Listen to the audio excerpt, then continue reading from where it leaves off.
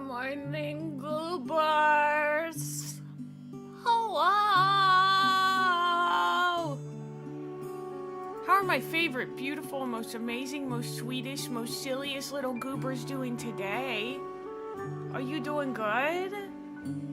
Oh, good evening, goob evening. I apologize. Happy time zone, everybody. Hi, welcome on in, ADHD. I love that username.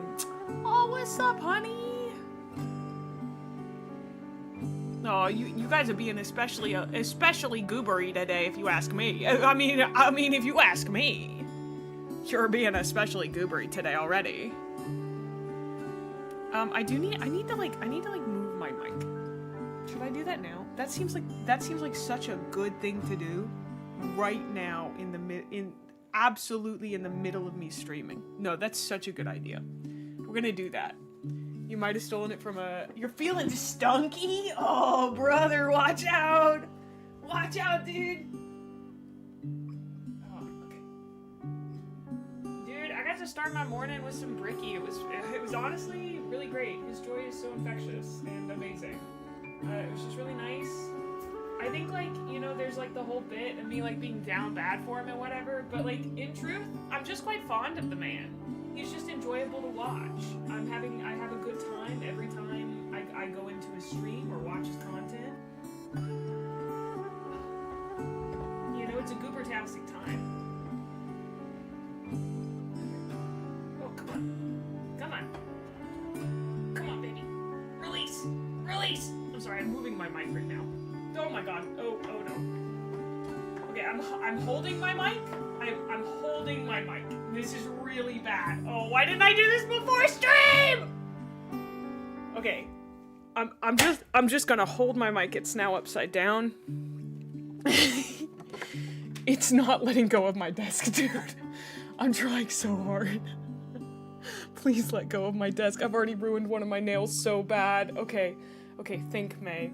Use your brain. If you had done this before stream, what would you have done? Oh, I have no idea. I think I would have used a credit card. I think I wouldn't have. This wouldn't have been an issue. This is only happening because I decided to do this right now. This is extraordinarily ADHD of me. Oh my god, my tweezers. Okay, so my mic is spinning around because for some reason, I don't know, like the thing doesn't work great. I went and I'm gonna make some weird noises. I went and oh my god, it's stuck to my desk so bad. Come on, baby, let go. You've got to be kidding me. Okay, I'm gonna have to put the mic down on the ground to pull this off. Okay, I'll be right back. That's okay, Dillo. I know you're in the middle of fucking fishing. This is kind of fun. I feel like a comedian. I'm like holding my mic. Let me just. You do be fishing. Okay, I'll be right back. I gotta like try to move this. No, I don't know any. I don't know any jokes. No, please don't. No.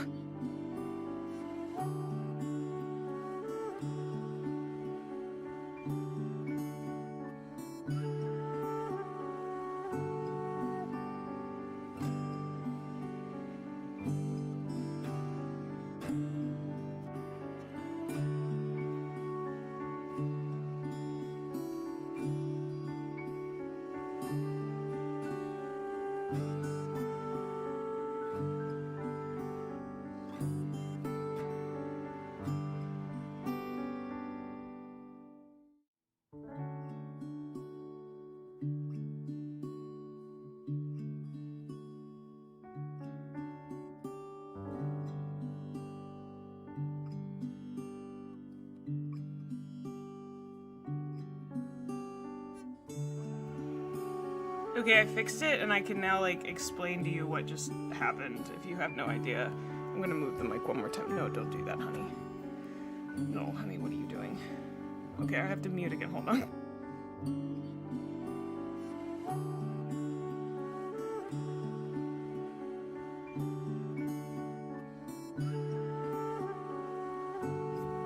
So basically, what just happened was I was like, oh, I need to like move my mic because you guys can't ever hear me when I'm building. And so I decided to do that. It was a great time, like a great time to decide to do that. And now I'm touching my mic a bunch. Anyway, I did that. I like unscrewed it. You're painting Skitari? That's pretty cool. That's totally fine, Pelix. I notice sometimes when you guys aren't here, but it's okay. I'm not like bummed about it. You know, I'll bounce back. Ah! Okay. What am I doing? I'm doing something. What do you mean enter IP address? Can I can crack for you guys right now? Can I crack my can a little early? Is that okay? How are we feeling about a can crack? Oh, thank you.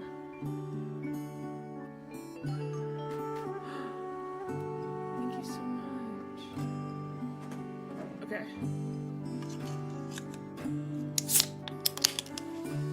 Ooh! Ooh! Ooh! Ooh, she got a little fizzy. Okay.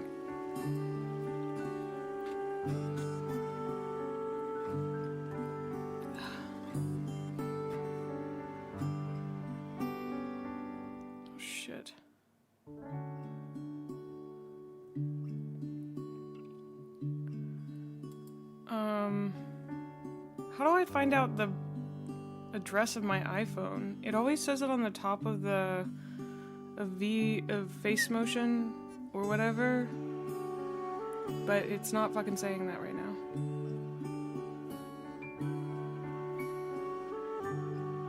I boot it up. It doesn't like that.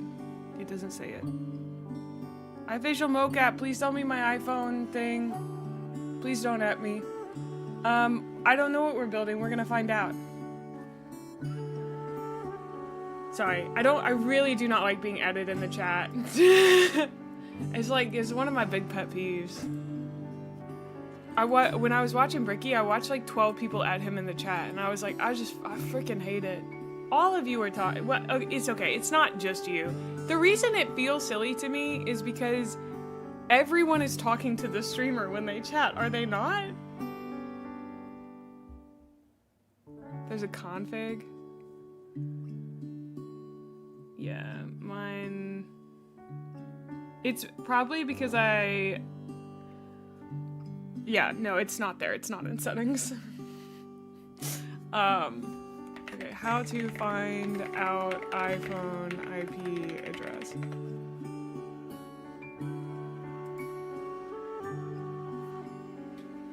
Yeah, it's because, like, the reason it feels silly is because, like, you know, you guys, you're all talking to me. So I don't really understand why, like, you would at me. Yeah. You're using it as a diary? I think you spelled it dairy, though. Oh, that's the Wi-Fi address. Okay, there we go. Maybe this will work. Sorry. Apparently, I, like, didn't have anything going correctly. I mean, you guys don't mind waiting, right?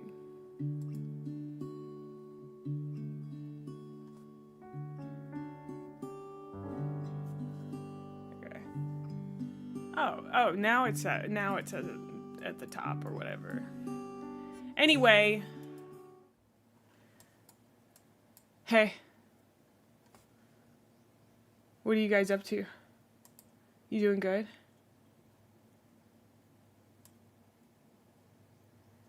I'm going good. People talk to their streamer? I hope. Please talk to me. I have to remember to resume. That's what I want. I want people to talk to me. Anyway, had a great time in Bricky's chat. It was really fun. Hi, welcome on in Wisp. You're building and kit bashing another Baneblade? That sounds really fun. Oh, that's fun.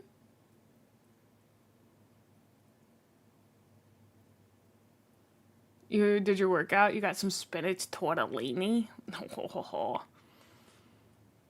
Tortelloni. Nurgle demons. Okay. I'll turn down the music. It's because I'm quiet for some reason right now. I like, sometimes I just talk.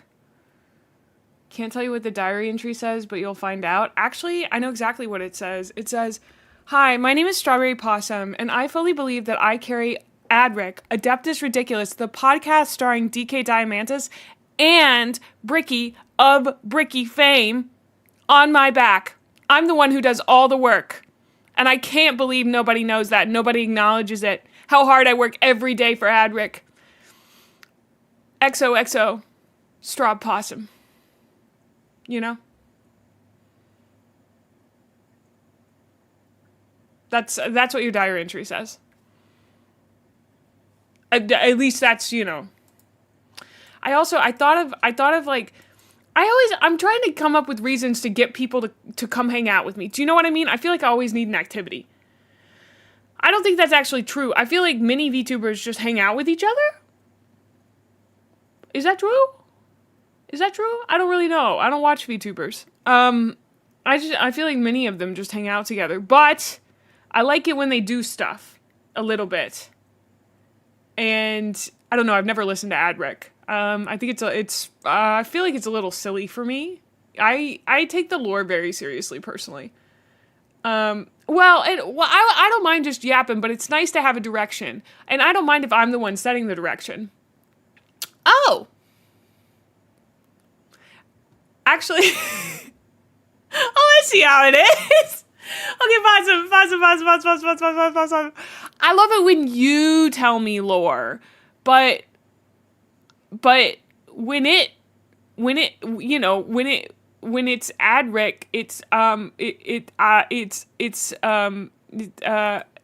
Adric these nuts.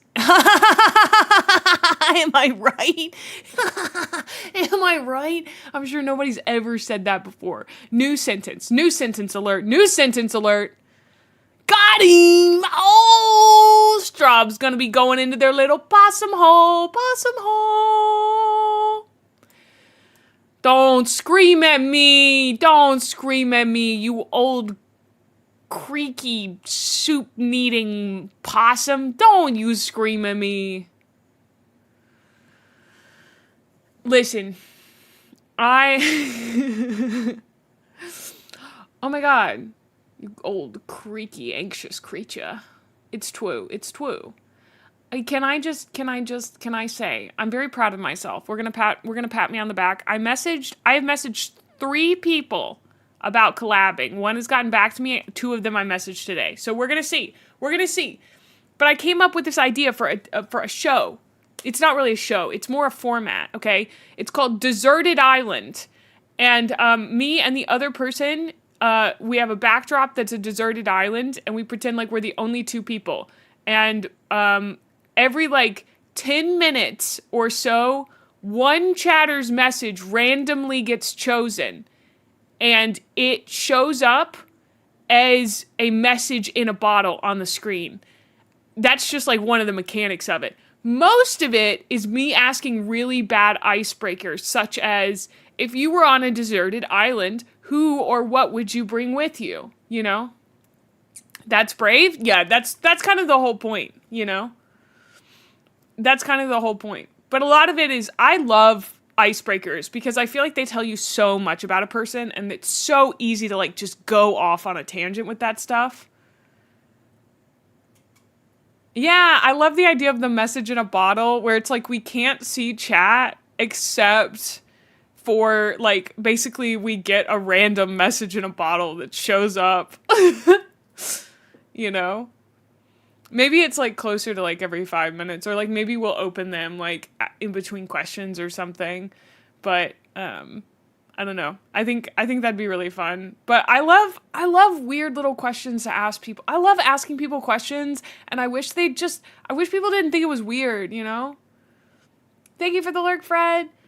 Not that people think it's weird, but I think that people want to ask, they want to have a conversation. And not that I don't want to have a conversation, but a lot of times I just want to ask you questions. It's one of my favorite pastimes. Dude, if it's a wide Among Us gay sex emote, I will jump for joy.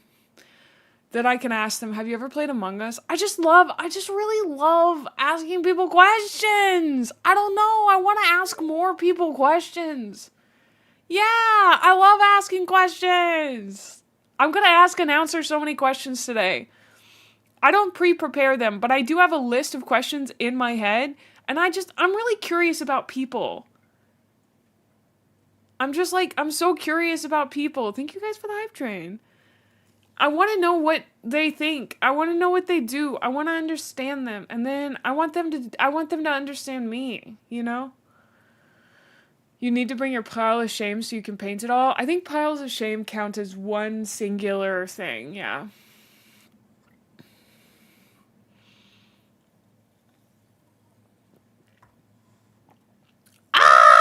Thank you so much for coming and watching me live from YouTube. That is so sweet of you, and I love that so much. What is my favorite fruit? Oh my god, that's such a hard question. Okay, bananas are the perfect fruit. Let's talk about this. Bananas are the perfect fruit because they fit perfectly in your hand. They look a little bit like a dick. You can deep throat them. They have their own outer shell. You can take them with you. They're incredible. They are not citrusy, even though I love citrus. But that means they don't squirt everywhere. That's the important part. Don't eat the shell. Do not eat the outside of the banana. What was that one part? They are not citrusy. They're specifically engineered by humans to be that way. Good. They made them the perfect fruit. A pineapple? No. Possum, why are you still dotting me?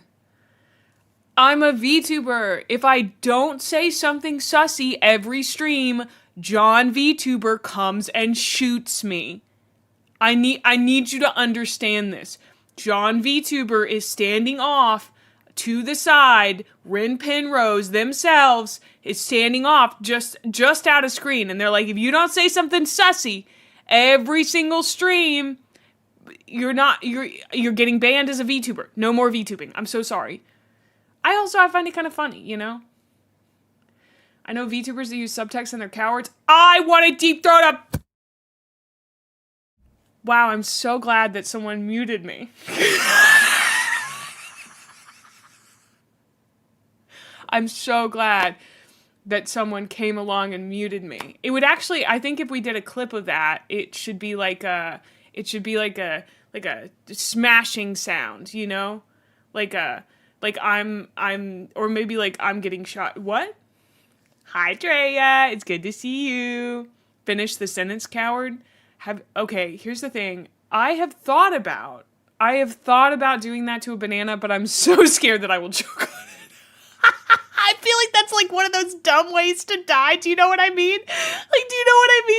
That's gotta be like the stupidest freaking way to die. Okay, but like, Possum, you cannot tell me you've not looked at a banana and wondered how much you could go. You've never thought to test your limits? Are you serious with me? I thought this was an innate human urge. No, I mean, like, I'm pretty sure that I could inhale it. Like, it would break off in my throat and I'd inhale it. We can go even further. You've done that? Thank you so much, Harp. Thank you. I feel so validated. But the thing is, like, I legitimately feel like like you'll die. Like it seems like you would die.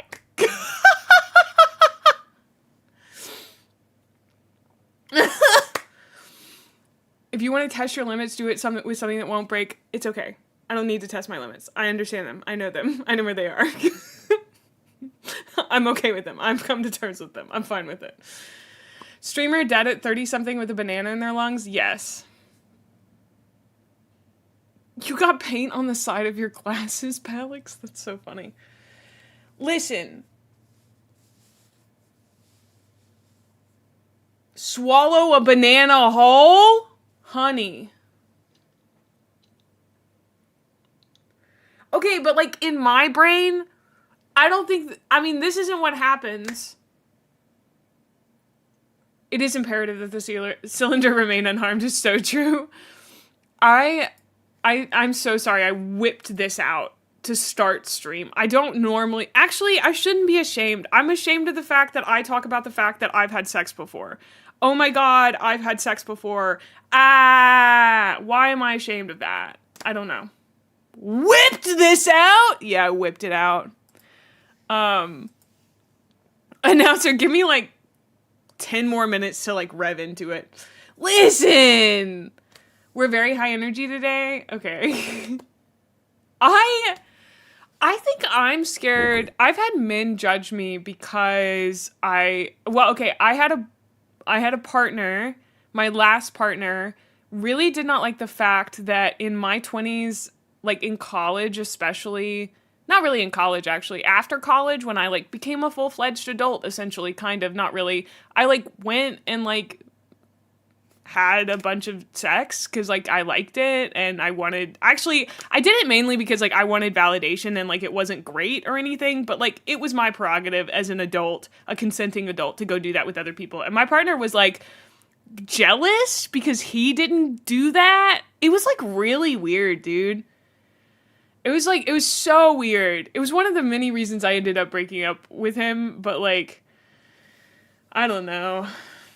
I feel like I truly believe everyone should have a slut phase. Like, if you're not, like, already in a committed relationship, everyone should have a little bit of a slut phase. Like, it really makes it less serious, you know? He was! I think he was more jealous that, like, yeah, actually, no, he was, like, super jealous because that man was way more down bad for sex in general than I was. I'm down bad for people, not, like, for sex, but I don't know. It was so weird. And then he would like, you could tell how disappointed he was if I wasn't in the mood. It was like, oh man, I can't believe I stayed with that man for 2 years. It's crazy. It's like absolutely crazy, dude. I don't know. He basically did get skill diffed. It was like, cause I used to think that body count was something to brag about in a weird way. But now I see it as, like, it's a very neutral thing to me. I don't really particularly care about how many people I've slept with, just the lessons that I've learned and, like, the good times that I've had. And, like, that's how I view it, is that there are some partners that I remember, and I'm like, you were such a special time in my life, even if it was, like, a day that I spent with them. It was like, oh, you know, that's true. That's true.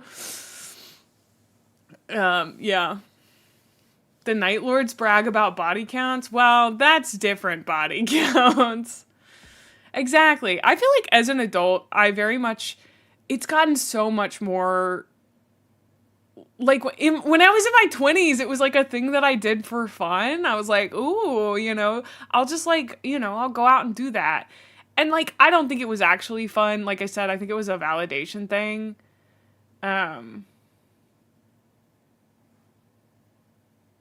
That's a good point. Yeah, it's a thing. That's true. You gotta have a shield up at some point. Mm-hmm. I know, Matt. Good to see you. Hi, Jaybird. I don't know. I like, now that I'm an adult, my main thing is like making sure that I'm not sleeping with people because it feels validating. And the thing is, I just don't think I have that urge anymore because I could go and do it again, but every time I think about it, I'm like, I don't know these people. Like, why am I doing it? Like, can I not achieve basically the same thing, if not better, on my own? Probably. Like, at this point, I'm going to be doing it because I like the person, not because I want the thing, you know? And I think that's a skill diff between me and many men, you know? God, I've only killed 3 people and I've been holding on to all this guilt. Yeah. Mm-hmm. That's true, ADHD. But, like, I grew up in a very, like, sex, like, negative household. My parents, like, don't really talk about it. I also was very sex negative for a very long time because I grew up very, very Christian. I remember being incensed. I remember I was in, like, middle school and I found out that my brother was having sex with his girlfriend, and I was like, I cried about it because I was like, he's going to hell because of this. And if that's not on religious indoctrination, I don't know what is. And thank God I broke free of it, but like, ugh.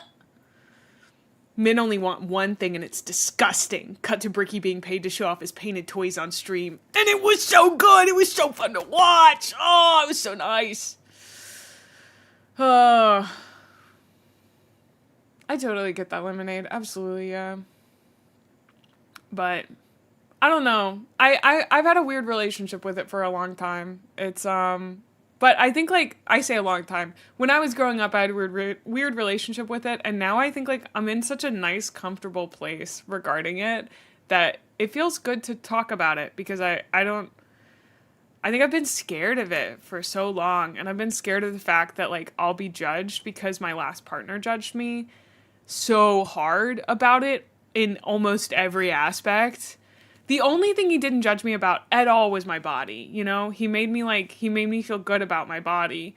But at the same time, I finally figured out, I don't think he liked me for my body. I think he just liked women. And like, now listen, that sounds weird, but I want someone to want me. I don't want them to just like women and like sex, you know? I want them to want me. I want them to like yearn for me. God, I want someone to yearn for me. Oh! You know, that's like all that I want. I mean, like, you know, you don't want to just be the nearest available person. And I was for 2 years for him, and it sucked. I mean, it killed a part of me, dude. Oh. Yeah. It is. Dude, when he came back over, I've never told this story because it's so embarrassing for him. Oh my God. It's so embarrassing for him. Okay, he showed up to my house after I had lost my job and found out that my dad had cancer, and I told him these things. And then as he was about to leave, he had the audacity to be like, hey, do you want to have sex? I've been trying to like find someone on the apps, but like I haven't really been connected. I was like, I literally just cried to you, my man, about how bad my life is. Are you fucking kidding me? Are you fucking kidding? Right now? I said, no, but thanks. And I shouldn't have even said the but thanks. It was just like impulsive. That literally sums up our relationship. Entirety of 2 years. No wonder I did not want to have sex with a man.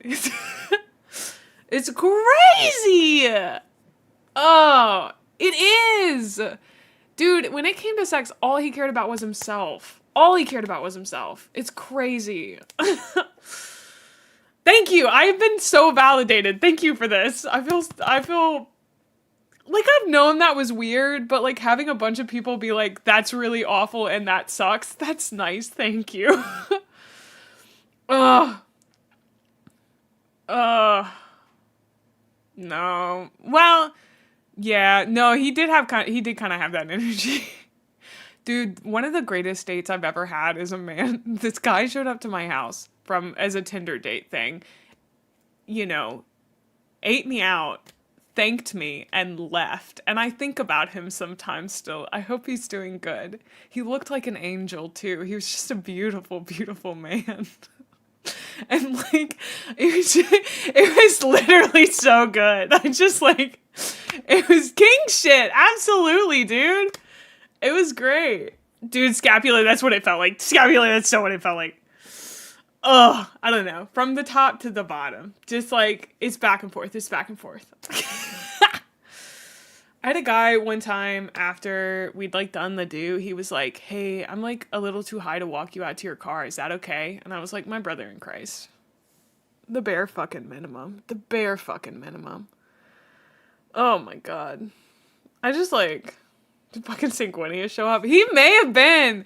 Dude, he had an angel. He had like a biblical name too. It was crazy.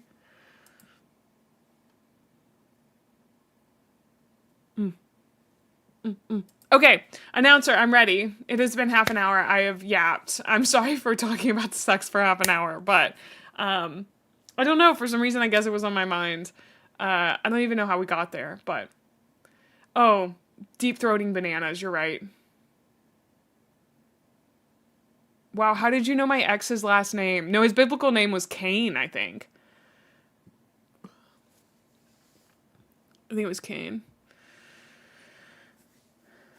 My ex's name was Joe. It's so funny. Yeah.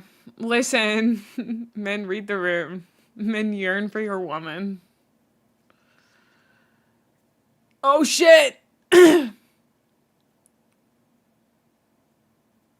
Yeah. She's an antediluvian? What do you mean? You're right, don't ask him about his siblings.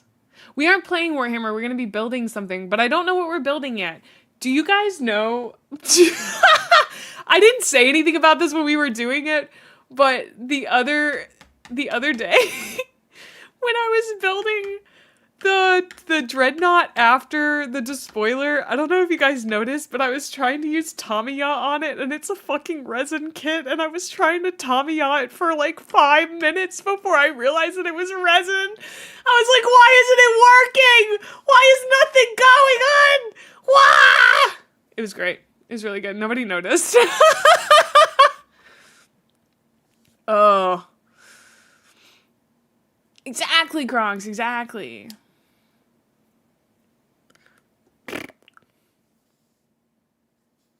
I actually, I have messed weirdly with a lot of resin kits. I think it's probably my fourth resin kit.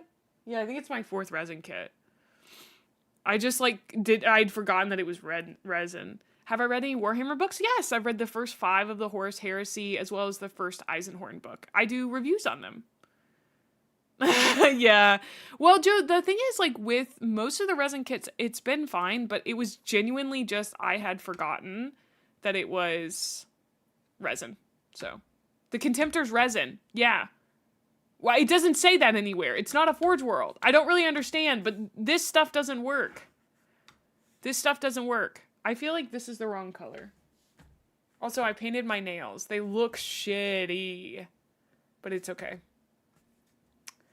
New Contemptors are plastic.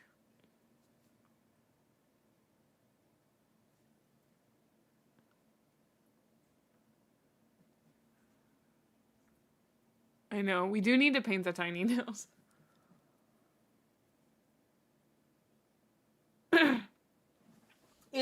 Okay, my Contemptor might be plastic, dude, but the Tamiya wasn't working. No, because I've used Tamiya before. It was not working, dude. Okay. It was not working. I'm telling you. Let me pull it out.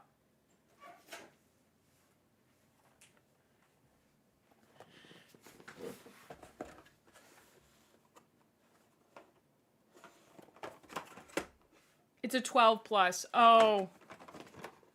Oh, yes. Call when ready. Okay.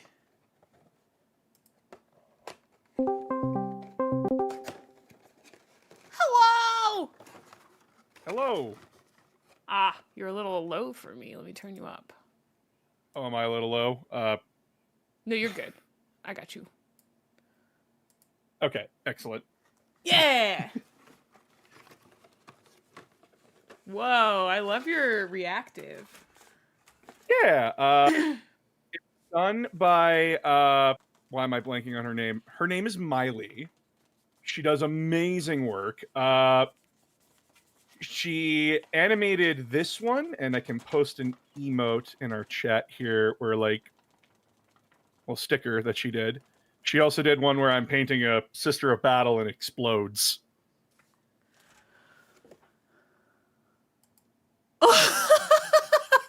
I love that, dude. Oh, yeah, it's adorable. She does great work. I want to get more from her, but she's always busy, and it's just trying to find that window. Yeah, absolutely. Well, in case my chat doesn't know who you are, although I'm pretty sure that they do, can you introduce No, I've been pretty yourself? stealthy in your server. Yeah, I'm sure hi, nobody everybody. knows. Hi, everybody. I am an announcer of games. I am a Warhammer 40k content creator on YouTube and a variety streamer here on Twitch, though with a heavy Warhammer lean, because, God, I'm unoriginal. Hey, chat. And would you like to introduce yourself to my chat? Yes. Hello, chat. Oh my god. My name's Gremlin Mae. I'm a variety VTuber, and I do whatever makes my ADHD go burr. And today, that is hanging out with announcer and having I guess building some stuff, having a crash out. Who knows? Well, you're building. I'm painting because the Edmonton Open is coming, and oh, I am on the Edmonton Open? So, do you know what a Warhammer Open is, or not really? So, GW, along with the ITCs, they will hold what's called the Warhammer Open.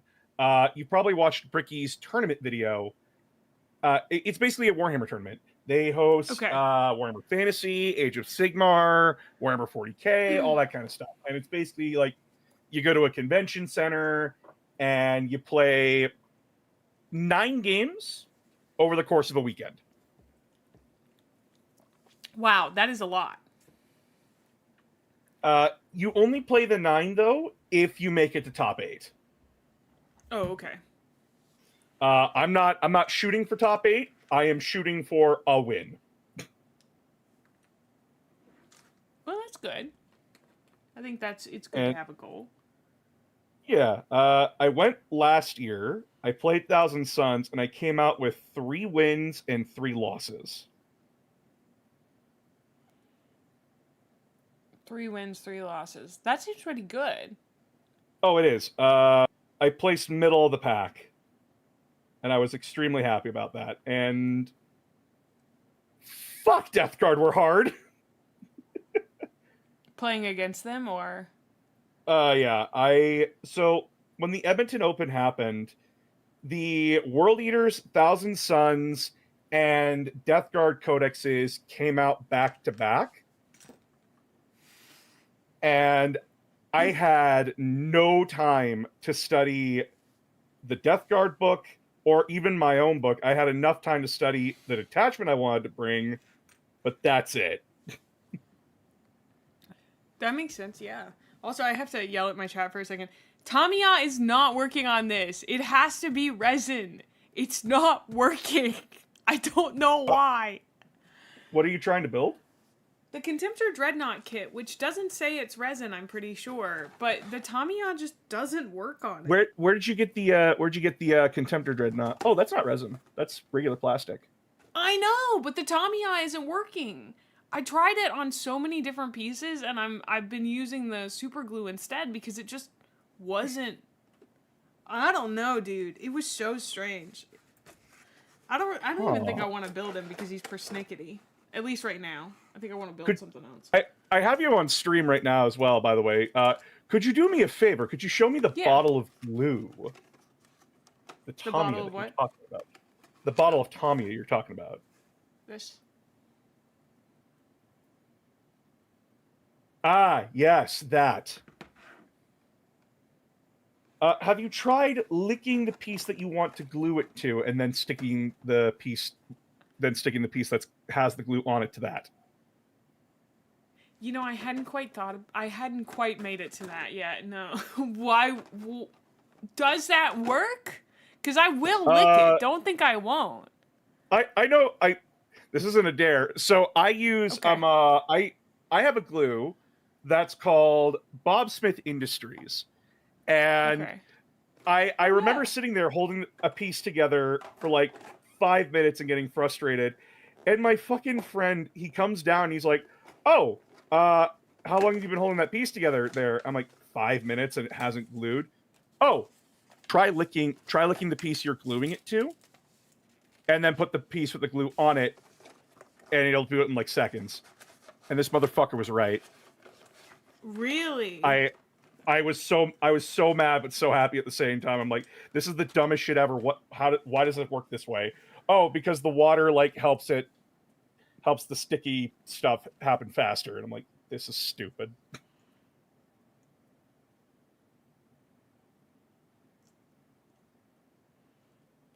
Okay, I'm like, this isn't perfectly lined up, which bugs me. The YouTubers will lick your Warhammer models in an untapped market. I will lick your Warhammer models. Don't think I won't. That's a threat. I think one of the funniest things I ever saw for a meme for Warhammer was 3D get the stuff, get the 3D printing stuff that's candy. 3D print your army. Every time a model dies, you eat it in front of your opponent. Yeah, the Tyranid strat. Yeah, the best strat. I have a Chaos Space Marine. I have a Noise Marine over here who is missing arms, and I don't know where his arms are, so I think I'm going to make my goal to find his arms and put them back on. That's what I'm going to do. It's good to know. It's good to know as a Warhammer fan, from not only my fan base but from other content creators, that I am not the only messy, unorganized person in my life. I found them. They were right where I thought they were. Let's go. Oh, It works because the cyano glue normally extracts H2O from the air and builds crystalline structure. If you stick super glue to a wet surface, that reaction is increased by 800%. Thank you so much, Godzilla. Huh. Well, that's kind of fun. I have learned a science today. Yes, Sarah. Hi. I love you, kitty. Oh, do you have any pets? I have a cat. Her name is Sarah. I sent you a picture of her. Oh my gosh, you did! Yes. Yeah. It's a rule. It's a rule. If I become friends with somebody or like an acquaintance, they get to see Sarah. That's exciting. She is a little gremlin, and she likes to run around the house and scream. So if you hear her, that is her. She's really fierce looking, like very angular for a cat. You know what I mean? Oh, trust me. She is unironically a gremlin.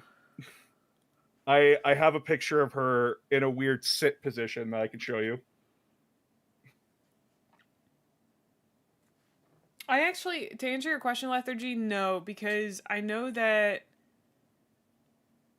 Ojo, I know that, what am I thinking of? Well, I can tell you because I have a bottle of, so this is the Bob Smith Industries, super glue. I haven't used this yet, but it's Zephyr Arcade coded. Use code Gremlin for 10% off.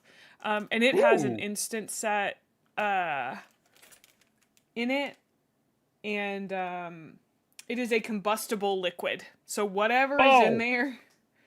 That's dangerous. It's very intense. I've been told not to use it inside. Like it's very. Thank you guys for both hitting the Zephyr at the same time.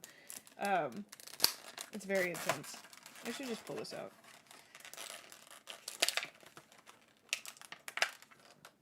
Boink. Look at that. I'm not tuning in because then I can learn things about building and painting the models. Don't ever take my painting advice. My painting advice will destroy your brushes because I learned a way to do it. I'm never unlearning it because I'm a stubborn bastard. Oh my god, I completely forgot I painted Eisenhorn. You painted Eisenhorn? I haven't looked at him in a minute. Hey Eisenhorn, how you doing, you handsome bastard? What an asshole. I love him. Oh yeah, he's... Come on in, Kenny. Beautiful and stupid and an asshole, and I love him so much. Yeah. I have the Ravenor books. Oh yeah, I just got those too. Yeah, I got like the big red and black omnibuses, and they're great. Yeah. I've got that for so I've got the omnibus for Eisenhorn, for Ravenor, and then for the Founding, all the like Abnett ones. Nice. I'm hoping, like, because Beckwin isn't finished as far as I know. Also, your cat really does sit like a gremlin. That's crazy. If the Beckwin ones get an omnibus release, I almost said theatrical release. If they get an omnibus release, that'll be super sick. Thank you for 1,000 jewels. Someone just give me 1,000 jewels. Thank you so much. Like 1,000 biddies? Yeah, like 1,000 biddies. Wow. Thank you. Appreciate.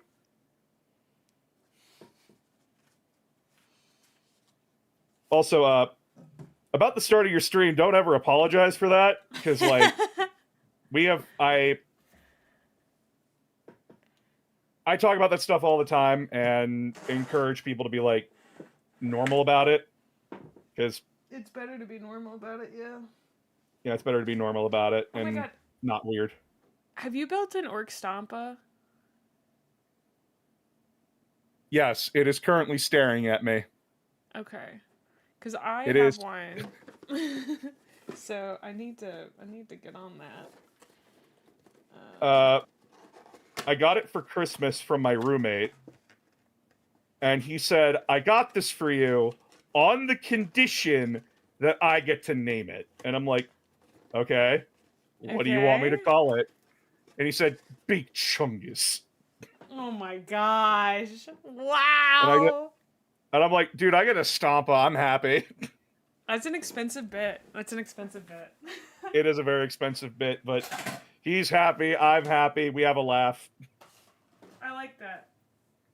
That's I got really banned nice. from playing Orcs for a little bit. Banned from playing orcs? What do you mean? So, okay, when did you start Warhammer, if I may ask? January 1st of this year. This year? Okay. Yeah. So, I have been playing since Warhammer 5th edition. Okay. Back in 9th edition, the Orcs had a rule called Daka Daka. No, sorry, 8th edition, not 9th. Daka Daka was every hit roll of 6, you get an additional dice. Okay. And then if you popped off with a stratagem for the Bad Moons clan, you could increase, instead of popping off just on 6s, it popped off on 5s. Oh. And then I had a way to give my Shoota boys rerolls. So I dropped 80 dice in one shooting phase, and I came out positive. Oh. I rolled hot that day, and my brother and my roommate looked at me and said, "You're never playing Orcs again. Fuck you." And I'm like, "What? What? Why?" The math's not mathing, announcer. You need to chill out. That's too much DACA. It's never enough DACA. It's never enough. Especially with new edition Orcs, it's never enough DACA. Okay. I feel like I remember somebody sent me an updated version of this because this is wrong from what I remember. Oh shoot. I gotta find that in the Discord. Oh no. Honestly, if I know anything about Rowboat, that is my autocorrect. I just have given up. It's pretty much the only real able to handle the disaster lesbian of an empire that the Imperium is. That is a sentence that I just read. The Imperium is a lesbian disaster? What? What the fuck? Honestly, from everything I know and think, Rubute, that is my autocorrect I've just given up, is pretty much the only one really able to handle the disaster lesbian of an empire that the Imperium is. What the fuck did I just read? Weird. Okay, I know. Does anybody in my chat know where the updated? Maybe I had to Google it. I feel like it was on a Reddit post. Orc Stampa instructions. Fixed and labeled. Yeah, it was a Reddit post. Okay. Let's go. I think I may just write this in so that I don't have to keep checking this. It may take too long, though. We'll see. I had to freehand build that fucking Stompa. And he stares at me to this day in my closet, waiting for the day I have to paint him. Thank you so much for the sub, Erasmus. Thank you. Aramis. I don't know why I said Erasmus. Aramis. Yeah, Aramis is one of my mods. Really? I didn't know that. Yeah. He's one of my mods. He's actually been one of my longest fans. He's been here since I started on TikTok. Aww. Aramis, thank you for gifting Announcer a sub. That's very sweet of you. Oh my gosh, thank you for gifting me 5 subs. Wow. Let's go. Thank you, Aramis. That's so nice. Wrath asked, you mentioned T-Suns. How do you feel about faction focus? I don't even know what that is. Faction focus. Are we talking like Warhammer or Ospec? I finished building that. Did I? I don't think I built this guy. Okay, this is... Oh, so, okay, no, I read your chat. Okay, so this is and they've been releasing they've been showcasing some of the rules that will happen in 11th edition, and they revealed Thousand Suns yesterday. Okay. The 3 things they revealed is that 1 detachment will allow sorcerers to heal themselves when they cast. Another one affects our new Sekitar robots. And another one affects, I think, our Zangors. Okay. I liked them. I thought they were okay. I know that, like, I looked at the healing one, and I'm like, I could revive Magnus. That's funny.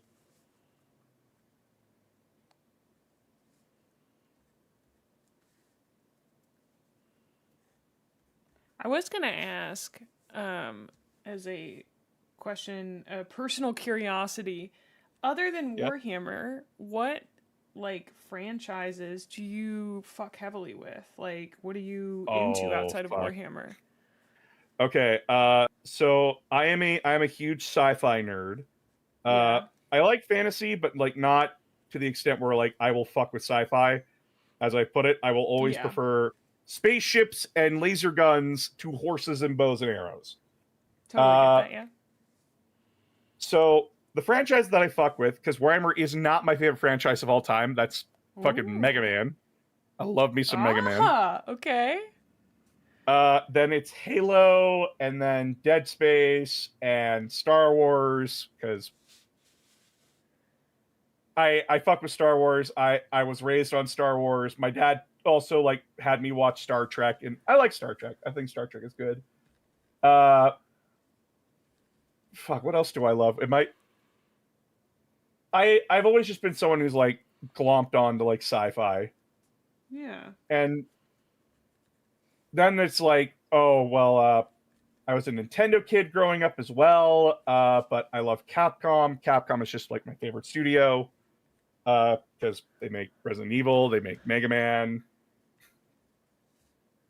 I have ranted about the Mega Man timeline on stream, and people are like, so when are you going to do a video on it? And I'm like, fuck. And recently, I have gotten into a game called Far Far West. Oh, yeah. I heard about that one. Yeah, it's it's dangerous. Oh, it's very dangerous for me. I had to pull myself away from it for, like, a minute. Because I will, if I'm just allowed to, I will just play that game all day. Really? I don't even know what kind of genre it is. I've just seen it, that it's, like, often more than one player. It is a roguelike extraction shooter. Okay. Where you and up to 3 other people go into the undead-ridden wasteland of the far, far west to fight, to, like, complete objectives, fight bosses, kill shit with guns and magic, and then go home looking badass. Okay. That does sound very cool. I vibe with the game's humor. I vibe with the I just vibe with the aesthetic of it. Uh, the humor of the game is like it pokes at you as a player. Like that nuke didn't hurt as hard as watching your bad gameplay, kind of a thing. Yeah. Well, that sounds cool. Are you into any like sci-fi books in particular? Are you a big reader? Yeah, I mostly like currently been stuck reading a lot of Warhammer stuff, Yeah. but I wanna read Dungeon Crawler Carl because Oh, dude, that's on my list. my wife has been nonstop gushing about it. Dude, my normie brother texted me and was like, "Hey May, have you read Dungeon Crawler Carl yet?" And I was like, "Not you too. You're What so the fuck? normal. What?" Oh my god, my wife goes to book club and they've been reading like, all these sci-fi books and my wife will just gush to me about them and I'm like, and you don't have these books physically, why? No, my brother is like hella dyslexic. He was like, "I've been listening to the audiobooks." And I was like, "Nice, good for you, bro." That he's not a reader, so I'm glad he's found something he really likes, but um I don't know. I don't even know how he squeezes it in with his daily schedule. He's got like kids and a job and shit, so. Ooh, yeah. Books I've been reading recently, and I read with my wife, by the way, like to spend time together because they work a 9 to 5 and I do content creation for a living. Yeah. To spend time together at night, I'll just read books to her. Oh, that's so cute. I used Yeah, to do that with the partner that I mentioned earlier, and he didn't deserve it. You know oh what? yeah, That's no, what I'm learning. So yeah, no, fuck that guy. Jesus. I used I've to read him dog stories from the British vet. What the frick is his name? Oh, it's like James Harriet. James Harriet's dog stories, because that guy was obsessed with dogs. So like, I would read him the dog stories, and it was a really cute interaction, but he didn't deserve it. Yeah, no, I'm that meme of like Spider-Man sitting in the chair with hands in like pyramid formation going, when you're learning the deep lore about your friends and now have an issue with someone you've never met. So true.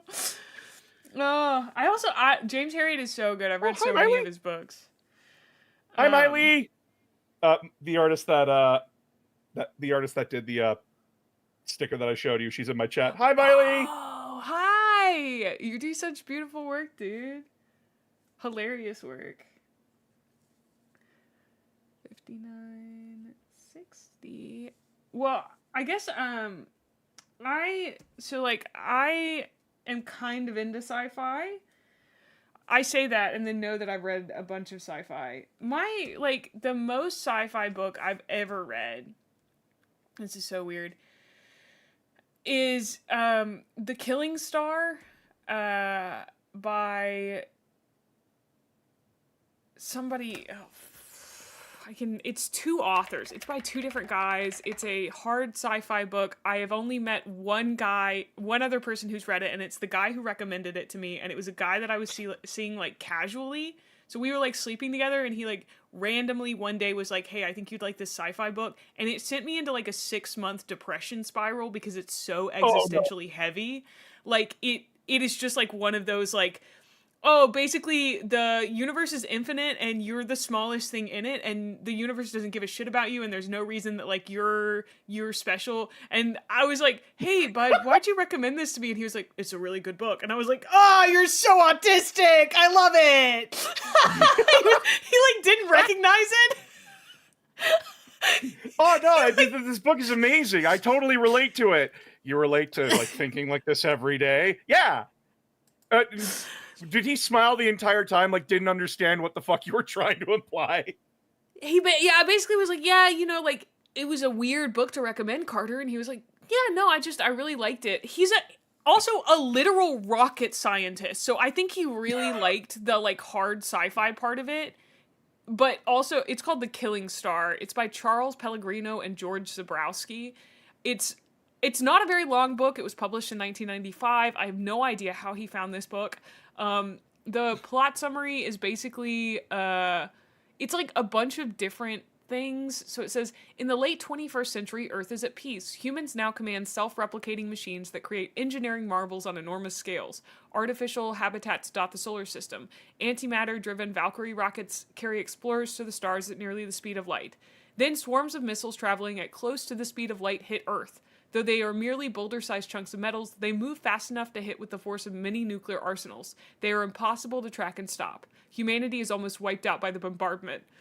The handful of survivors desperately struggle to escape the alien mop-up fleet. They hide close to the sun, inside asteroids, beneath the crests of moons, within ice rings, and in interstellar space. Most, however, are hunted down and slaughtered.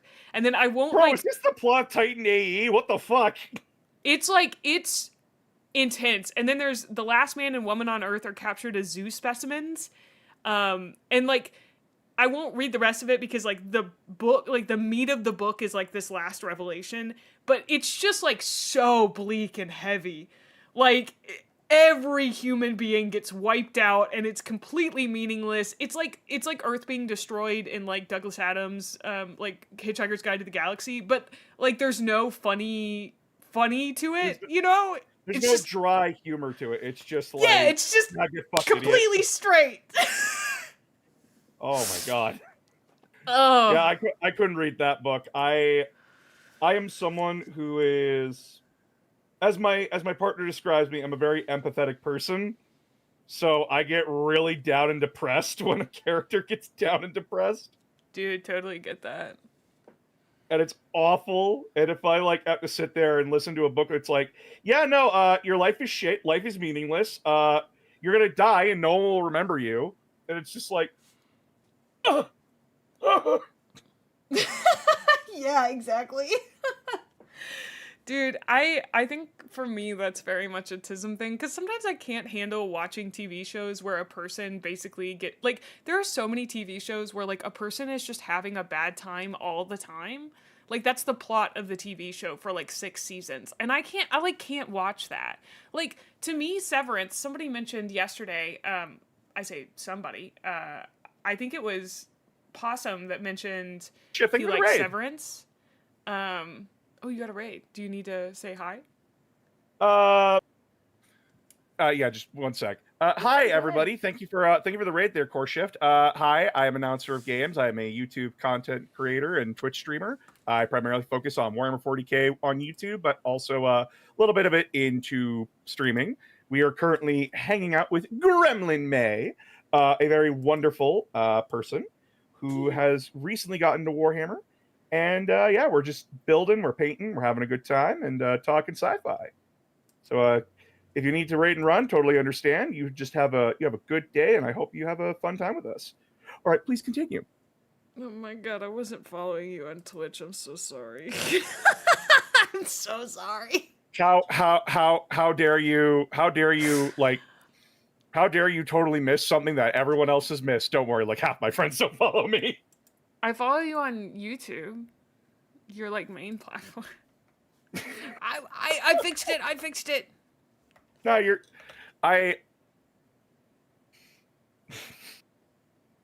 don't feel shame about it. Again, half my friends don't follow me. I don't think it's a prerequisite to friendship to follow each other. Okay.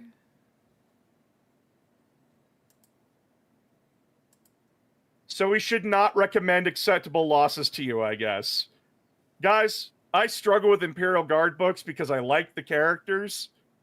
And then when they fucking die, I'm like out. I'm laid up in bed, curled up like I can't handle people suffering. Okay, I invited you to do a shared chat because I forgot that was a thing we could do. Oh, you got it. That way you can see if my chat asks a question. You got it.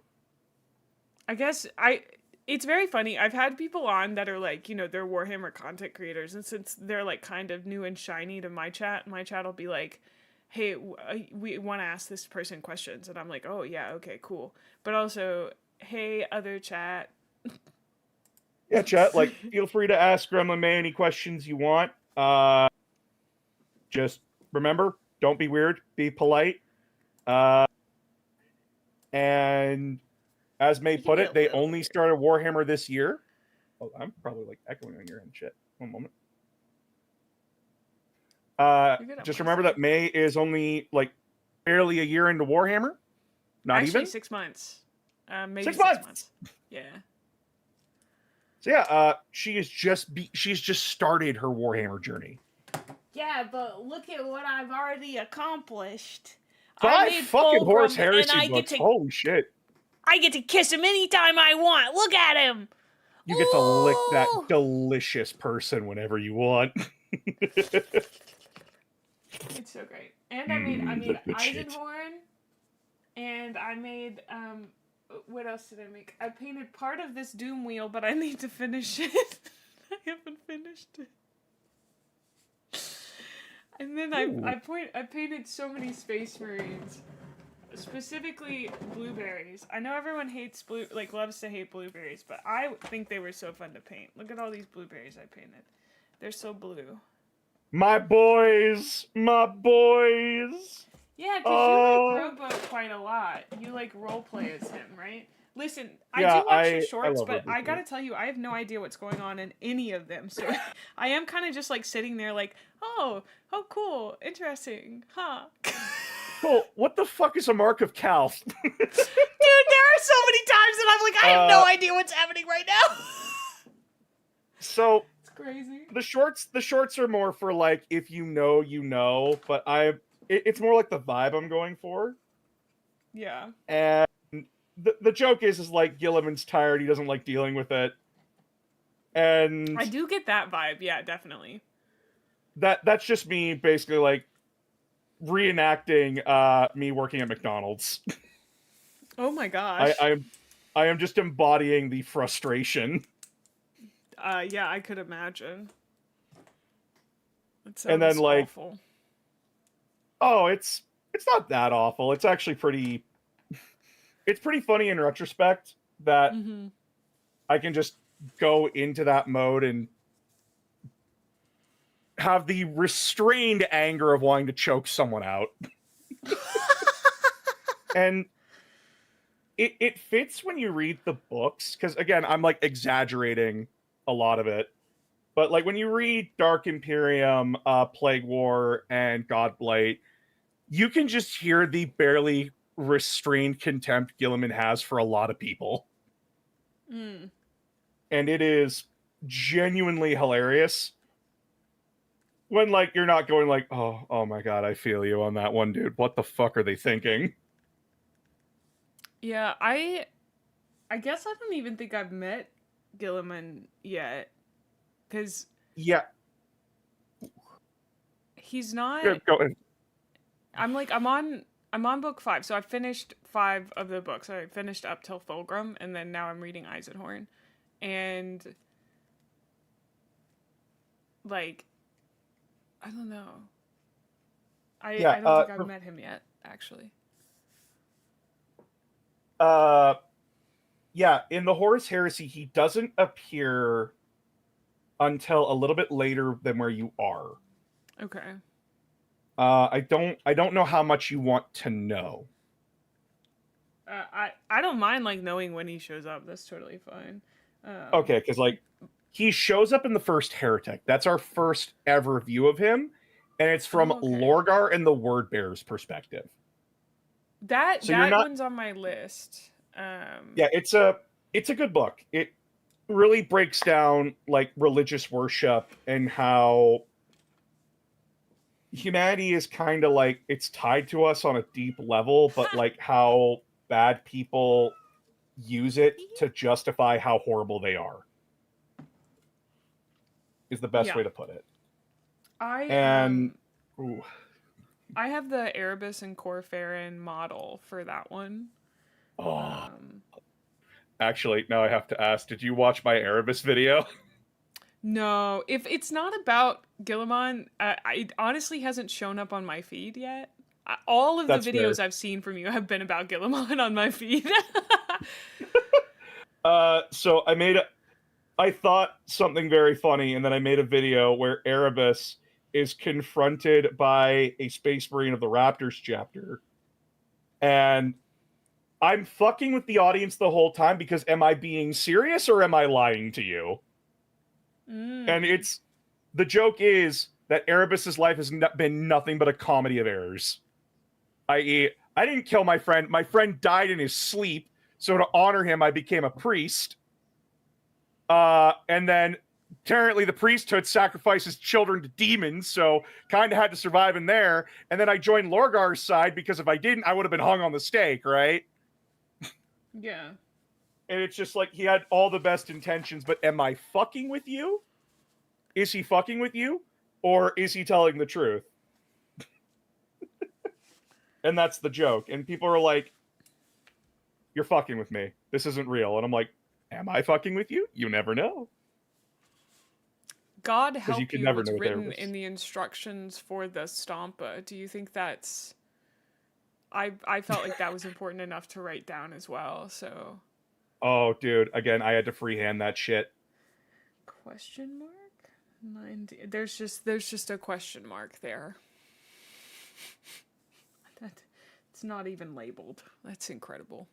I've welcome to old Warhammer builds. DIY. Yeah. This was it was like bad back in the day. They were not fun. 71. This step is never shown. Okay. I did see a question from chat. Who do you think out of all the dead, alive, or traitor Primarchs could replace Guilliman in the running? The shit show that is the Imperium.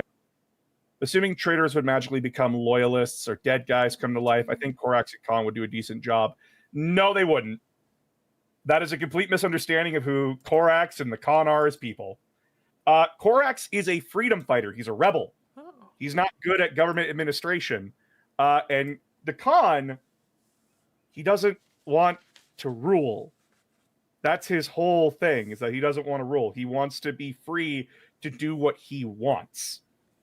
And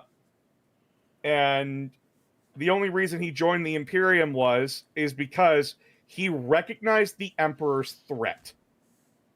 He offers you to join him in one hand while holding a mace in the other. That's a complete misunderstanding of who Corax and Jagatai are as people. If you haven't read those books, though, it's completely understandable how you would miss it. Guilliman's just kind of the unique one out of his brothers, and I forgot how tall that thing is. Jesus Christ. Guilliman is you don't like looking directly at my Stompa's neck? Does that look good to you, Chad? That's the smooth hole.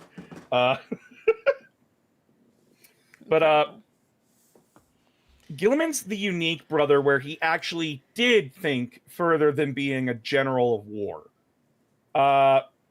People like to think like Perturabo and Rogel Dorn would be good at it. No, they're not. They're good at building shit. They're good at logistics. That's not the same thing as being able to talk to people. Fulgrim knows how to talk to people. Many engineers, I can tell you, that's the heart of the matter. They don't know how to talk to people. If there was an engineer that could talk to somebody, oh my god, powerful as a person. It's why Crazy. Architects and engineers have arguments all the time. Because architects know how to talk to people because they have to understand the vision that the person they're talking to wants. Whereas an engineer is like, nah, engine don't work like that. And you're stupid for thinking it. Don't know if you've met engineers that said that to you, but I've met plenty. Oh, my dad is not an engineer, but all of his friends are engineers, and so like he's like engineer adjacent. So I grew up. He's definitely autistic, and my brother also not autistic but engineer adjacent. All of his friends were engineers, so I've spent my whole life surrounded by engineers, but they're not like directly in my family. I don't know. my dad works wireline, so I if you bring something up to him and you say something stupid, he's just going to call you stupid. So Oh. it's not just about the logistics of running the Imperium, it's the politics of it. You can understand how the Imperium works and then have your entire understanding ripped away from you because the politics of it is fucking stupid. Welcome to the Badab War and how the Astroclaws thought they solved the politics of the Imperium, only to be told, no, that's not how that works.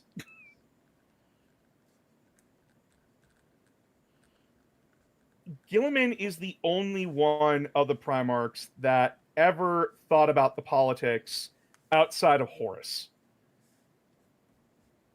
And remember, Guilliman's not dealing with the same sized empire that Horus had to deal with before the Horus Heresy.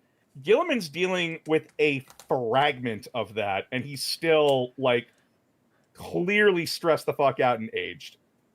I would argue that I think the little bit that I saw of Ferrus Manus, he seemed to be concerned about the politics of it. He didn't want to get, like, embroiled in them, but he did seem to, like, have an eye on it, I think was the way that I would put it. But he was... Everybody keeps saying he's so hot-headed. And, like, yeah, the man's not, like... The man has a temper, but every Primarch I've met so far has a temper. So, like, I feel like he is fairly level-headed as a guy, you know. Dorn slapped a man across a room the minute he met him, okay? Like, you can't tell me that Ferrus Manus has that many issues when every other Primarch is, like, punching guys left and right when they say something they don't like. You know what I mean? I don't know. Yeah, by the way, your opinions on Ferrus Manus have my boy Farmer going, yeah!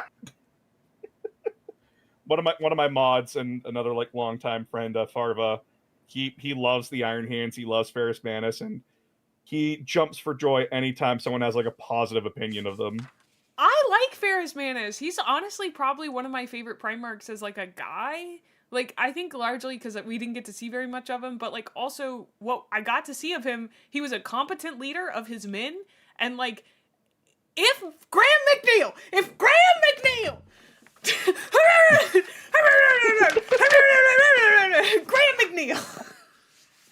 Damn it, I'm sorry, Graham! I blacked out. No, I'm so sorry.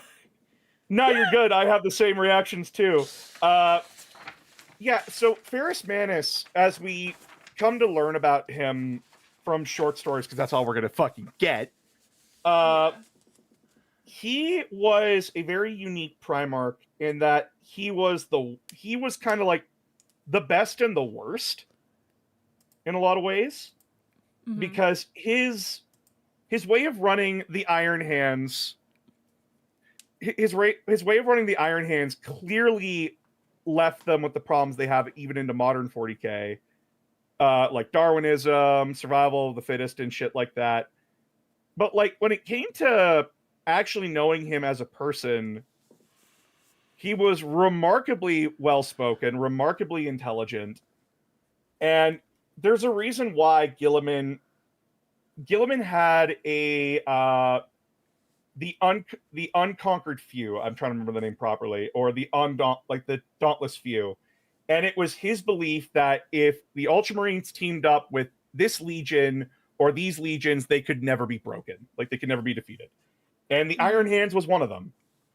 He and Ferrus Manus had a good relationship, and it's like, what the fuck do you mean the hot-headed... What do you mean the Darwinist had a good relationship with Guilliman?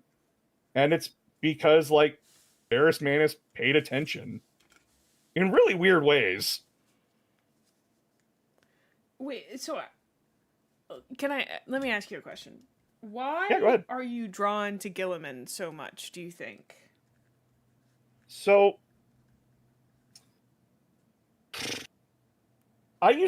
when I was growing up, I used to hate the Ultramarines. I thought they were pretentious assholes. I thought they sucked ass. And then I read No Fear, which is the Ultramarines' first book in the Horus Heresy. And that book goes on to, like, show them at their best and at their worst. And you get to see Guilliman as a person who, if you really had to describe him, he's normal compared to all the other Primarchs. Like, he's the one who's well adjusted. He's the one that understands people the best. He's the one that like will bite his tongue, even though he has to be like, okay, Lorgar, you're kind of being a dickhead right now. Please stop. And I couldn't help but relate because I had a mouth on me when I was a kid, and I like, if I saw bullshit, I called it out. But then I had to learn, like, you can't just open your mouth. It's not your place to do that. Sometimes I'm like, but I really want to. And then Dark Imperium comes out, and that is where you get to see Guilliman arguably at his best. And you get to see like the sadness in him, where he's just like, I miss everybody. I miss Dorn. I miss Lehman. I miss Lionel. This wasn't the future we wanted, and now I'm stuck in it, and I don't know how to fix it. And that's what got me, is that I don't know how to fix it. Yeah. And that's like, he's not perfect, and he doesn't pretend to be, and everyone else tries to pretend he is, but he's not, and he'll be the first one to tell you, I've made mistakes. And that's why I love him above like all the other Primarchs, because he's the one willing to admit that he's a fuck up. Okay. Well, thank you for answering that. I'm always fascinated by like why people choose the Primarchs that they do. Also, thank you so much for the follows, Core Shift and Braden. I chose Fulgrim, like, yes, because I really like Slaanesh, but also because like I see kind of my own folly of perfectionism within Fulgrim and like relate to that. I know that like he's a lot of the Primarchs are memes in many ways, but like I truly do like understand and fuck with the like many aspects of who Fulgrim is as a person, as like those are like parts of myself that I like have worked on for a long time, etc., etc., and like still struggle with, and that's why I think I like Fulgrim so much. That, and he's a beautiful man. Oh yeah, But my opinions of the Primarchs have shifted over the years, and Gilliman's not my number one. He's my number two. oh, My favorite is Magnus. really? Magnus the Red is my favorite Primarch. And Wild. listen, I'm the guy that looks, people are like, Magnus did nothing wrong. And I'm like, yes, he did nothing, comma, wrong. Yes. He was told to do nothing and he did it wrong. Yeah. And I love him because he's the perfect embodiment of, I am someone who is a part of a group that is hated upon and treated like shit, but he's also an asshole. He can't recognize when he's being a massive fucking dickhead in the room. And I'm like, there's me when I was younger. I love him. And then just the catharsis of it all, where like it all comes crashing down on him. The tragedy of the Thousand Suns. My favorite legion. Thank you so much for this sub, Finrack. I don't like the Thousand Suns, but that's entirely Graham McNeil's fault, so. No, his book is very wordy. I'm someone that loves.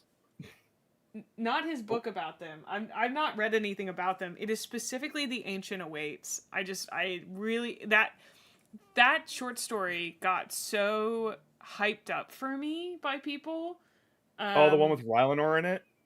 Yeah, because I love Rylanor. I would go to battle. I would stage my own, like, war for Rylanor and for Hernfall, for any dreadnought almost, basically. You and my 'cause they're wife senior both. dogs. They're my senior dogs. And you guys did hype up the musical version, and I felt like it was fine. I don't know, like, I don't enjoy the same things you guys do, I guess, sometimes. But anyway, Go ahead, sorry.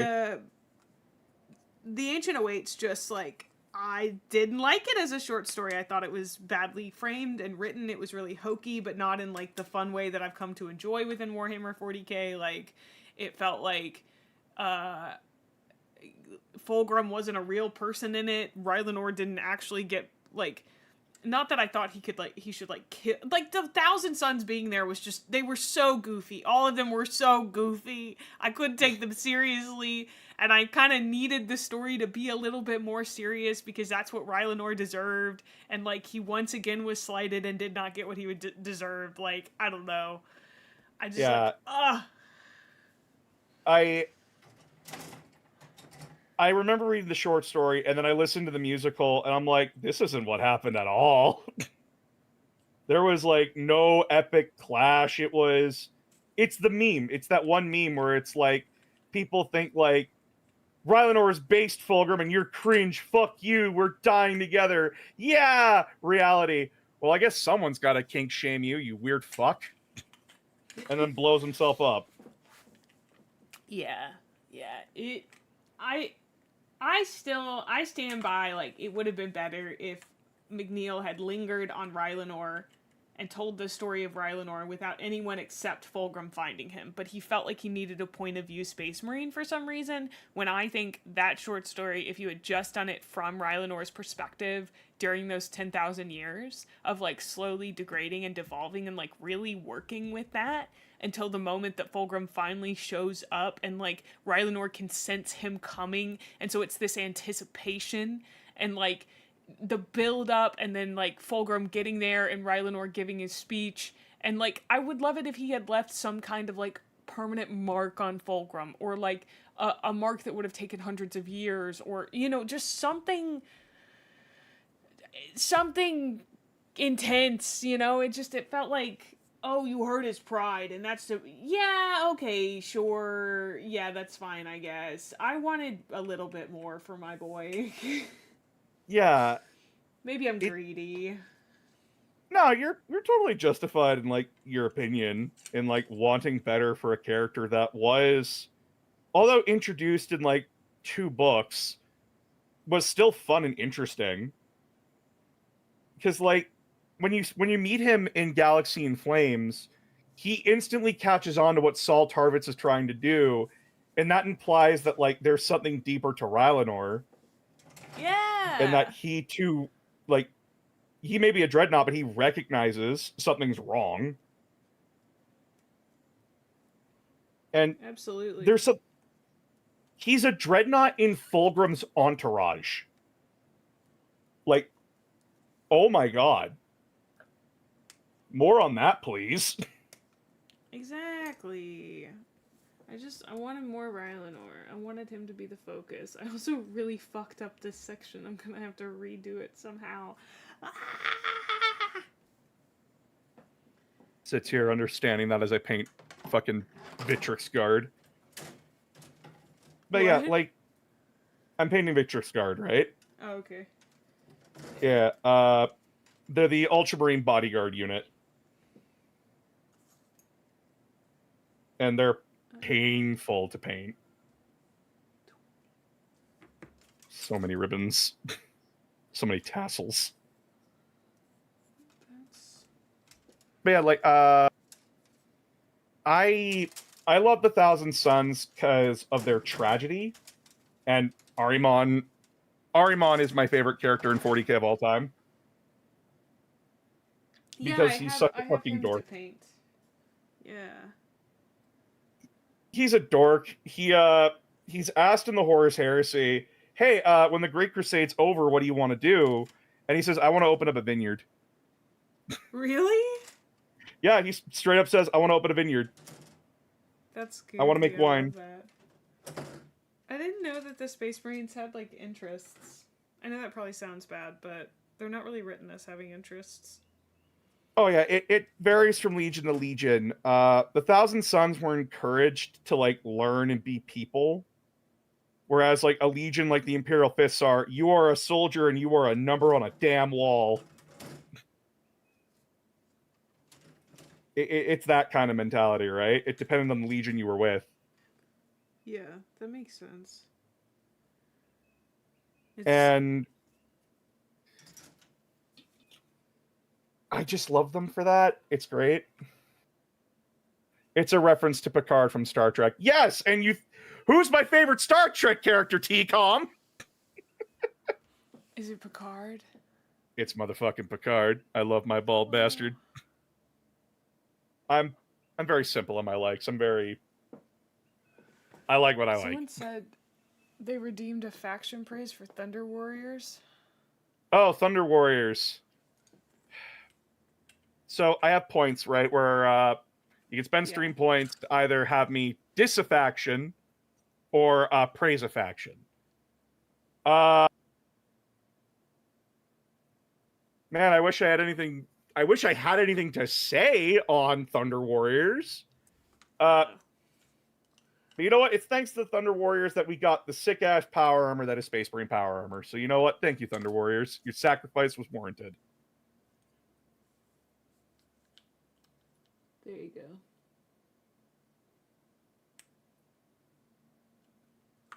Ooh. Mae, why did you do it this way, honey?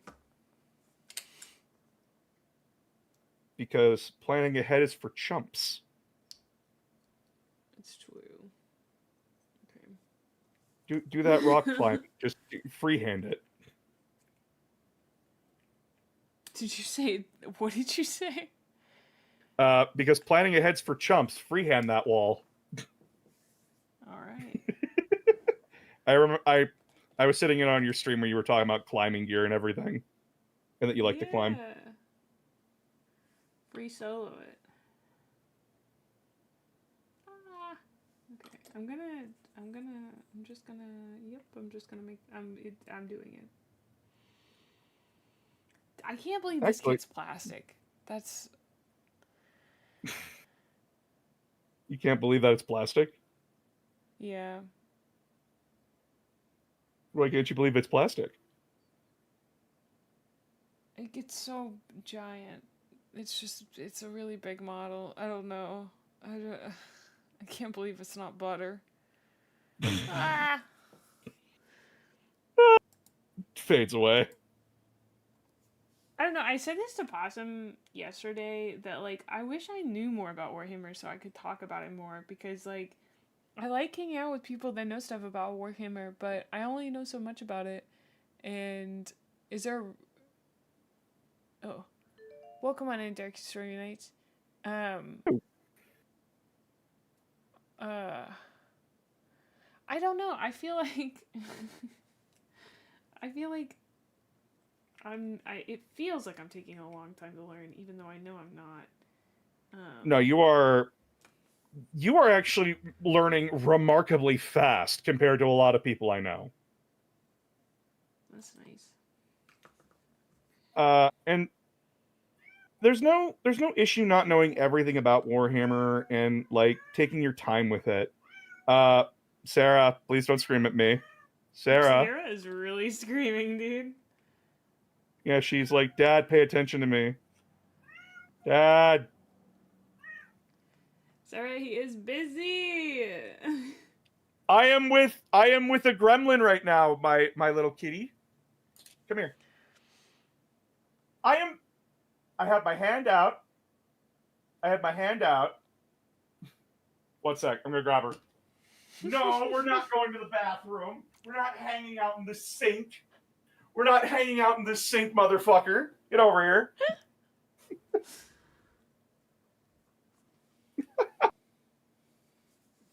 She wants me to hang out in the bathroom with her. That's interesting. Here you go, chat.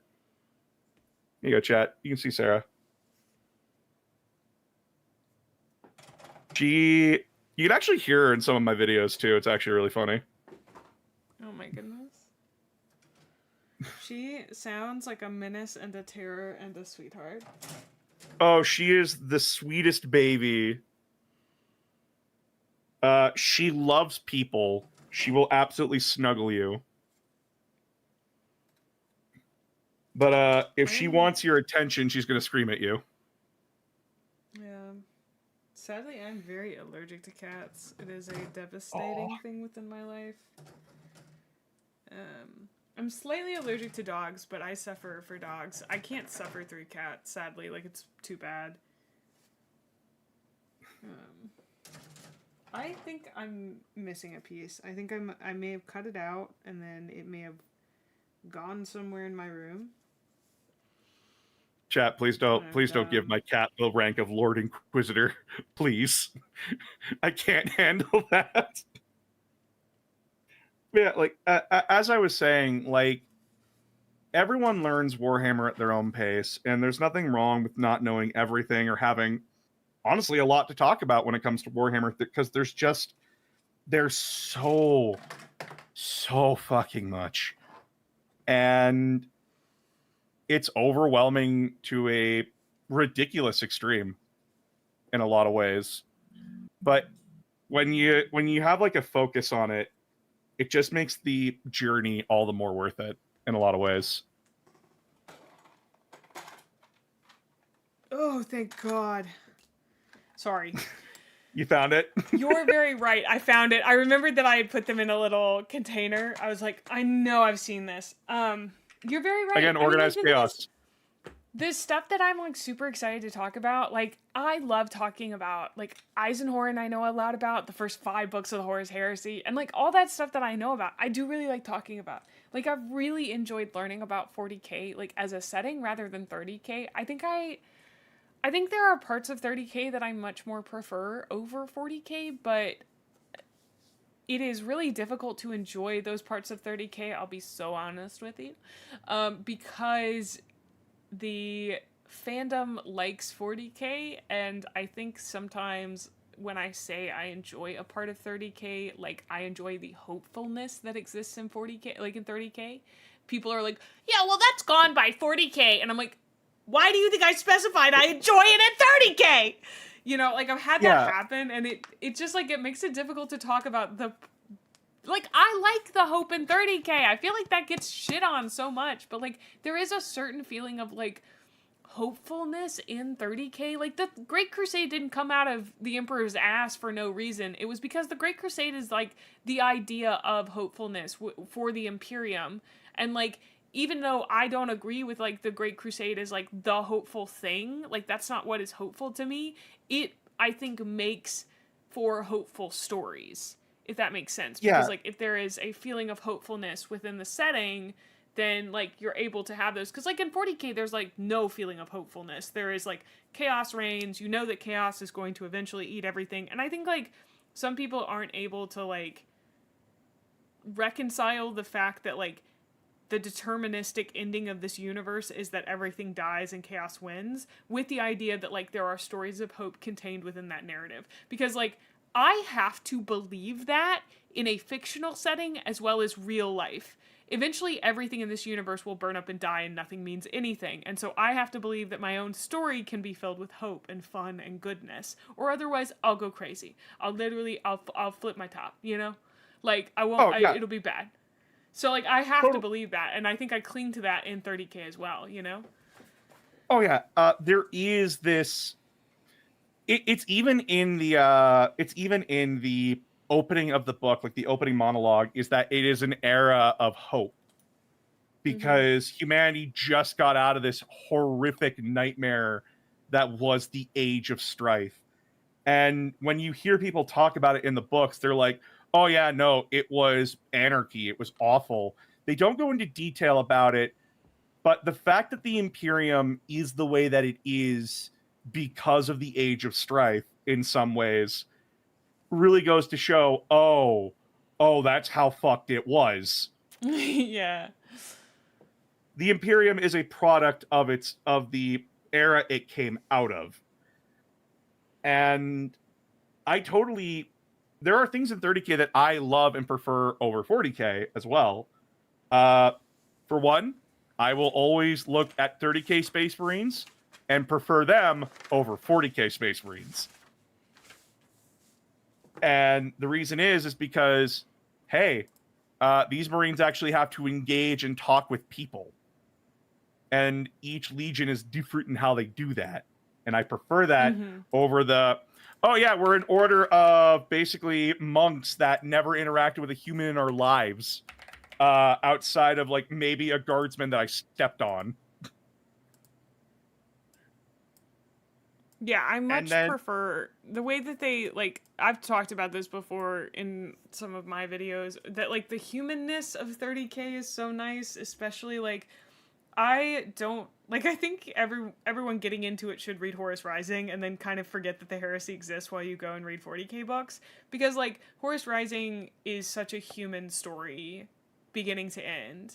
It feels, you're talking about inhuman things, inhuman people who used to be human, etc. But like it's just like, it's so, how can you not fall in love with Loken? How can you not realize that like there is like such an epic tale unfolding in front of you, and how can you not get swept away in it when you read Horus Rising? Even if there are no aliens in it, I understand what you're saying, Scapula. There are not enough aliens in 30k. It's so for real.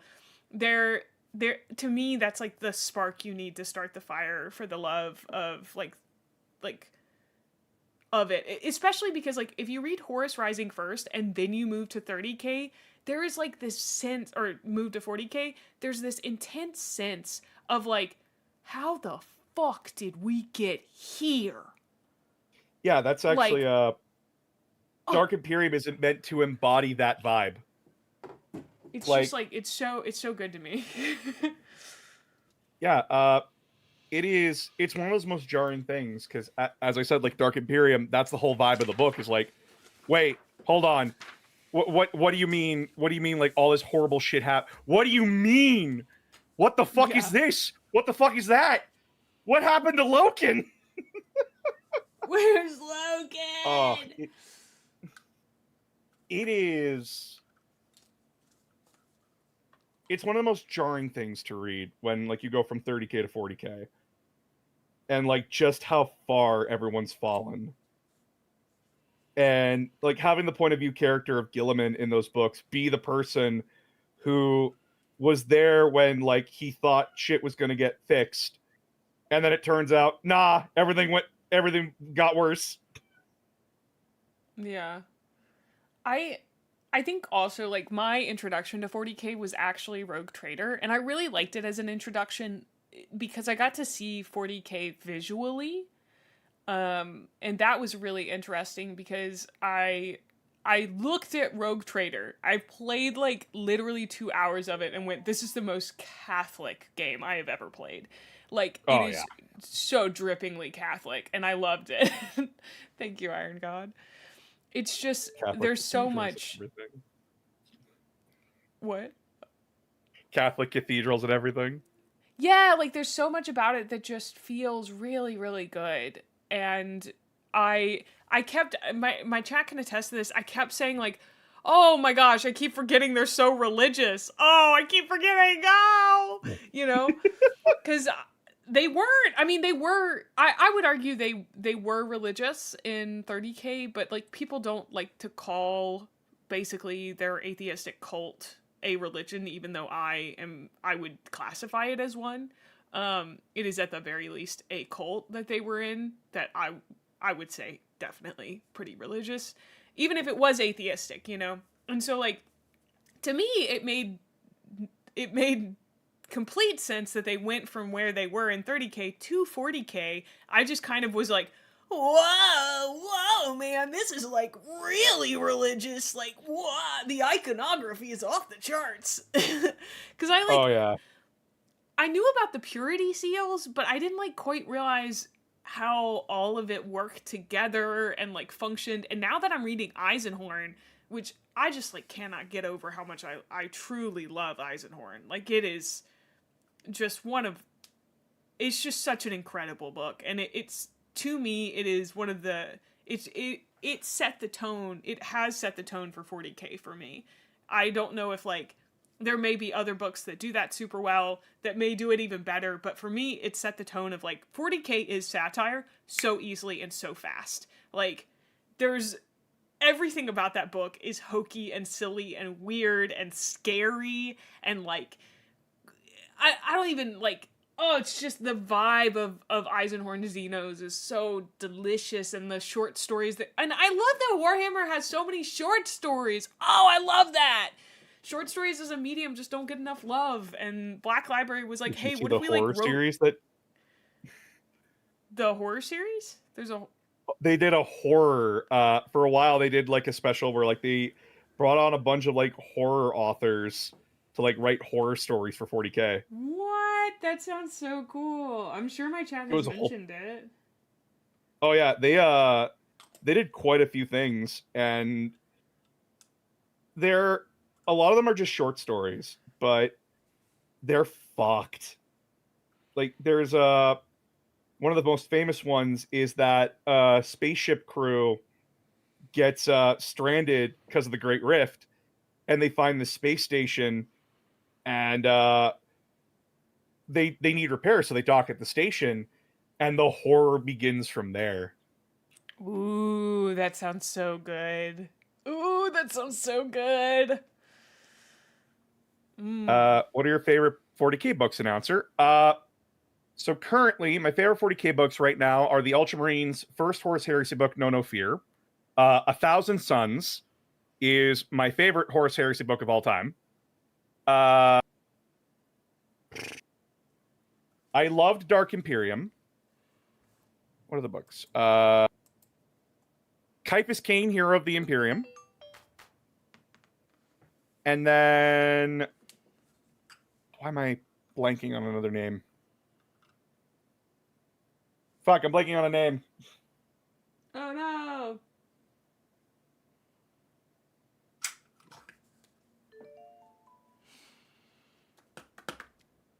Thank you for the sub, by the way, Gadfly. I have the Soul Drinker Omnibus, so I'm just going to say the Soul Drinkers books. I don't know who that is. So the Soul Drinkers are an Imperial Fist subchapter, and their whole story is that they have a relic spear they claim was gifted to them by Rogel Dorn that was stolen by the Mechanicus. And the book starts with them like stealing it back. And it causes a domino effect where the Mechanicus essentially levies the Imperium to declare the Soul Drinkers traitors. And the Soul Drinkers, they go from, we're not loyal to the Imperium, we're loyal to the Emperor and humanity. Okay. And it's wild. a whole, yeah, it's a wild ride. Like the main character mutates into a spider. Whoa! What? Yeah. That's so cool. It's metal as fuck, and it's a good breakdown of the relationship of the Space Marines to the Imperium and to one another. And it actually gives the Imperial Fist something to do, and actually gives them a bit of character, which is shocking because I don't have high opinions of the Imperial Fists. I don't know much about them, to be honest. I was thinking about it. I was like, I don't know who those guys are, really. Wait a second. They're Rogel Dorn's boys. Okay, I was about to say, they're Dorn's dudes, which means I met them in Garrow's book, Flight of the Eisenstein. You also met Sigismund and Dorn in Horus Rising. In Horus Rising, yes. But Dorn was there like very briefly to talk to Loken. And then Sigismund was also, he was just kind of like vibing, you know? He was having a dick measuring contest with Abaddon and Aximand. That sounds about right for them, honestly. God, I hate those guys. Fuck, I hate those guys. You hate Abaddon and you hate Aximand? I hate both of them. Axeman's a fucking coward, dude. Oh God, if there's a guy that's as punchable, like slightly less punchable than Erebus, but still pretty punchable, it's Axeman. Like, he's such a pitiful fucking person. I love his character, don't get me wrong. I love both their characters. But like, oh, fuck them, you know? Oh, dude. Dude, you do not know the smile I have on my face just hearing you say the same words verbatim that came out of my wife's mouth after we got done with False Gods. Dude, because they're so easy to hate. And, like, you hate them even more after Isfahan 3. You're like, oh, how could you? Those were your brothers. Those brothers that you fought against, that you fought side by side with. Like, you're repeating the words that, like, fucking, who wrote when does Isfahan 3 take place? There's False Gods and there's Galaxy in Flames. Galaxy in Flames. Is that when Isfahan 3 happens? Or is it? Yeah. Yeah. That's when Isfahan 3 happens. Galaxy in Flames is James Swallow. Or... No, Flight of the Eisenstein. Ben Counter? No, it's the other guy. It's Counter. Ben Counter? Yeah, Ben in Counter. Flames, Ben Counter. Yes. Counter loved the phrase. He loved to be like... And also, Flight of the Eisenstein... They repeat the same thing where they're just like, they were brothers, battle brothers, who had fought together side by side, and can you believe it? They're fighting against each other. And then when we get to Fulgrim, McNeil is like, oh man, I loved it when those guys wrote it. What if I did the same thing? And he goes, oh, they were brothers who had fought together before, but they're fighting. Oh, the tragedy. Can you believe it? Oh. Battle brothers who had battled side by side as brothers. They're fighting. It was just it's like Luton and the Diocese. He warned me. He was like, dude, they're gonna step onto so many dioceses and you're gonna want to like forget the word diocese. And I was like, okay, cool, whatever. And I've started to notice the things that repeat so much. Like, Graham McNeil only knows how to be like, ah, yes, the Emperor's children, who seek perfection in all things, including battle. Like, every time an Emperor's Children gets introduced, they, like, remind you what the Legion is about. It's like, I don't know, It's so funny to me. I love it. I'm going to assume you didn't read the other 50 books. And I'm going to tell you what these guys are about for the 50th goddamn time. It's not just like he tells you that when they get introduced in the book. He does it when they get introduced at different points in the book, as if you hadn't read earlier in the book where he had talked about them being obsessed with perfection. You're just like, I get it, my guy. Like, I get it. You know? Bro, I get it. You don't need to, like, stroke the ego even more. Also, hi, Axel. Oh, the Emperor's children? They're perfect, are they not? I don't know. Graham McNeil, I think, really did not like the Emperor's Children. I think he liked Fulgrim and the idea of writing Fulgrim's story. I don't think he liked the Emperor's Children. Graham McNeil is the guy we go to whenever we need a fucked up story. That's my headcanon. I don't know how to fix this. I had to cut this. I don't know if it's important. I honestly kind of like the idea that the Orc Stompa, like, they... It's supposed to have these, like, support beams here, but it's, like, cut. They didn't, like, finish the fucking support beam. Listen, it's orcs. Any mistake on the model is just character. Good. This one's got a lot of character, brother. It's got a lot. As an orc player myself, any mistake is just character. Oh, man. No, it's not a mistake. It's intentional. I redeem roast a faction. Bring your verbal wrath to the Imperial Fists. Oh, you want to roast to the Imperial Fists? Oh, wait. Can I try? Ooh, can I try? Yo, you want to try? Go ahead. Yeah. Hey, Imperial Fists. Your haircut's whack. And, nobody remembers your name. And it's really weird that your spaceship is shaped like a fist. Have you guys ever heard of subtext in your life, dude? That's goofy. It's like overcompensating. Also, do you guys remember that one time that Dorn slapped Garrow across the room because Garrow was right and Dorn couldn't like bring himself down to like not be a baby about the fact that his brothers might be committing a heresy? Like, chill out, dude. Anyway, was that good? Yeah. Did I roast him? That was good. I was gonna go for like, how does it feel that the two most popular Imperial fists are not even Imperial fists? Who's that? The Black Templars and the Crimson Fists. Oh.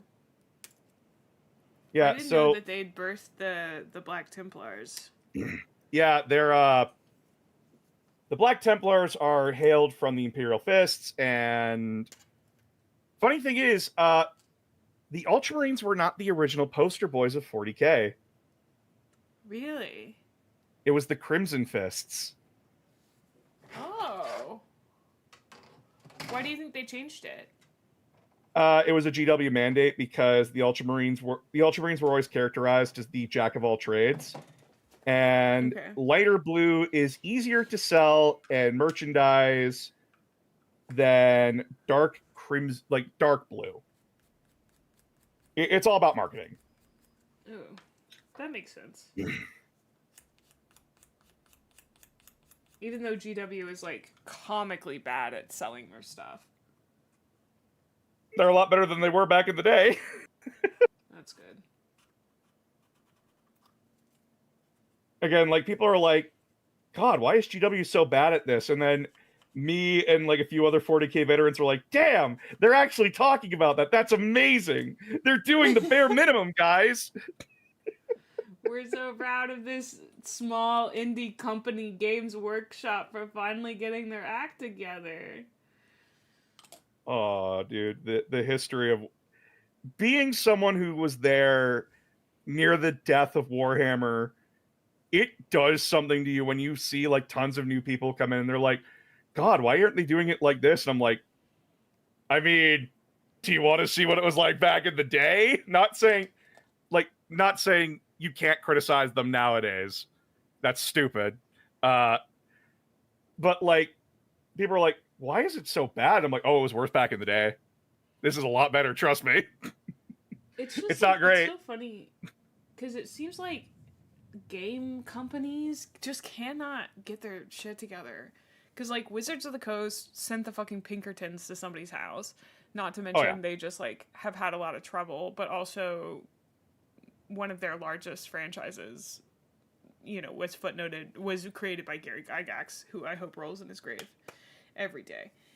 And I don't know, like, wait, stuff come out about Gary Gygax that like, no, I just don't like D&D. Oh, okay. Oh, I think it made people too comfortable with casual fantasy racism, which just feels way too much like feeling comfortable with actual racism. I'm not a big fan of that. No, I totally get it. Oh, apparently somebody asked if you could move your camera up. Oh, right. Sorry about that. I tend to bring the models close to me instead of like leaning down and getting closer. I have a way of doing things and I don't do them in front of the camera, and then people are like, what the fuck is he doing? I get it. I had to do one on the like top, you know. Play Pathfinder much better for that. I don't want to play Pathfinder. I don't want to play any game that resembles D&D, but that's also just me. I don't like any game that has combat. If I want to role play, I want to role play. I don't want to role play and then dread the fact that combat is coming up. Our happy numbers time where somebody gets to feel really powerful and then everybody else sits there while they get to feel powerful. And then maybe you get to feel powerful too at one point. I don't know. I just like combat's never felt good. Yeah, I do like D&D and everything. I'm a dungeon master and everything. And by the way, if you see me get called Dungeon Daddy, it's related to that. Uh-huh. Because I don't know. The thing is, like, I will play D&D with people. Let me correct this. I will play D&D. I think D&D is overhyped, and more people should play indie games. And by indie games, I don't mean Pathfinder. Yeah, guys, Paizo is not indie. Paizo is remarkably not indie. Pathfinder is also fine. I've never played it. It just seems like D&D, but with more steps. Also, I have to go to the restroom. It's like ad time for me. I don't know if it's ad time for you.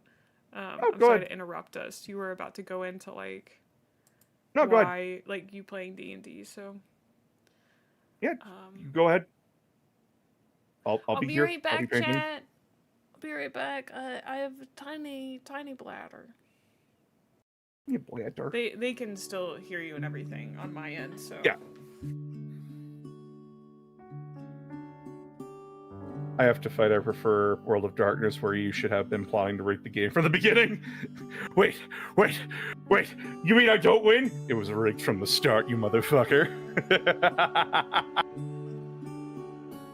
Fate is 99% RP in story. I'll take Paizo over Wizard of the Coast any day. Yeah, Paizo actually has a spine. They aren't owned by fucking Hasbro.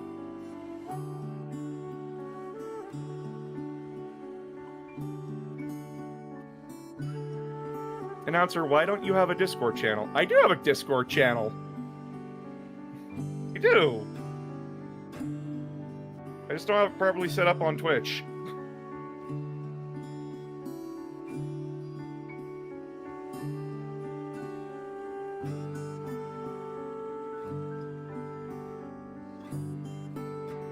You're not reading. TCOM, I will read what's put in front of me. Or whatever Phoenix wants me to read, okay? But at the same time, wanting to read something is not the same as getting to it. I want to, but with everything else that's on my plate, especially when I just uploaded to Patreon today, fuck you!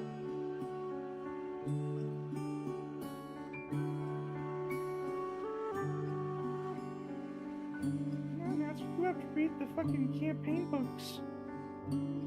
Gonna find a way to summarize them. So that way, newcomers will understand. I know!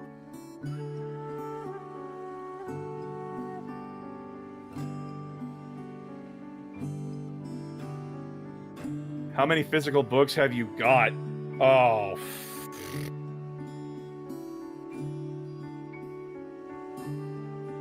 I need another shelf. Send help. I have books. I have books up here. I have books downstairs. I have books in my living room. I need more shelves, chat. Help.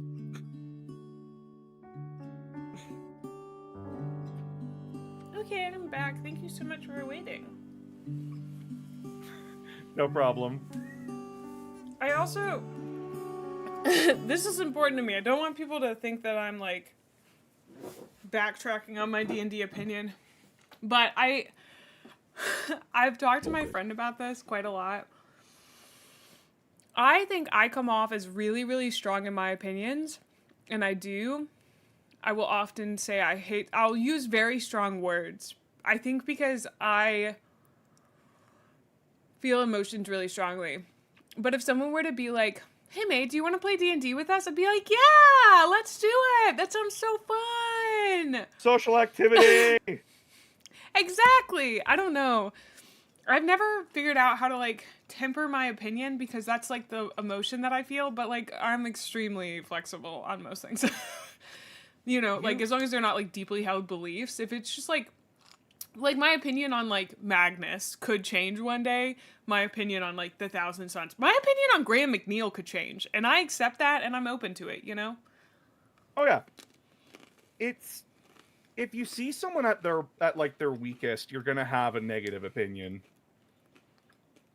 Mm-hmm. But, like, opinions are not static. They're opinions. They're meant to change over time. And if your opinion doesn't change, then either the situation, the thing that you have an opinion on hasn't changed, or you don't know that something else has happened that could influence your opinion. Yeah. And when it comes to, like, D&D, it's your comment about like, oh well, some people get to feel powerful and everything and others don't, and like that's a game of dice. That's gonna fucking happen. uh one of the best examples is that in Pathfinder I one shot at a final boss because I had a stupid Oh, combo that I popped up with, I didn't and mean that everyone in the just kind sense of of looked at me. like somebody might not have good rolls. I meant like combat just takes too long. That's like I've always felt that way. And the thing is like it's fine in a game like Warhammer 40K where like that's all that it is. But if I'm going to sit down for a tabletop role playing game, the thing I want to do is role play, you know? Yeah, and you're always going to have people like around the table that are there for very different reasons. I am the kind of person when it comes to, I'm the kind of DM where I look at my players and go, I will reward you for role playing. I will reward you for doing the first part of this fucking title. It is a role playing game, and if you role play, I will reward you for it. I.e., oh well, like mechanically I can't like jump off my friend's shield to like get a power boot, like get like swinging on my opponent, but it would be really cool. Work it out, talk it out. How do you do it? Role play it, please.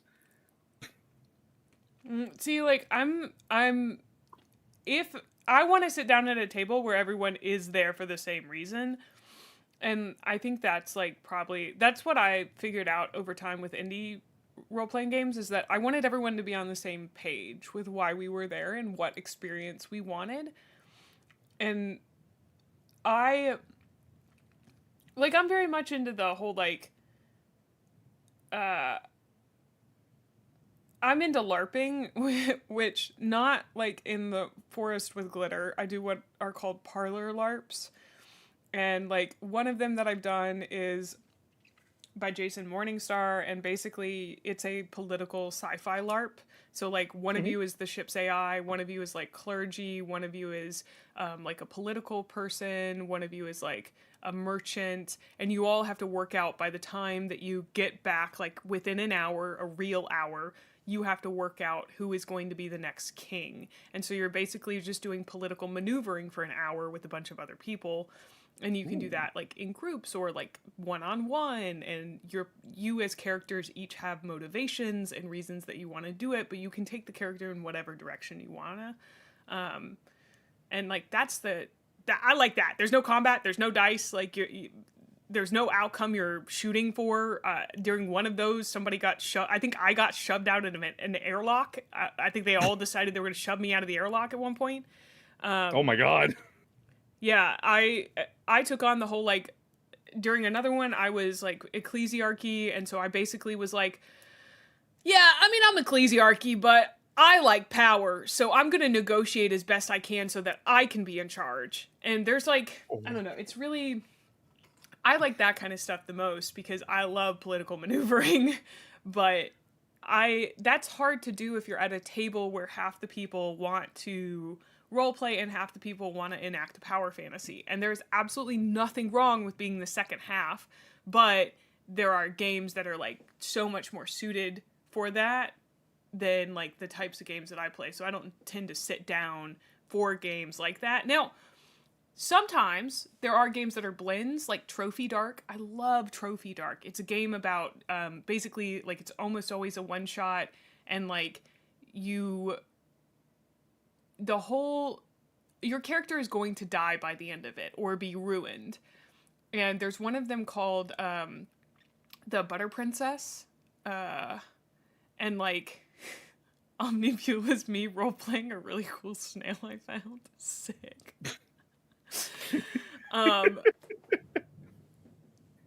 Anyway, I like there's just like a lot that Butter Princess is about like you going to steal the Butter Princess at the Minnesota State Fair, which is like a head made out of butter. And like it's just like it's silly goofy, but it's based on Trophy Dark, which is like it's a game originally about you being treasure hunters going into a haunted forest that is like constantly trying to mess you up, and like when other players die they become agents of the forest, and so like they're trying to like fuck it up for you the whole time. Like it's really a cool and interesting game. Like I don't know, there's like so much indie stuff out there. I was talking about this game called Slug Blaster the other day. I feel like most of the Warhammer fandom would love Lancer and Mothership. Mothership has one of the biggest, like, I guess the best way to explain it would be like modding community. People make hacks of Mothership all the time. I played one called Picket Line Tango that was your union busters, but you're also solving a murder while trying to negotiate with a union that you hate, but there was also a murder there. And you're like on a like a spaceship colony, and there are like robots and stuff. I don't know. It's like really cool.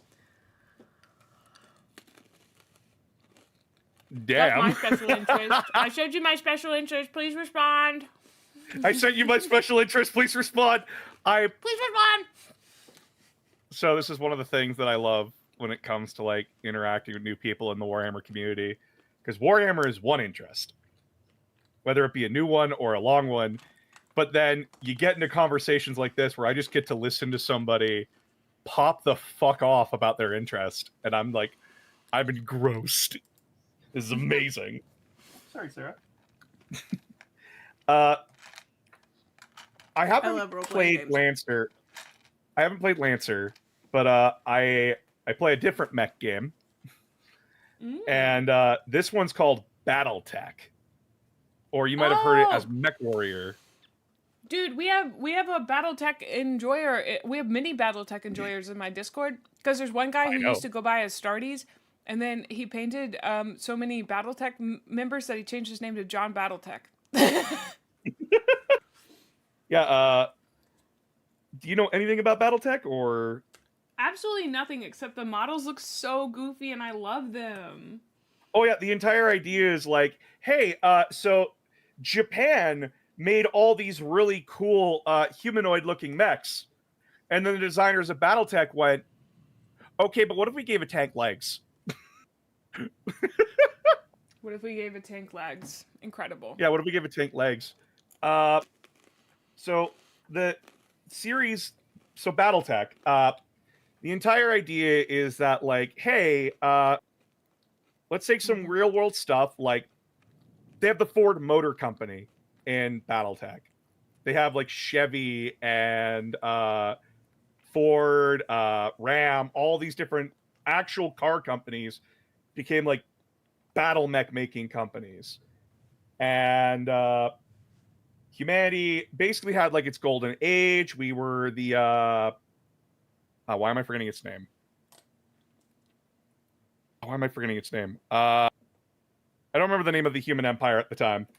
But basically, at one point, there was the emperor that was in charge of humanity was overthrown, and it led to a time called the Ameris Civil War, where a guy named Ameris overthrew the emperor, and a guy named Alexander Kerensky, he led a force to retake Earth and everything. Mm-hmm. And he succeeds, but then he realizes, I'm the only one around with a military. Uh-oh. So he rationalizes that I need to take the military and exile us and let the civilians and corporations figure out what to do from here, because I don't want to rule. So he takes his military, he leaves, he goes into exile. Shit gets fucked without him around. And basically, like, what we call the inner sphere turns into like tons of mercenary bands, like fighting for corporations. Earth gets taken over by a religious institution called Comstar, who is basically like, evangelical Christians. Yeah. That, but now they're the phone company. They're the phone company? Yeah, Comstar owns the communications network all across the galaxy. Oh, that makes sense. Okay, yeah. So if they want something, they're going to force it on you, whether you like it or not. And all the inner sphere gets like diced up into 5 sections owned by like these great houses, like House Merrick, House Steiner, House Yao, all that kind of stuff. Okay, very Necromunda-like. Oh, it's very Necromunda. And then centuries pass, and you remember the exiled military? Yeah. So they didn't just like go off and die off in the corner. Alexander Kerensky's son took over and turned that military into a cult of personality called the clans. Oh. And he made the inner they sound sphere very pleasant. Oh, they're a bunch of fucking super soldier eugenicists. It's hilarious. So pleasant. And Alexander Kerensky's son basically made the promise that the clans should go back to the inner sphere and take it over eventually, because the inner sphere is basically Eden. And remember, chat, I just told you the inner sphere is currently a hell zone controlled by multiple different corporations, 5 great houses, and essentially Catholic Telecom. Nothing about it is Eden, but the clans don't know that. And so this leads to a conflict called the Clan Invasion, where the clans invade the inner sphere, and it's a great time. And the new MechWarrior games are covering it, and it's so fun. Wait, there are MechWarrior games? Yeah. Right now, the game's currently... Yeah, it's called MechWarrior 5, and there's 2 versions. There's MechWarrior 5 Mercenaries and MechWarrior 5 Clans, which tell the 2 different perspectives.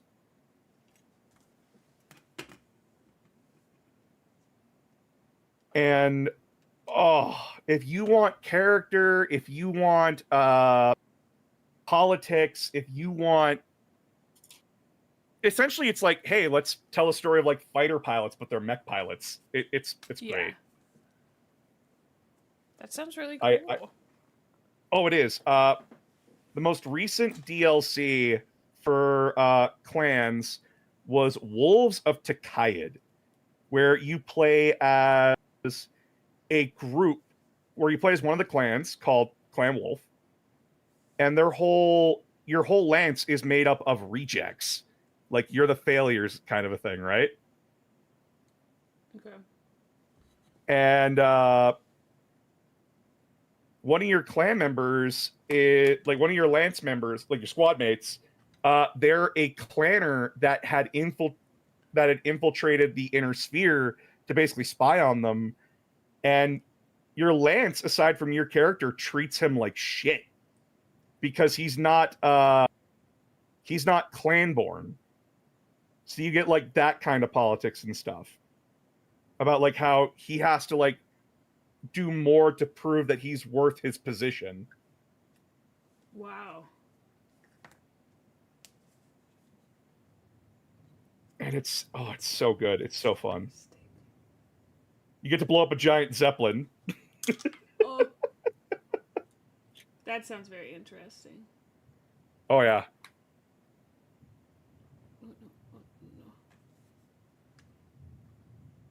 Also, there's speaking of like sexy things that happen, because like there is it's a game for adults. There's a funny thing because your character you play as, she's dating the guy who's getting like the rough end of the stick, essentially. And he gets back from a mission deployment, and you're just like, oh, well, I've been waiting for you here. Oh, why have you been waiting for me? Oh, because I have an hour. Oh, not a lot of privacy on the base. Well, my mech's being serviced right now. would we even fit? We'll make it work. Oh my god, my mech's being serviced right now. Oh! They're gonna fuck in the cockpit, chat. Dude! Oh, we're building the Orc Stompa. That's crazy. And I'm Wait, what's the like format of the game? Have you mentioned that? The tabletop game is a hex-based system. So you move on a hex-based grid. Oh, the video game. Third person or first person shooter. Oh, okay. Where like you drive a mech around. It's a great time. If you like playing games like giant robots that like fire lasers at each other, you're gonna love it. I do. I don't know if I've ever really played a game like that. Although, oh my god, no, that's gonna stick to my hand. Oh fuck. Uh-oh. I am planning on playing Titanfall 2. Isn't that a mech game? Yeah, it's a mech game. You'll get the same idea playing Titanfall. I just like well, Bricky seems to like it, and I was like, well, I'm always looking for more games, so why not? I think I've decided I need to play Mass Effect 1 before his video comes out. Oh. I already have, but I played it in high school, so probably 12 years ago. You want to be refreshed for like when he... Yeah.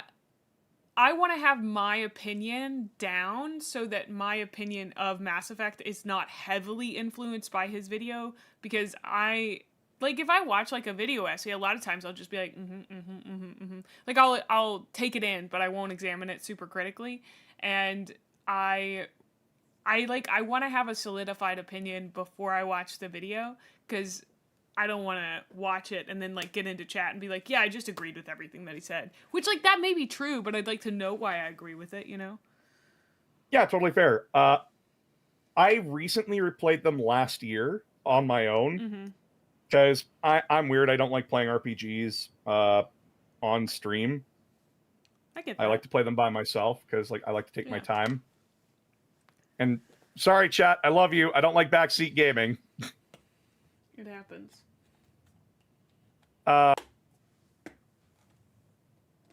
And right now my brain goes, I like Mass Effect 1. I thought Mass Effect 2 was great. Mass Effect 3 isn't as bad as people make it out to be. It's not perfect, but it's not as bad as people make it out to be.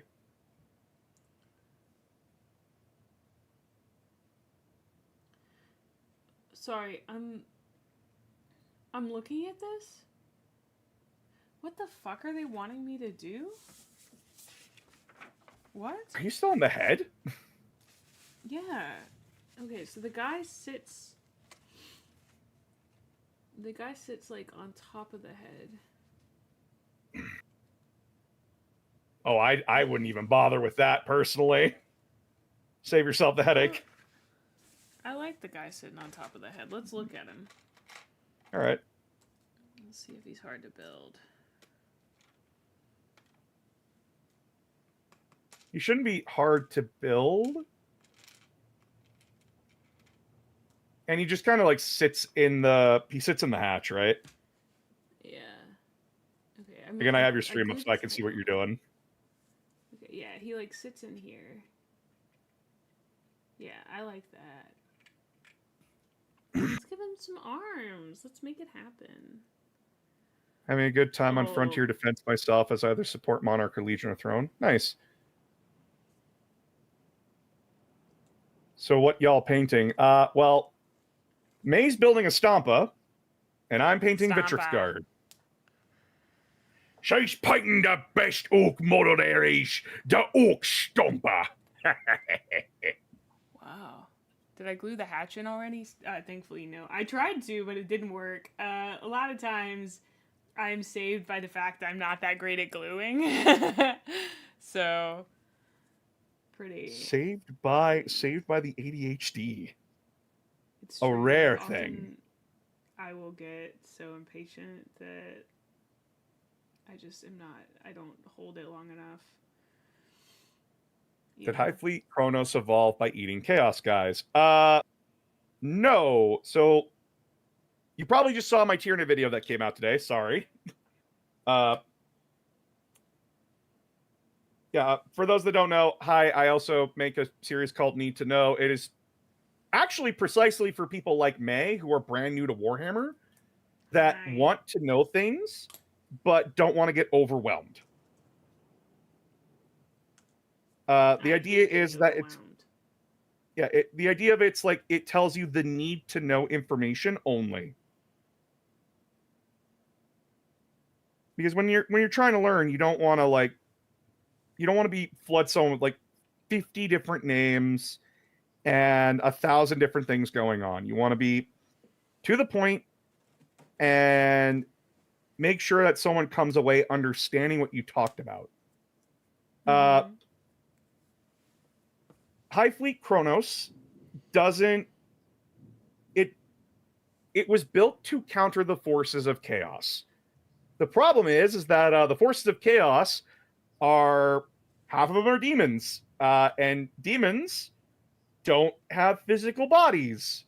They are immaterial beings that take on a material form in our world, but the second that the warp energy is not as pronounced or active in the area, the demons go right back into the warp as fast as they showed up. So the Tyranids don't really get to eat them when they show up. The idea is that Highfleet Kronos is built to basically be the force the hive mind sends when it's dealing with demons. They are specifically made so that way, like, they can just fight the forces of chaos, and then they eat. They have like a. How do I describe this? I'm trying to find a way to describe this. I'm sorry. They have a net neutral relationship with Highfleet Leviathan. Leviathan feeds them, so that way they can fight chaos.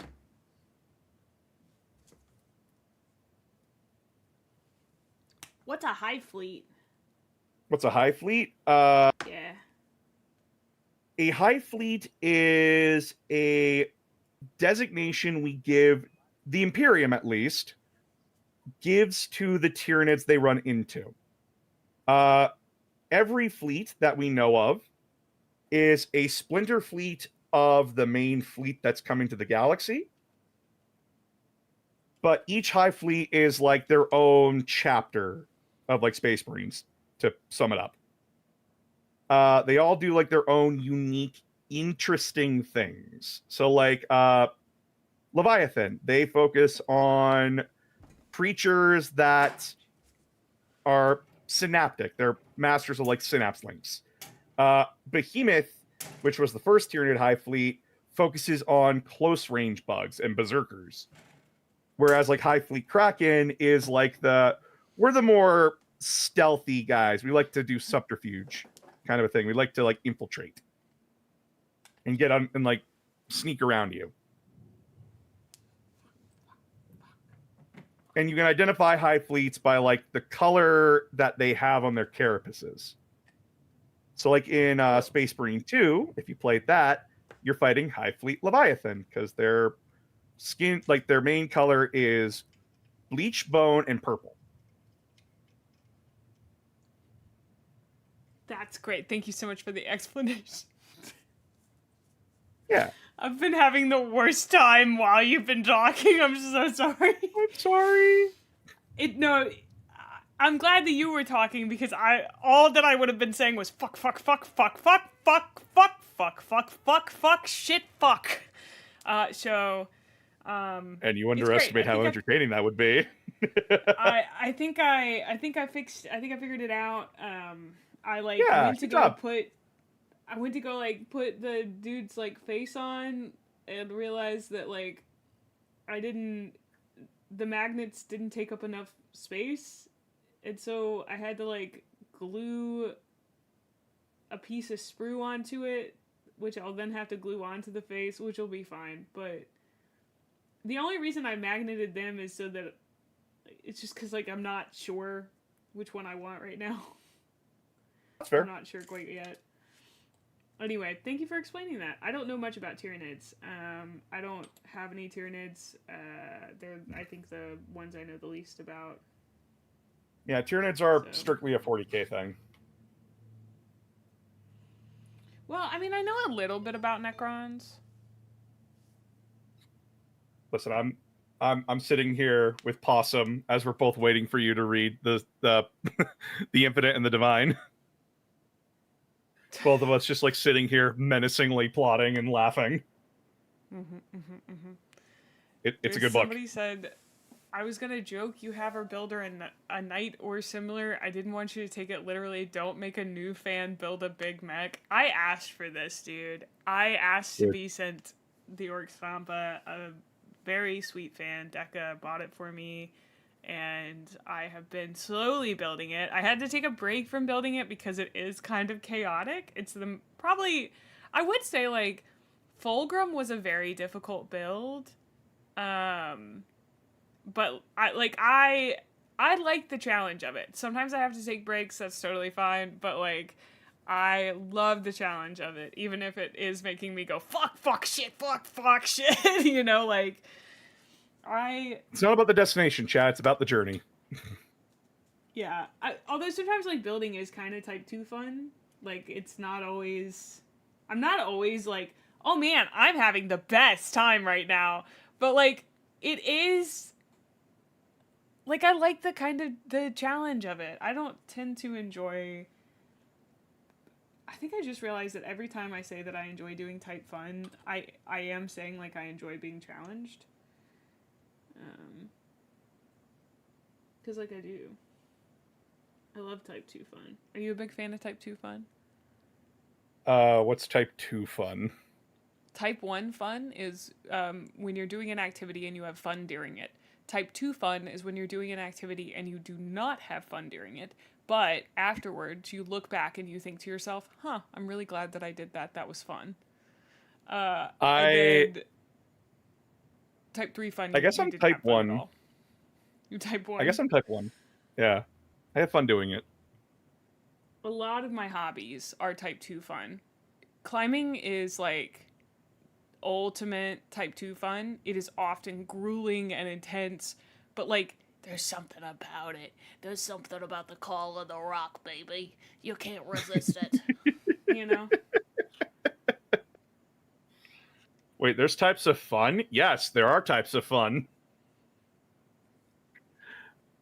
I enjoy this so much. Type 2 fun. This is a challenge or goal. I'll enjoy this once it's done.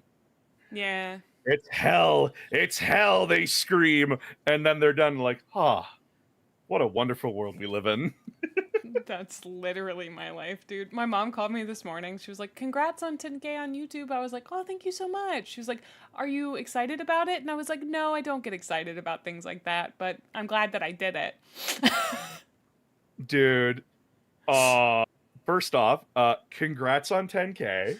You fucking deserve it. Thank you. I hope the advice I gave you is sticking a little bit. Yeah, it is. It is. Yay.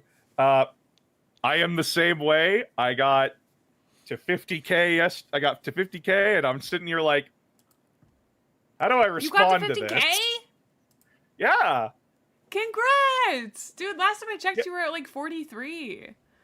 I know. It spiked randomly, and I'm like, wow. What happened? What are we doing here? What's going on? It's because you're making good content, dude. Oh, I was going to ask, do you plan on making like stuff about things that aren't Warhammer? Like, do you plan on expanding? Looks at the channel. In what way do you mean? Like, I guess, do you ever see yourself doing lore analysis on, say, like, Mega Man? You mentioned that earlier, you know? I want to. I wonder if you might benefit from doing something similar to, like, what Bricky did, where he has, like, episode 2. Although, like, he technically has expanded past it. But there's something Oh, to be said for like the like amount.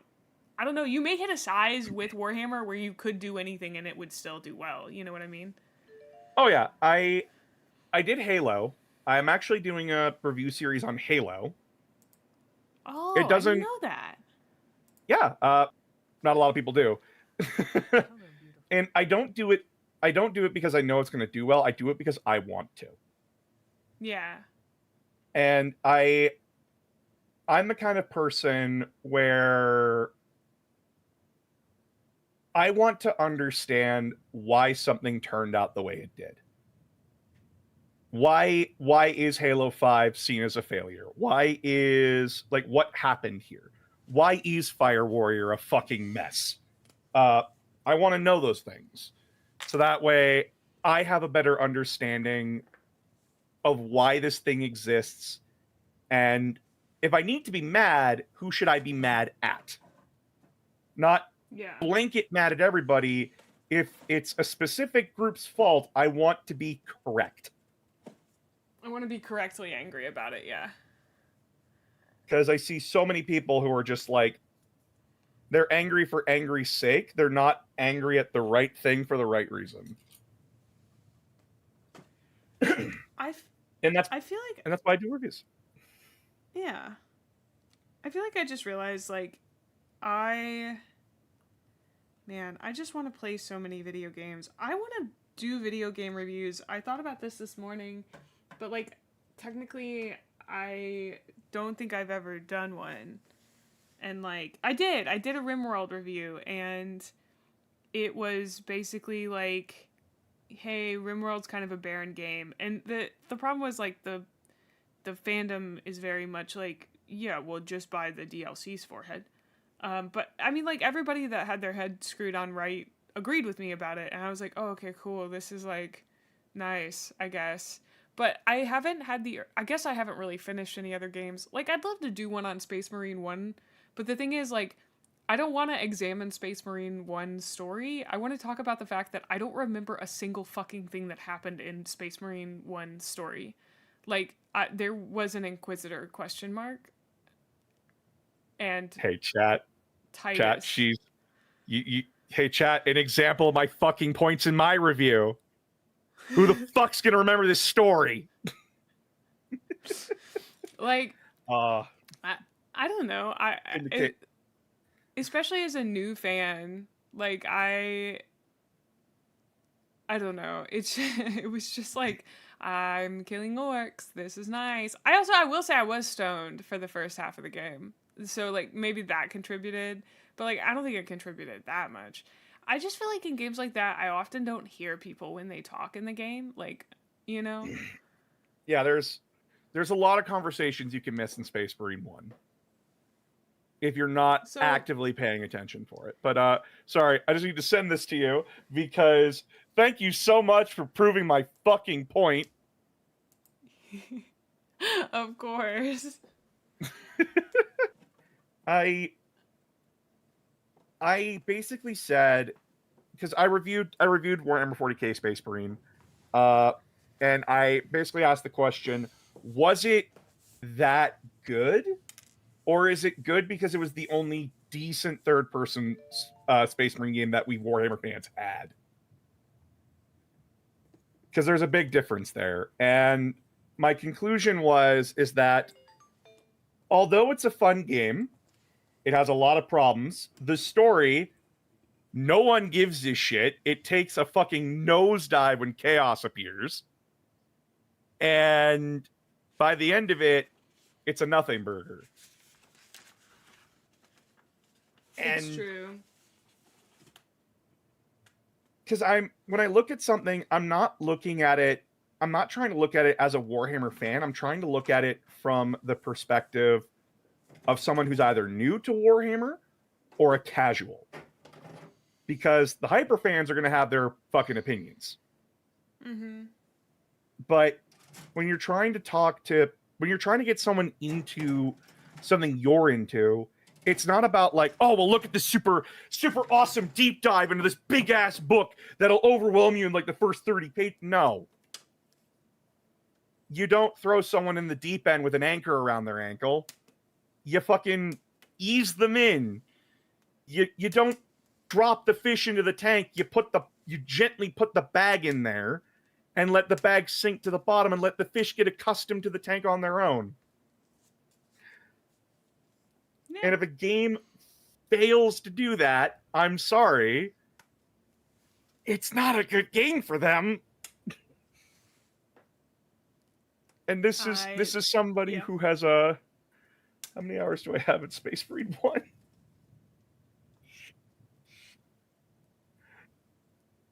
Oh. If you say anything over 50. 200. Announcer! It's not a good enough game to put 200 hours into! What? I was a lonely child. Oh, it's worse for Dawn of War. Hold on. I can tell you my Dawn of War playtimes. Dawn of War Dark Crusade, 475.4 hours. Dawn of War 2, 756.2. Dawn of War Retribution, 787. Announcer, how old were you when these games came out? Oh, God. Like, how I long? got into when Warhammer. did they come out would be a better question, actually. I was born in 1998. I got into Warhammer at 4th edition, so 2005. Okay. When I was a young child, because my dad got into it. And I just kind of like latched on to whatever my dad was into, because I'm a tiny child. Then... by the way, this is not counting when games were on discs, by the way. Wait, but when did those games come out? So Dawn of War came out, the original Dawn of War came out in 2004. I didn't play Dawn of War till 2006. Okay, what's crazy to me, and I guess maybe it's just because our brains are different, but I could not imagine playing a game like that for that long because, like, World of Warcraft existed, my brother. Like, there were games that had enough content for that many hours, but I cannot imagine sinking over 200 hours into a game that isn't an MMO. Wow.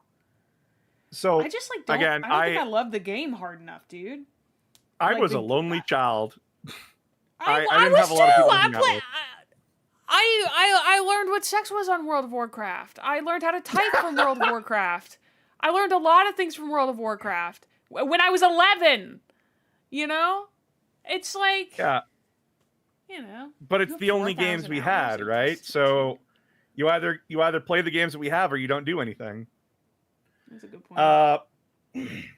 Then, so I played the original releases like crazy. If it wasn't that, it was Halo or Call of Duty. And dude, then I played so much Halo. Oh, dude, Halo's again, love Halo. Then Dawn of War 2 came out in 2007. Mm-hmm. With Chaos Rising coming out a year later, and then Retribution coming out in 2012. I started playing Dawn of War 2 in 2011 when I got my first PC, which was a laptop. And it just kind of went from there. And yeah, they're comfort games to me. I play them when like I'm feeling down. I get that, yeah. And then Dawn of War Definitive Edition. And then Dawn of War Definitive Edition came out. I put 165.8 hours into it.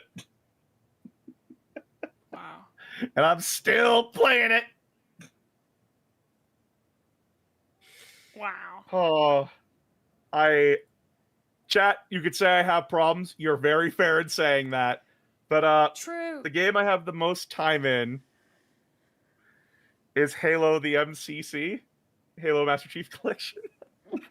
I guess I should have thought about the fact those are strategy games, like, at least Dawn of War is, I'm pretty sure. And then, because, like, don't ask me how many hours I spent on Age of Empires as a kid, because I have that shit on disc. Oh, yeah. I still have that shit on disc. we all have games where we will like bend over fucking backwards for. Dude, Civ? Don't even talk to me about Civ. I'll lose everything I've ever known and loved to play Civ. Like, I don't play it very often, but love that shit. Also, can I say something about your model? Yeah, what's up? I love the little ghost. I love the little ghosty ghost. I love him. I thought about switching to like to a PNG because like you can't see, I turn my head so much, but hopefully people like it enough. I'm getting a new model here soon. You are? Yeah. So little bit of history about announcer games chat. Yeah. Originally I was a flesh streamer. Hello. And then I wanted to have I wanted to be a VTuber.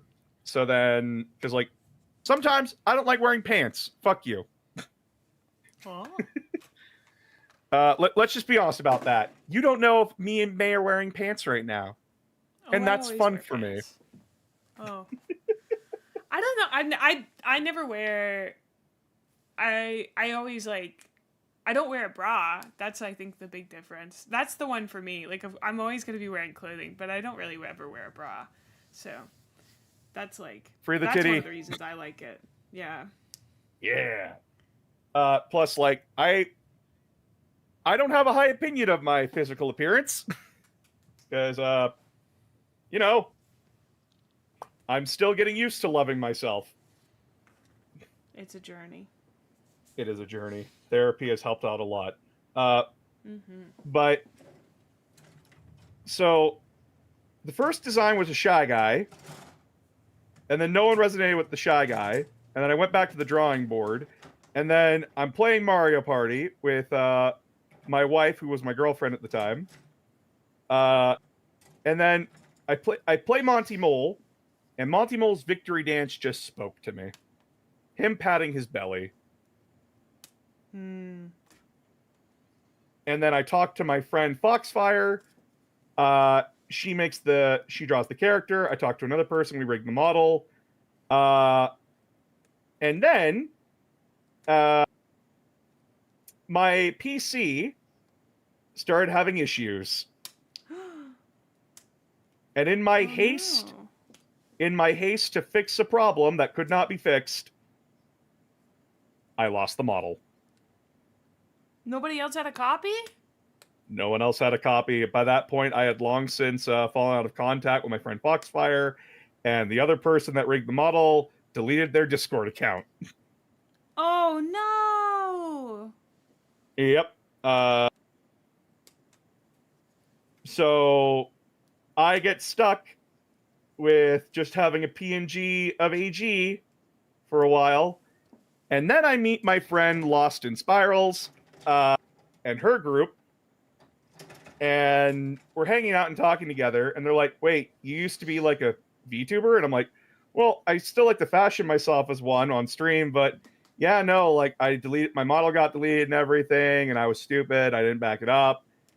And then Coming Soon Entertainment and our other friend, Afro, as we like to call them,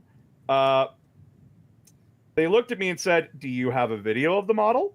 And I'm like, well, there's probably like a stream of me somewhere that like I have it. They find it, and in the next hour, I have this new model. Well, there you go. And I'm like, what? What? Dude, you are literally 5 ovals in the shape of a pear. This was not hard to do.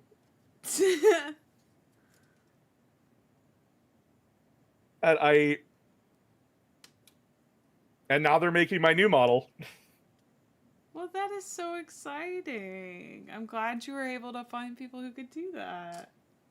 Oh yeah, they're wonderful people. Yeah, I feel like finding somebody that you resonate, like finding a persona that you resonate with is like super difficult. I'm getting a redesign done Like I'm paying an artist for it and everything to hopefully become a giant stone monster woman. Probably not like a gargoyle, but or a grotesque, which yeah, I'm thinking. I was very inspired by Jax, who is a gargoyle. She's a new, well, yeah, a new VTuber that popped up, and I really really loved her design. I was like, I know I've kind of always wanted to be a monster girl, but I wasn't really sure what kind of monster girl. And I don't think gargoyle quite fits me, but I like the idea of being some kind of statue or stone. And I think I want to be like a bell tower. Like I want to have a bell inside of my chest. Become And mimic. Become a mimic. I don't think I want to be a mimic, but a That's bell fair. tower is like what I'm going for. I've seen some. I saw a like mimic girly pop design one time that looked really cool. But I think like being a giant woman, like specifically, my artist described it as, and then my artist messaged me and he was like, let's see, how did he say it? He went,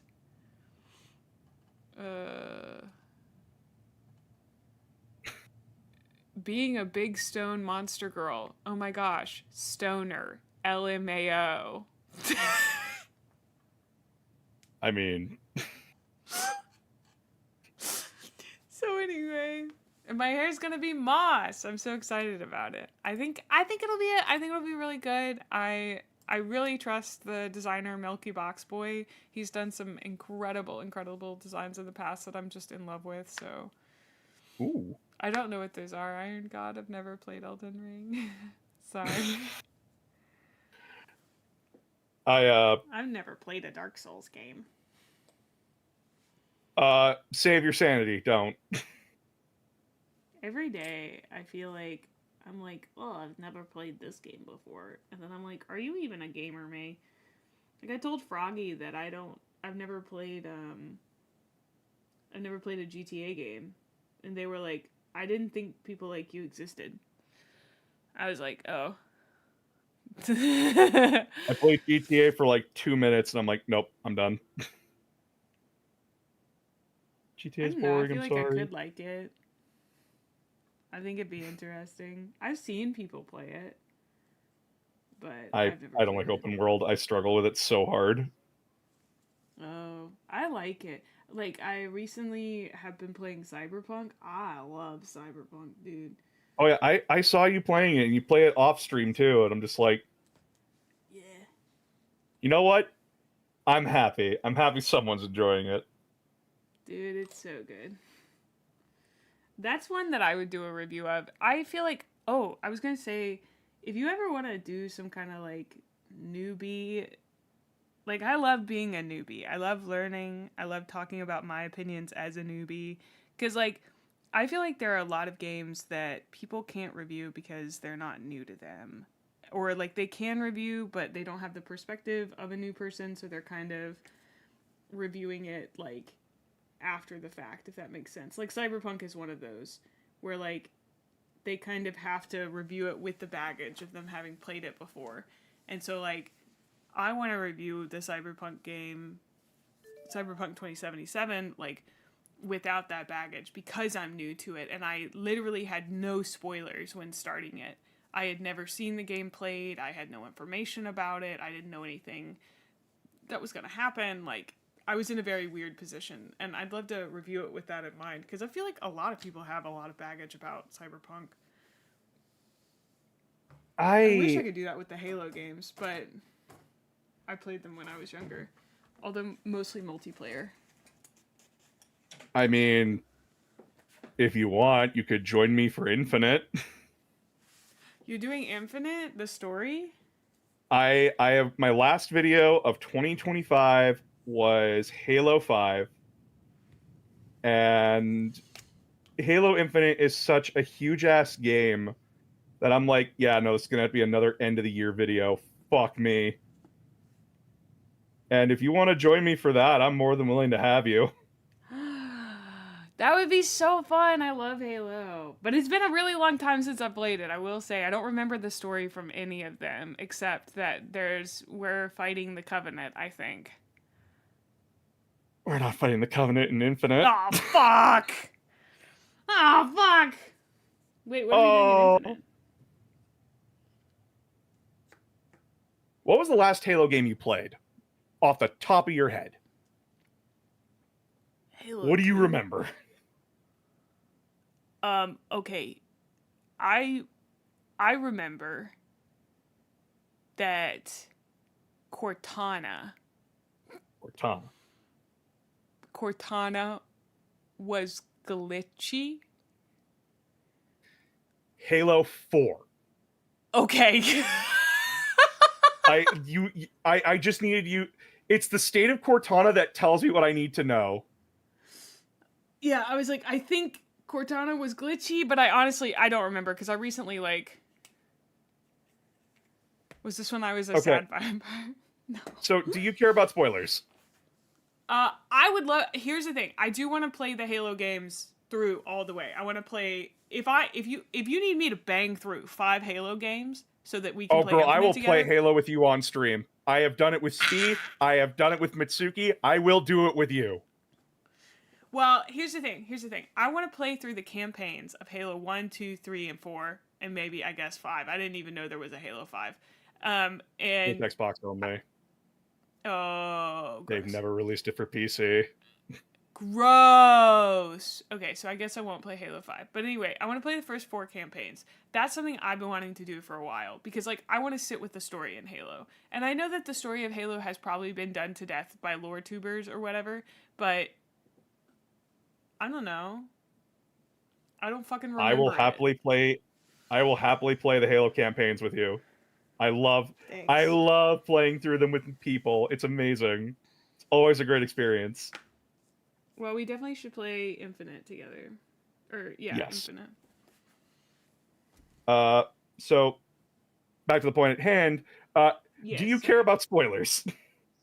About Halo, yes. Okay. Then I can't tell you what happens.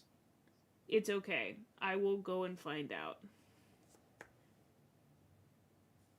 But yeah, there is a new faction that's introduced in the strategy games for a game called Halo Wars. Okay. This isn't a spoiler, by the way, because this is that you are fighting in Halo Infinite. I guess I shouldn't they're care called about spoilers for Halo. Go ahead. No, I had to think about it for a minute. Yeah, this isn't spoilers. This is just who they are. So there's a faction that's introduced in Halo Wars 2 called the Banished. They're a brute-led faction, so the weird Wookiee guys from Halo 2. If you remember what those were. Nope.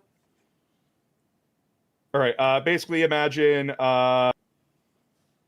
they're very aggressive Wookiees, is the best way to put it. Okay. From Star Wars. They're led by a brute known as Atriox.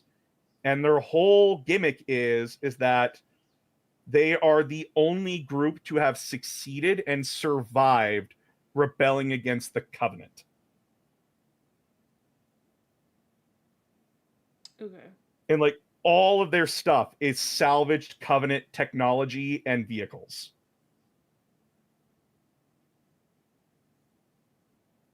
Okay. So imagine Covenant ghosts and banshees and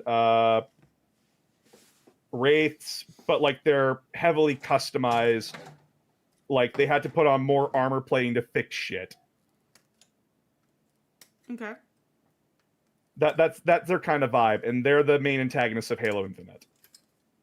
Ah, so it looks very much like the other games, but isn't. Yeah. Okay. Halo Infinite is also an open world game, hence why if I have someone there with me, I won't want to die. Because goddamn it, do I get bored with open world games. You get bored with them? Oh, damn. They're so empty, there's nothing to do. Oh my god. And I don't like walking from like I don't like taking forever to walk from one place to another. Oh, you definitely would not have survived in MMOs. That makes sense. Yeah, I tried MMOs. I couldn't do it. See, those types of games were made in a lab for my ADHD.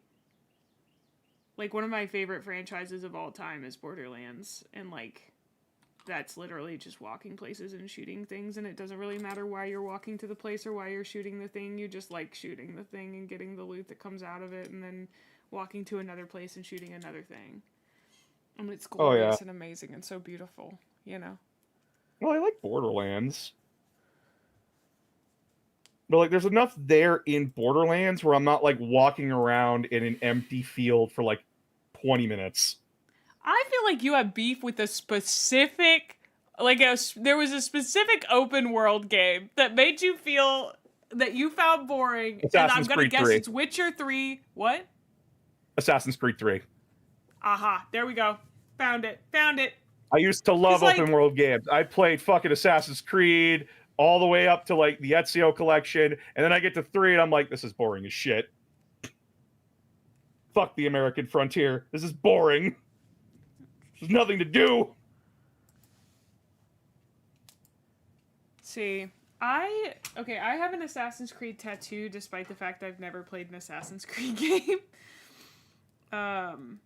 What's the tattoo? Because it's also a quote from Chaos Magic, but most people know it as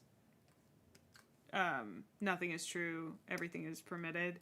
The assassin motto. Yeah. It's the Assassin's Creed.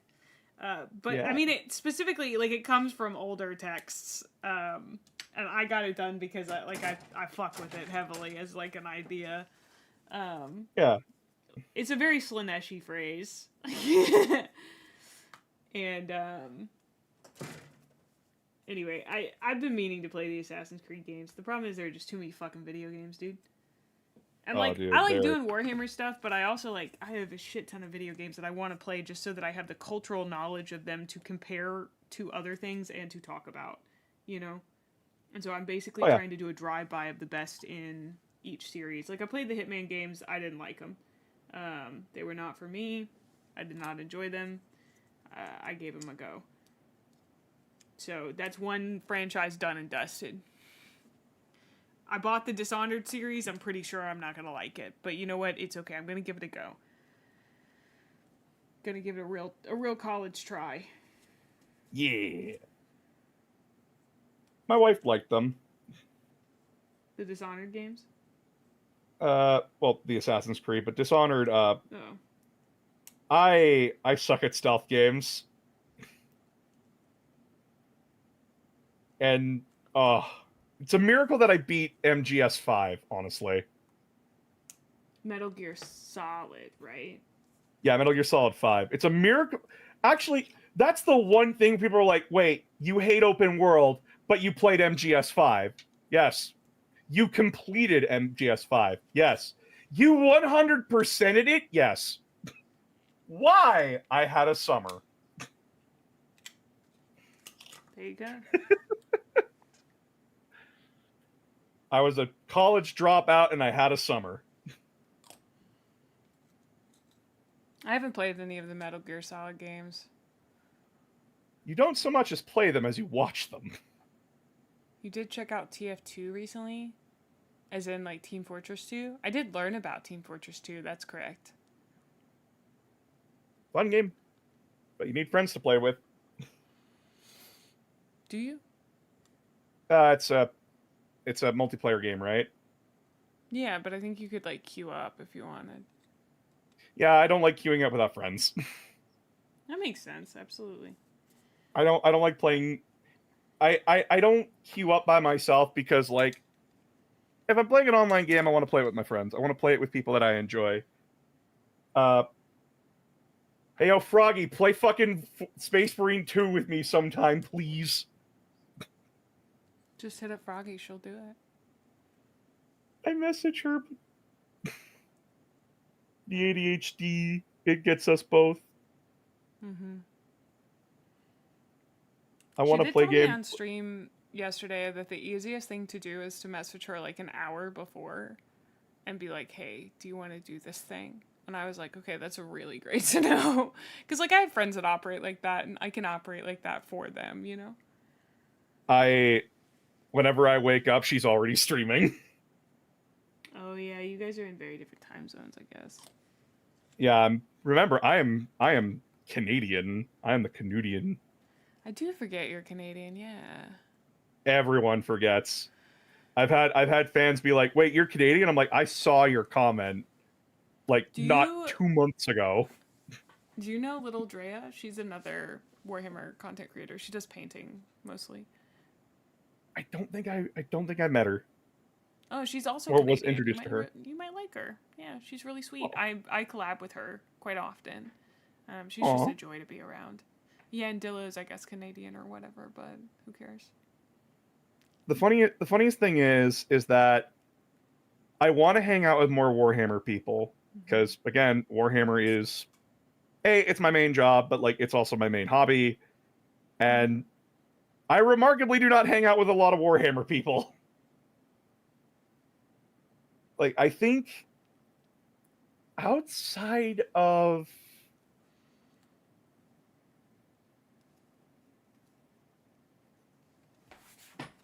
Somebody asked I'm about having Aurelia. The answer is yes. I actually messaged her about a collab this morning. So, but I don't know the other person. Goomba. Gaijin Goomba. What were we going to say? Yeah. I don't think I hung out with any other 40k person other than you and Froggy. Oops.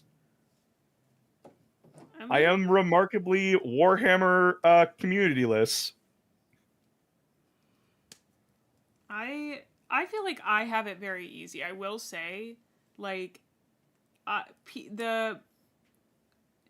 because I stream on Twitch and because I had a pretty, I think the book reviews brought in a lot of people, like Warhammer content creators, because they saw that I was like interacting with the hobby in a very specific way, and they were like, "Oh, what's going on?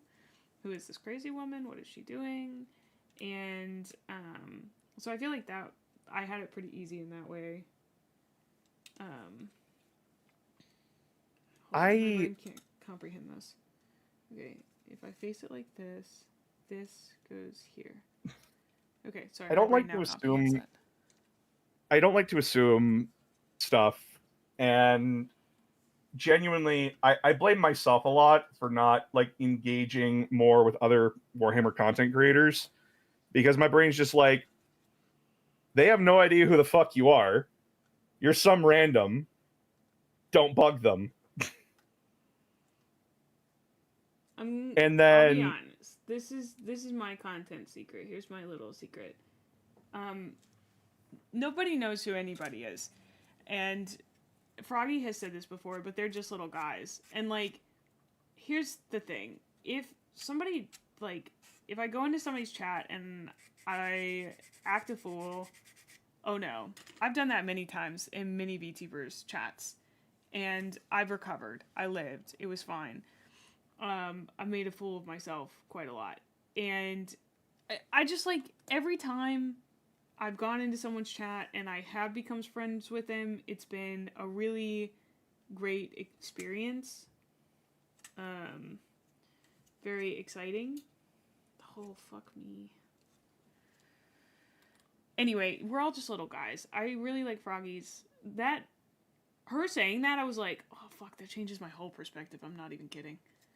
Oh, yeah, You're like, so I right. had this conversation with her, too. Anybody. I can message anybody. So I did. I messaged, like, 3 people this morning. Froggy has literally inspired me so much. It's crazy. Yeah, I just... Again, it comes down to, like, me as a person, where I will stop into, like, people's streams. I will say hi. I will interact for a bit. And then I'll join their Discord and hang out in there and, like, get the vibe and everything. And then I just go back to doing what I'm doing, right? Like, I just kind of go into work mode. And then I forget to go interact with that community and hang out with those people. And then it's just like, oh, man, I hope I don't come off like a dick. The thing And that it's I'm feeling today, sorry for interrupting. no, you're good.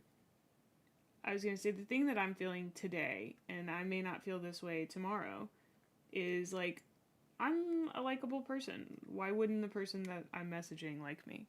Like, they may not know me, but I'm trying to get to know them, and I'm trying to introduce them to me. Like, I think I talked about this on stream, but like, I was hoping somebody would just adopt me and introduce me to people. And I'm tired of waiting for that to happen. So I'm going to start introducing myself to people, being like, "Hi, I'm May. These are the things that I like. I would like to be your friend. I don't care if we make content together, but it is pretty easy to make friends if you just like make content together, you know? Like, Oh yeah, like I've done it before, like with Lost in Spirals, for example, hanging out with her. That was I saw an artist that I like, named Penken. He basically was like, "Hey, come join me and my friend Spee as we play like this fucking game together." And I'm like, and for a penny, I joined the stream, and from there now I'm friends with a Lamia girl. there you go. And the same thing happened with Mitsuki. I raided into one of her streams and just kind of took off from there.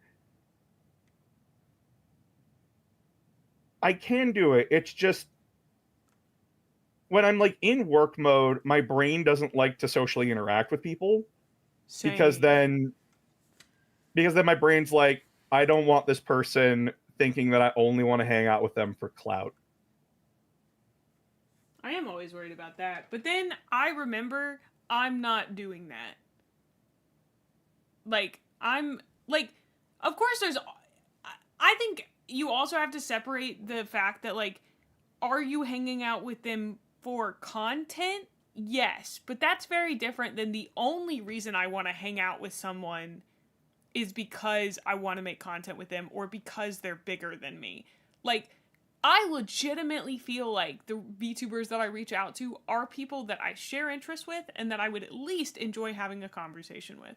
You know, like, that's the important thing for me. Is like, because if I show up here and the only thing we have in common, or like the only thing that connects us, is that I'm jealous of this person, or like I want their numbers, or I want people to like me, that's not gonna make for good content, and it's not gonna like spark a friendship. I feel like if you're actually disingenuous, people can feel that. And I trust myself to know that's not the reason I'm reaching out. And if it is, I need to take a step back. And like, I don't know. Like, yeah, I reach out to content creators that are bigger than me, but that's because oftentimes they're the people that are put in front of me most often because they're bigger than me. You know what I mean? Oh yeah. I just need to get better at like talking and like reaching out. And You messaged me, so I'm going to commend you and say you already did an amazing job, like, reaching out to me. No, that was commend your community a little bit too, because like I said, I kind of do stealth mode in your community where I just kind of talk and people go, "Wait, you're that Gilliman guy," and I'm like, "Fuck, yeah, hi, it's me." In here, I'm just announcer. I'm not the Gilliman guy. I like talking Warhammer. And they're just like, "Why don't you like collab with May?" And I'm like, "Because I don't want to bug her." Please, people should bug me more. I'm so in my own head all the time. I care about myself so much because I'm so afraid that I'm taking up too much space and I'm doing this and I'm doing that. And I'm trying to think more about other people, but at the same time, like, you're too Please hang out with me. Oh my god. It's also so another thing about me. I want my friend group, my IRL friend group imploded back in 2023 after my wedding, mind you. Oh no. So that's kind of like damaged. After, I guess. It damaged my ability to like willingly walk into places and be like, "Hey, let's hang out." Yeah. Because when you're told, "Hey, we don't like you because you're autistic," Oh. to a friend group you've had since high school, that does something to a person. Holy Sorry shit, for the trauma dude, I'm dump. so sorry. No, that's not a trauma dump. You're opening up to me and being vulnerable. There's a big difference. That's crazy, though. Yeah, and that's like part of the reason why I hesitate jumping into stuff like that, because my brain's just like, yeah, but what if we're annoying? Can we not do this right now? No, we're gonna do this right now. Fuck! And then I sit there, and then it's like, ah! I cannot imagine. I mean, like, I've had people tell me I was weird and they didn't like me, and I've gotten that vibe from people, but, like, to be told that? Oh my god. Yeah, Like, straight it up. was... It, and, You like, don't I need know to dwell on it people... if you don't want to. No, it's fine. Like, I have well moved past it now, but, like, it is... I am getting better at, like, connecting again and talking to people. It's also just a lack of time on my part, where my brain's like, we need to get this done and this done and this done. Okay. Do we have time to, like, do this and that? Only if that person talks to us first.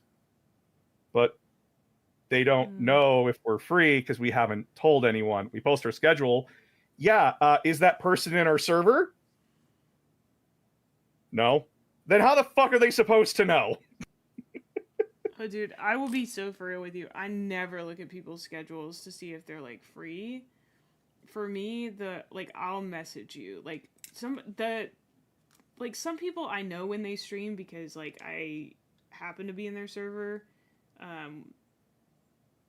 And, like, I know that Stem Pack, she streams, like, an hour earlier than me. So, like, when I was coordinating with her, it was, like, easier to be like, oh, hey, I know you stream, like, vaguely around this time. This time works best for me. But, like, Aurelia streams, like, she does guerrilla streams. So, like, scheduling with her is a lot different. Froggy, like, her schedule can be all over the place. Like, there's just, like, I don't know. Some people, I always message and say, what time works best for you? I do this full time. These are the hours I'm awake and able to stream. Please choose a day and time that is best for you, because you are probably busier than I am.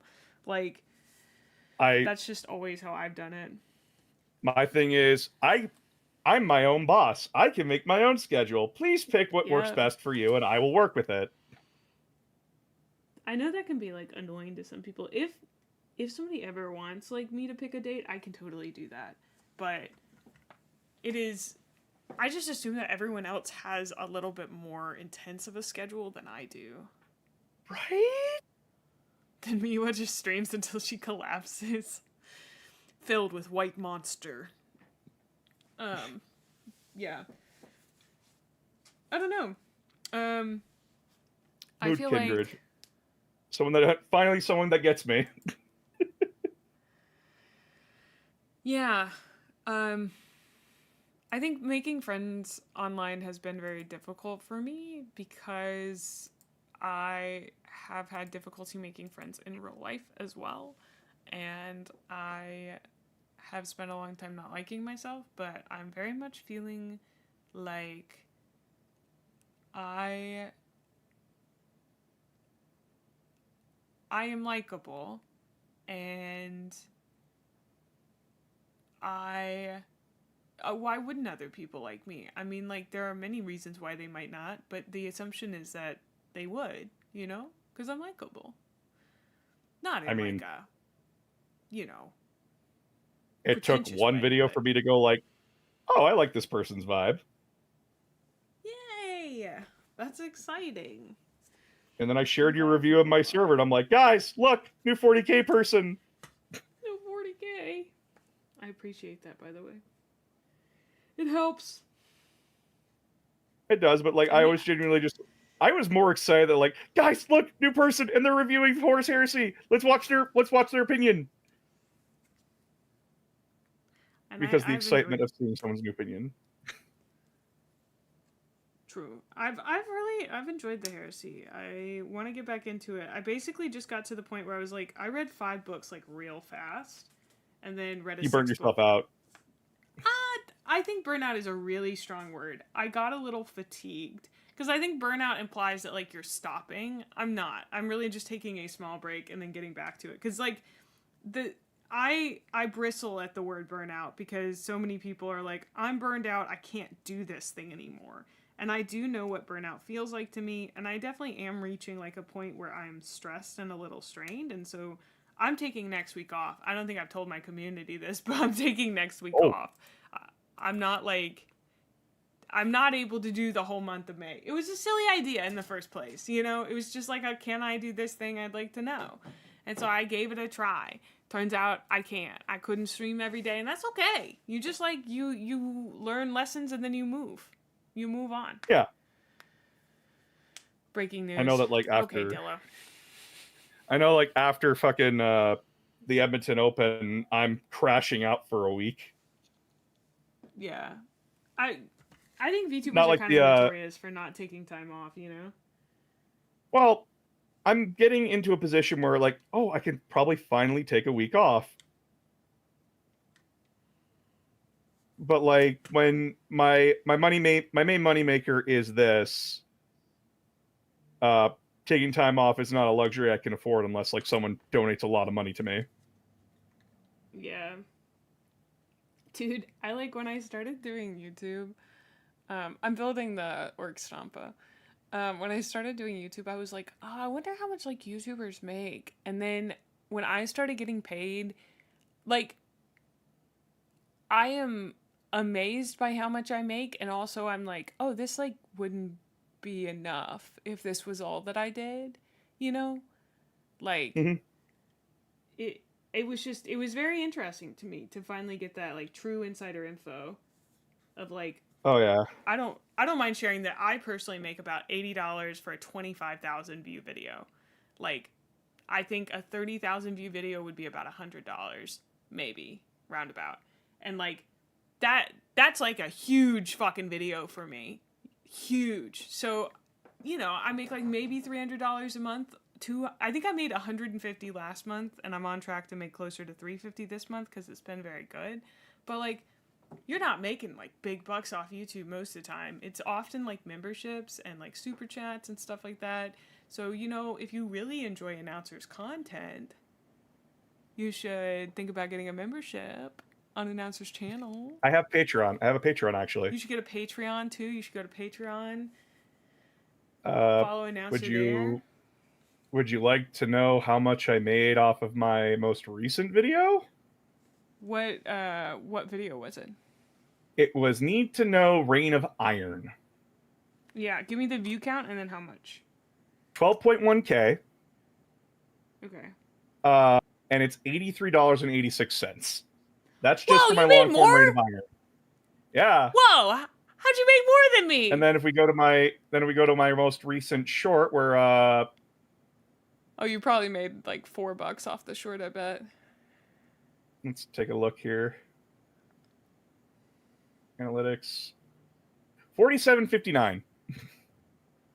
Really? Whoa! This one has 216K. Oh, okay. I've never had one hit that much. I wish that my shorts would pop off, dude. That'd be so cool. That'd be so sick. My shorts didn't pop off till I started doing Depressed Gilliman. Yeah, I don't really do skits. So, like, I don't know. Yeah. All my skits are ad-libbed. I don't script them. I just kind of think of something and go from there. And I have a conversation with myself. Yeah, all of mine are clips from my stream. I hope that people see it and they go, wow, I'd love to hang out with May.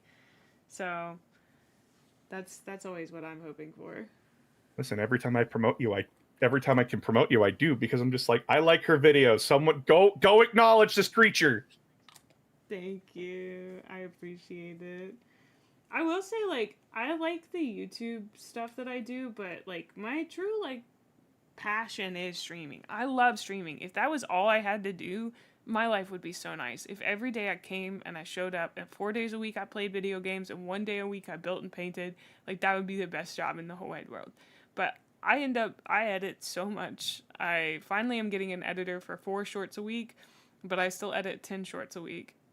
And, like, I don't think people understand that, like, being a full-time content creator is, like, you do the thing you like for about 20% of the time. And then 80% of the time is doing stuff you don't really like all that much. At least until you know. Maybe that's not true for you, but... No, how do you it's... feel about Primarch slop? What is Primarch slop? Yeah, that's a new thing I haven't heard. What are we talking about here? But yeah, so I like writing. So I like the scripting part of my content. I like recording and editing it. Well, I like recording it, and then I like talking about it. And then there's the editing. Editing and me have a very, very weird relationship where I'm like, okay, editing software, am I going to want to fucking kill you today? Or are we going to have a neutral day where I don't hate you and you don't hate me? And then it's a coin toss. Yeah. I totally get that. I guess, like, I'm thinking about it and I'm like, what about the job do you like, May? And I was like, I don't really like writing scripts for my reviews. I find them to be really tedious and difficult. And, like, there's a part of me that likes writing, but I don't really like writing that much. Like, I don't like writing nonfiction. And, like, I wish I did. I wish I could just spit my ideas out, like, unscripted. But I guess that's what stream is. Because I feel like I have really big opinions, and I like my opinions, and I like talking about them. But fuck, I do not like sitting down at a computer and, like, typing, and then, like, having to organize my thoughts. But I think that's, like, gotten harder and harder. I genuinely feel like I've gotten dumber over the last 6 months. It's crazy. Like, I feel like I cannot... Like, you know, Primarchs coming back and making the setting less grimdark and showing up in every game at the LGS, so you've got to prep to strip a stupid Primarch with AT weapons. Hey, buddy, I'm gonna, just real quick, before I ban you, cheer the fuck up about the hobby that you supposedly love. Thank you. Oh. Anyway. Holy shit. I'm sorry. It's fine to complain about your hobby, but if you're gonna be, like, a doomer about it, shut the fuck up. I know I'm new here, but, like, nobody wants to hear you complain about it like that. Like, I don't know. I feel like there's acceptable ways to complain about it. Dude. Maybe you have a different opinion. Oh, I'm straight up the person. I don't ban them, but I do go like, then why are you here? If you don't like it, why are you playing? I don't want to argue with them. I'll be so rude with you. I'm a confrontational person. I am someone that will look someone dead in the eye and go, you want to fucking repeat that? Because I take no shit, right? And that's just me. Yeah. And I try to keep it to myself. And I think that's, like, kind of the reason why, like, people don't want to reach out to me is because they know that I am someone that will do that. And they don't... It's not the fact that, like, oh, we don't hate him. It's just, like, he's got a confrontational vibe, and I don't want to vibe with that. I'm like, that's fair. That's more than fair. Someone asked, is it considered a faux pas to print the miniatures? And I just, I want to address that real quick, which is absolutely not print all the miniatures. It's not a faux pas to print miniatures. There's, like, some Warhammer store stuff, I believe, but I don't think there's... None of your friends are gonna care if that's where you're playing, like, with your friends. Yeah, like, if you're playing a fun game, no one gives a shit. If you're playing a competitive game, the TOs are gonna look at you and go, we need you to send pictures of the models that you printed and make sure, like, you've measured and everything so they're the proper size and that bolters look like fucking bolters. But otherwise, you're fine. Oh, that's where that goes. I don't know. I don't like it when people are like, are just being such a doomer about the hobby. Like, if you don't like it, leave. Yeah, Like, you're really it's correct.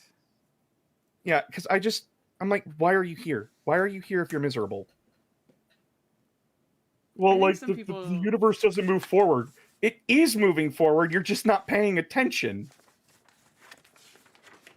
also, like, I think it's totally valid to complain about the hobby sometimes. Absolutely. But I think that there truly is a way to complain where it's like, oh man, I feel like the introduction of Primarchs to the game, like the number of Primarchs that there are in the 40K like tabletop game has kind of diminished it for me. That's a totally valid way to do it. But to be like, well, every time I do it, I have to do this Primarch slap. Like, I don't know. What is the word? Chat, please tell me what I'm thinking. Can you tell me what I'm thinking? Can you put the thing that I'm thinking into words for me? I can't quite get there. It's like doomer? Slop? I don't know. I think my brain's about to die. Negative Nancy is the word I would use. Negative Nancy. Oh my god, that's so true. I mean, you can complain without being a negative Nancy. I feel There's like. critique and then there's mindless bitching. Yeah. And sometimes you can mindless bitch, but don't do it in a random VTuber's, like, chat. And the gloomsayer. I can tell that person was talking about the competitive scene, and when it comes to the competitive scene, guys, that's a very different mindset than a fun game. You know why people bring Primarchs to the competitive scene? Because Primarchs are good, except right now Primarchs are shit. So I have no idea what the fuck that person was talking about. No one brings Lionel, no one brings Gilliman, and God forbid anybody bring Magnus, Mortarion, Angron, or Fulgrim. If I'm bringing Fulgrim, I'm not there to win. I'm there to fuck about and be funny. It's not about being funny. It's because he's very cool, okay? He's a cool Primarch. He's really great, and I love him. Don't make fun of him. Oh, no, like, I love Fulgrim. I love that he's a little shit. He's a very... Once you get to Angel Exterminatus, if you get to Angel Exterminatus, you'll understand what I mean. Yeah, I don't know how many of the Horus Heresy books I'm gonna read, dude. Like... Don't read all of them. For the love of God, don't read all of them. That's don't never do what really I did. been my plan. Good. My plan has always been to kind of skip around, but the more I like read 40K, I'm like, oh, I like 40K more. But the more I'm also like, I think I would read way more of these books if I wasn't doing reviews of them. Like, I have got to come up with some way that reviews will work with my brain, because the pressure of having to write the review is like actually crippling. I don't really know what to do about that. Would you like some advice on that and how I'm doing it? Sure, but also keep in mind we do have different brains, so if I immediately that's not gonna work, you know. Yeah. Genuinely, I'm happy to listen. Only review the books that you want to talk about. Well, that's the thing. I wanted to talk about Eisenhorn so much, but it took me, I think, literally a week and a half to write the review. Every time I thought about sitting down and doing it, I was like, this sucks and I hate it. And like, I don't want to do it. Mm-hmm. But I wanted to talk about it. If you sit down with the mindset of, I don't want to fucking write this out, don't. Turn it into a stream. Yeah, I guess like I did that with one of them and people were okay with it. I guess I should just, but I guess I feel like it's not good enough because it's not written. And maybe I should just get over it and just do basically overly opinionated autistic reviews off the dome, you know? May, I'm gonna fill you in on something that a lot of your fans say in your Discord server. They are here for you. They are here for you. They love your autistic yelling. Please do more of it. Be true. No, that couldn't be true. That couldn't be it. I mean, okay, yes. I would, but also I want to do in-depth, I guess I have thought about this before, that I should just make an outline. Because, like, I want to talk about Cyberpunk 2077. I want to, like, I want to talk about it. I don't know quite what I want to say about it other than I love it. It makes me feral. It makes me want to go. It makes me want to like Feral. live in it and bathe in it. And like I want to bask in the glow and like I want to wrap myself in Cyberpunk 2077 and I want to lick it and I want to eat it and I don't even know how to describe it, you know? But I think it would take me both 20 minutes and 2 hours to talk about it. And if that's what it takes, that's what it takes. But at the same time, your audience, your true audience, those who will come no matter what, not the casuals. The casuals will come. The casuals will come whenever. The real fans are here for you, and they want to hear you. They want to listen to you. Do you want to know something silly that happened yesterday? Sorry, go ahead. And when it comes to you, the very colorful commentary that you just gave on how you want to not fuck Cyberpunk 2077. Cyberpunk 2077. I want to deep throat it. Ah! And the fact that everyone is looking at that and going, yeah, I want to hear that. That should tell you more than you need to know. Well, yesterday I was doing that sponsored stream with Bubsy, and I had a great time doing it. It was also a really like super fun game. They actually made Bubsy fun? They actually did, dude. It's crazy. It was like just a really enjoyable platformer. I'm not really a platformer girly, but I really liked it. Chat, what fucking timeline do I live in? Bubsy's good now? Yes!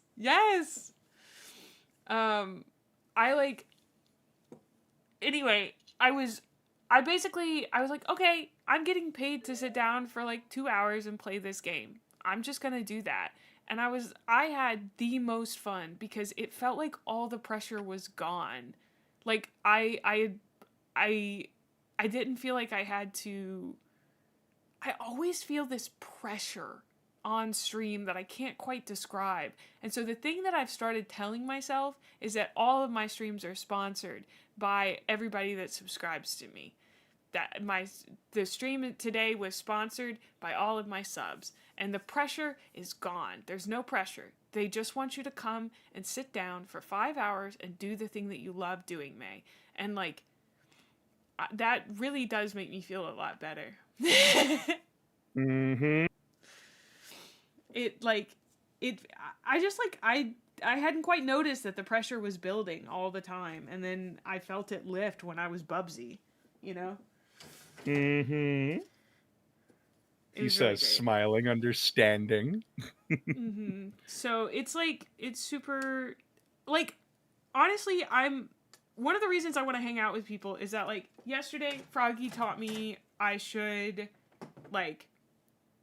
just reach out to people. We're all little guys. And I feel like today I'm learning a lot from you about, like, I should just be confident in myself in my content. Because, like, you seem really confident in your content. You're like, I make good shit, because you do. And you know that. You know? Oh, remarkably. So, funny thing. Yeah? I am the kind of person that looks at everything that I do, and I go, this looks like shit. I'm the kind of guy that, like, I don't need external validation, but just, like, I let it hang in the air and I let it speak for itself, right? Okay, but can I counterpoint you here? Go ahead. Here? When you were talking about your reasoning for making your Need to Know series, I could tell that you believe in your own mission. And, like, having a series like that feels like you have a concrete idea, you know why you're doing it, you know that it's helpful to people, and you understand what its function is. And I think that's super helpful for you, because no matter what, you can always fall back on that function, even if you don't feel your own performance is, like, perfect. And I think, not that that's easier, but it's a different thing.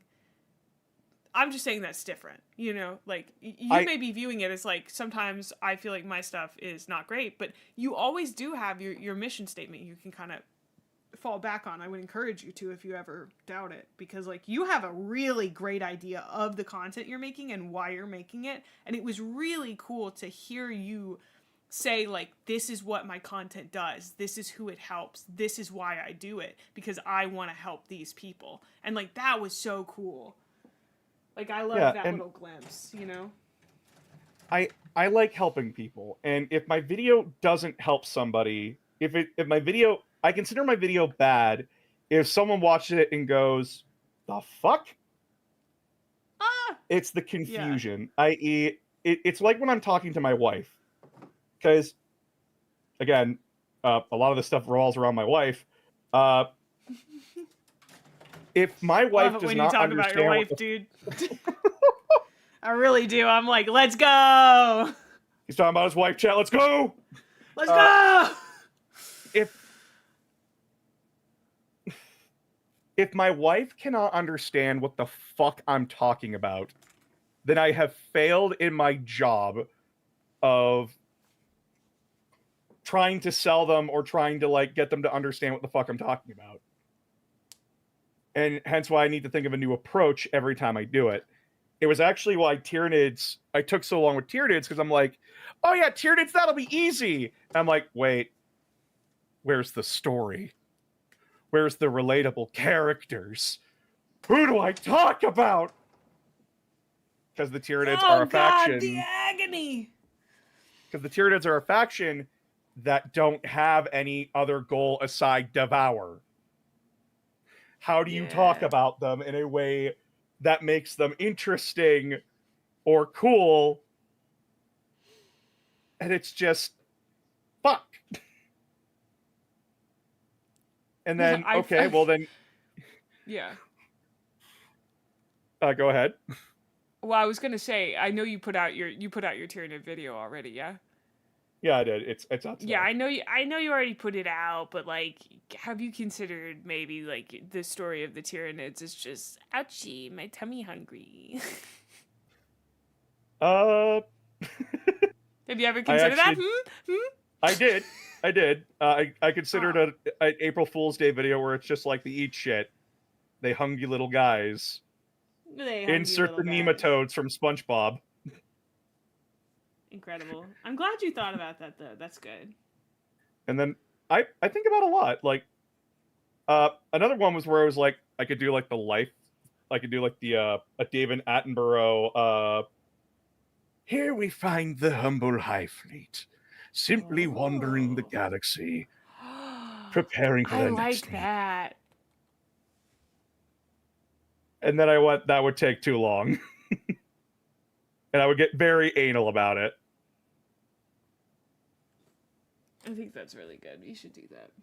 I know it would take too long, but you should make it a little short. That's such a good idea. I think it's really cute. I like that meme. I'm sorry. I'm a big fan of doing the David Attenborough voice meme. I love it too. That's why I was thinking about it. You do that voice very well. I'm sorry, I said do. You do that voice very well. So another thing about me, initially, I wanted to be a voice actor. I know many VTubers who are voice actors / wannabe voice actors. I think it's a very, like, common dream and route, and I don't think I could do it. I would love to consider myself as someone who could act, because I act all the time, but also probably not. What the fuck is this piece? What the fuck, GW? I'm Welcome sorry. to Old Bottle Kids. I've been holding that in about at least 17 pieces. I've been, like, able to hold a conversation, which is crazy, because this is a puzzle constructed by Satan himself. So they hired the fucking devil to make a puzzle that is the Orc Stompa, and, like, he was eating good. He was eating good! Oh my god. Dude, I'm living for this. This is justified anger. Like Goes I under am the gun. I am living vicariously through you, remembering how painful it was to build Big Chungus. Okay, but it shows on here. I guess I shouldn't fucking look at this, dude. I shouldn't fucking. This is a lot. This lies. This lies. Goes under the gun barrel, like here. But yeah. So. I'm sorry, I interrupted. I wanted to be a voice actor. No, you're nah. Pop off, Queen. Pop off, Queen. It boiled over.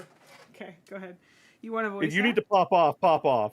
Yeah. I wanted to voice act, and then I learned to my utter sadness that all the major voice acting stuff is nowhere where I live. And if you want to do voice acting, all these big studios don't give a shit if you're remote. They want you in person. For some fucking reason, we have all the technology in the world that lets us communicate over long distances, and they're like, nah, bitch. We want you in the studio. And only if you make it past an interview. Okay. The interview I understand. The distance I don't yet. So from there, it's all about like getting close enough to the job that you want, but being happy with where you end up. So long as it's not miserable. Yeah. And what is a voice actor at the end of the day? Well, they're a content creator. They help create content. And True. I am doing acting. I'm doing my little shorts. I do my reviews. I do my need to knows. I put on voices when I want to. If it's talking about a faction, I've been putting the faction quotes in there. And the most recent ones, which was Custodes. Which ones were me, actually?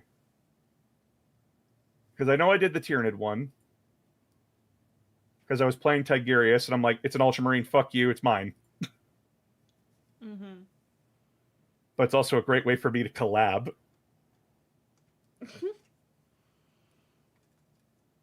Because I had my friend Mitsuki read off the Drukari quote. But yeah, I did Tyranids, I did Necrons, I did my Custodes, I did the Custodes, I did Orcs, but then my friend Speed did Eldar for me. You hate Orcs? No, I hate the Custodes. Oh, you hate the Custodes. TCOM, don't get mad. TCOM, don't get mad. Dude, my first ever game of 40k, I played as a 500-point game where I was Ultramarines and it was against Custodes. My opponent was very nice but extraordinarily autistic. And I am also extraordinarily autistic, but it's a spectrum.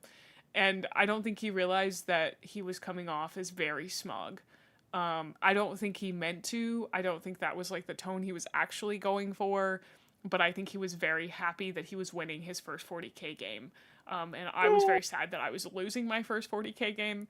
And it was only in vuln saves for about 4 hours. And it was just like, it was a really bad experience overall. And it was not his fault. He did not make it any worse or anything. I took it very personally. It was like, this was like 3 months ago. But I feel like I've grown a lot as a person. Do you want me to teach you?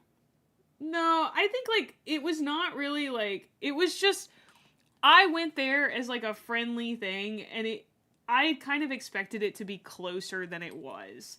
And it was just, I got absolutely wiped by Custodes as soon as they got close to me. What was this supposed to be like a learning game, or a game where like? Yeah. No, it was a learning game. I mean, it's just 500 points. You know, it's in like an escalation league that my LGS does. But you know, it was just.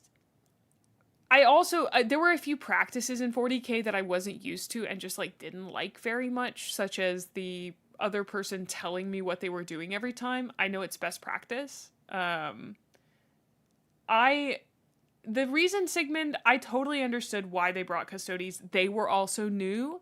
They basically said, hey, I don't have a lot of money to spend on Warhammer. Custodies are the cheapest for me to start with. That's why I started with them. I also like that they hit really hard and you don't need very many of them. And I was like, totally makes sense. I brought Ultramarines because I was gifted a box set and like I'm extraordinarily lucky.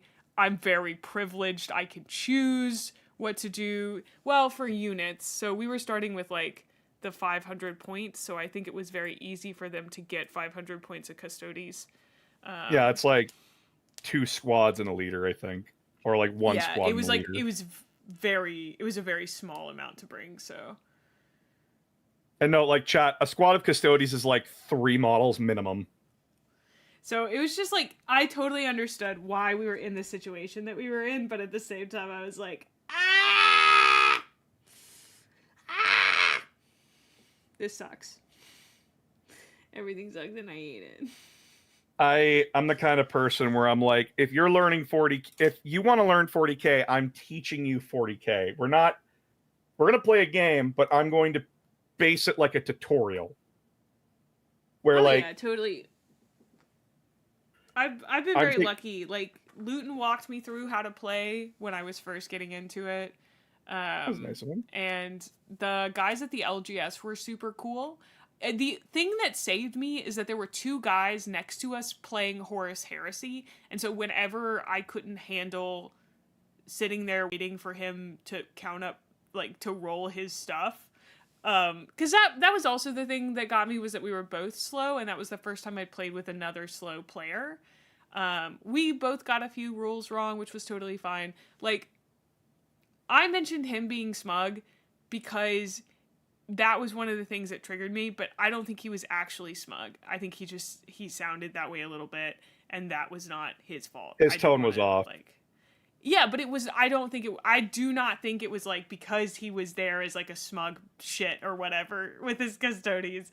But like, it was pretty obvious from the start he was gonna wipe me. Like, I had all these guys, but they were all pretty weak. I didn't know how to use them. It was just like a situation where it wasn't the best like thing for my first in-person game. Thankfully, Sigmund walked me through how to play, and we did our true first game, which was super duper fun. And like since then I've gotten to play I think another time or two. And it was just like, I don't know. It was an interesting experience. It didn't turn me off from the tabletop game. The main thing is that I don't know enough about it for it to go fast, and I have to play it a bunch for me to get better, but I don't have like 4 to 5 hours to spare every week to try it out again and like get faster. So like, you know, I'm in a weird spot with it, you know? Oh yeah, and with the new edition coming out, everyone's like, we're done with 10th, 11th's coming. We only want to focus on what's coming out for 11th. And I'm like, that's fair. Plus, like, 11th will allow tons of new people to hop on board and start playing the game and see if they actually want to get invested. Sorry. At least in the tabletop game. Yeah. I don't know. I feel like I could make the case that almost anyone should read the books, but yeah, because like books are universal, right? Yeah, pretty much. The tabletop game, however, is a different beast altogether, and yeah, that price point is gonna. It's if you're playing a tabletop game, you want to get your every bang for your buck, right? Mm-hmm. And you don't want to spend $100 on models if you don't want to spend $100 on models if you're not invested in the game, or at least in the hobby. Yep. So like, oh god, I know like when 11th edition comes out, I'm gonna be playing like several practice games, and then I'm gonna be making a video for it where I'm like, this is 11th edition, this is how it's played, these are the rules. And I'm gonna do like a whole video walking people step by step through it.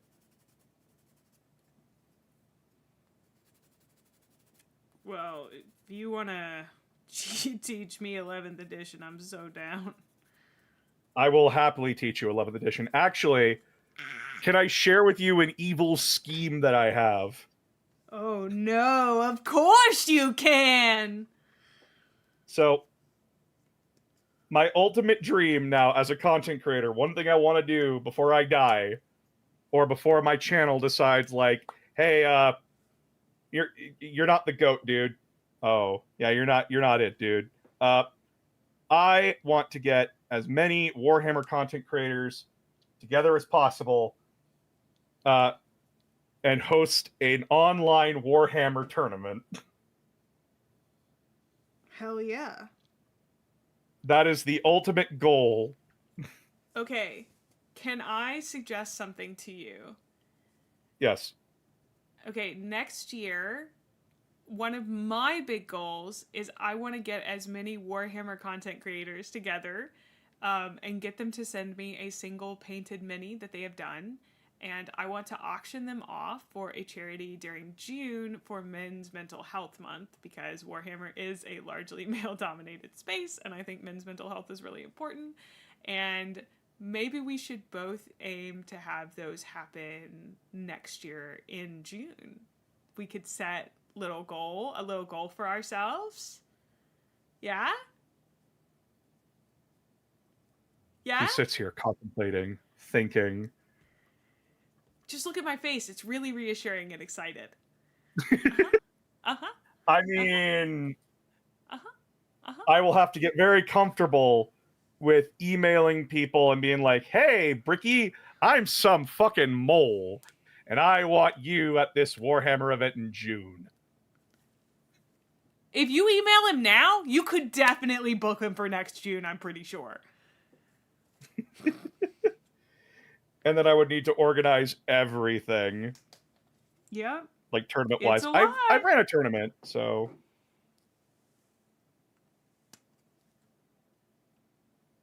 Yeah, like, the idea is that, like, I want the Warhammer community to come together and show a united front where it's like, yeah, we're here, and we want to have fun and enjoy... We want to play a fucking tournament together. Yeah. And I I like it a don't lot care as about an skill idea. level. Yeah, like, I Yeah. don't give a shit about skill level. I want everybody from newbies like you to veterans like Bricky to come together and be like, we love Warhammer, and we just want to do this because it's fun. I think that's a really good idea. I think you should do it. This also isn't totally me having a Kaiba moment where I'm like, I want Battle City! I would love Battle City. Battle City 40k, but instead of like dual discs and holograms, it's we whip out a fucking table. Oh, incredible.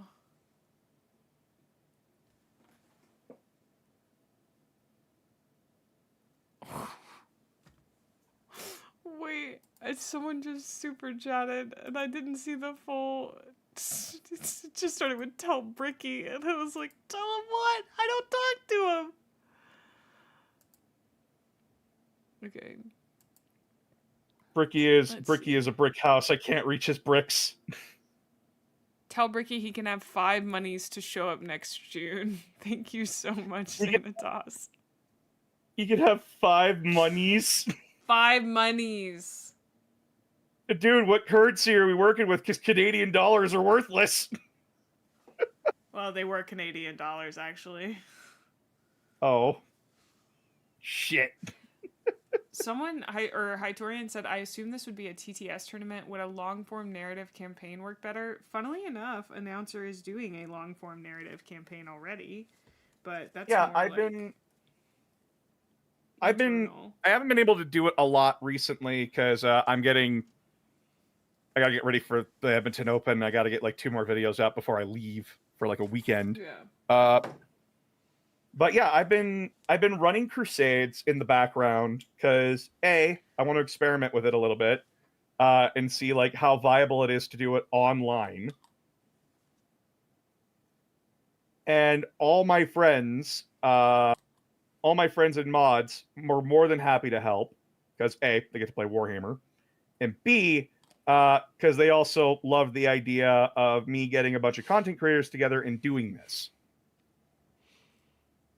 And this experiment, like this one that I'm doing, I invited Mae and Froggy to it. Mae is just happily watching. Yep. Or like checking in once in a while. And Froggy said no, because Froggy is busy. I was invited and then I realized I didn't have the time for it. That was basically the issue. So like, I think the thing that I would say is that if it's like a 2 to 3 day block maximum, like preferably 1 day where like that's the thing you do, but possibly a 2 to 3 day block. It can't go over a long period of time just because none of us can commit to that really. That's like, I think the big thing. Yeah. And that was the major thing where I'm like, yeah, no, like no one can commit to a crusade because a crusade demands that it be like a D&D campaign with a continuing narrative. And I can't do that.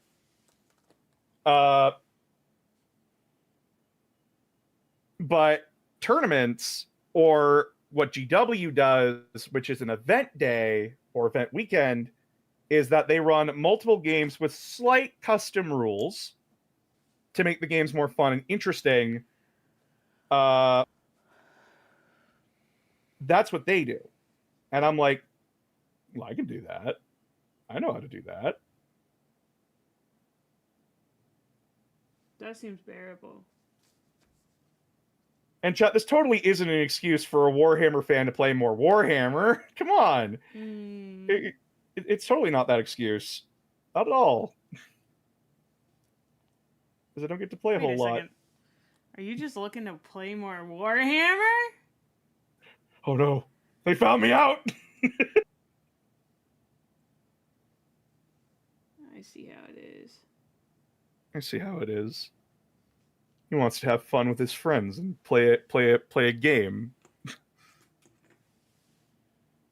What is this horse shit?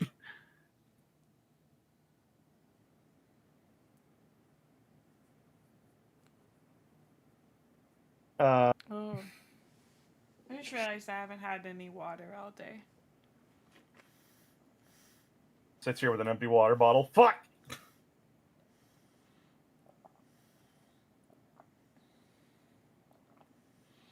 What kind of sicko wants to play a fun game with their friends? Disgusting. Yeah, like what kind of sick freak wants to do that, guys?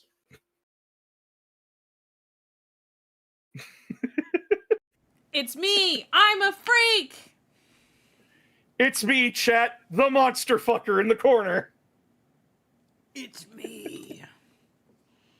It was me, Austin. It was me all along. Dude, I started, well, I guess I didn't.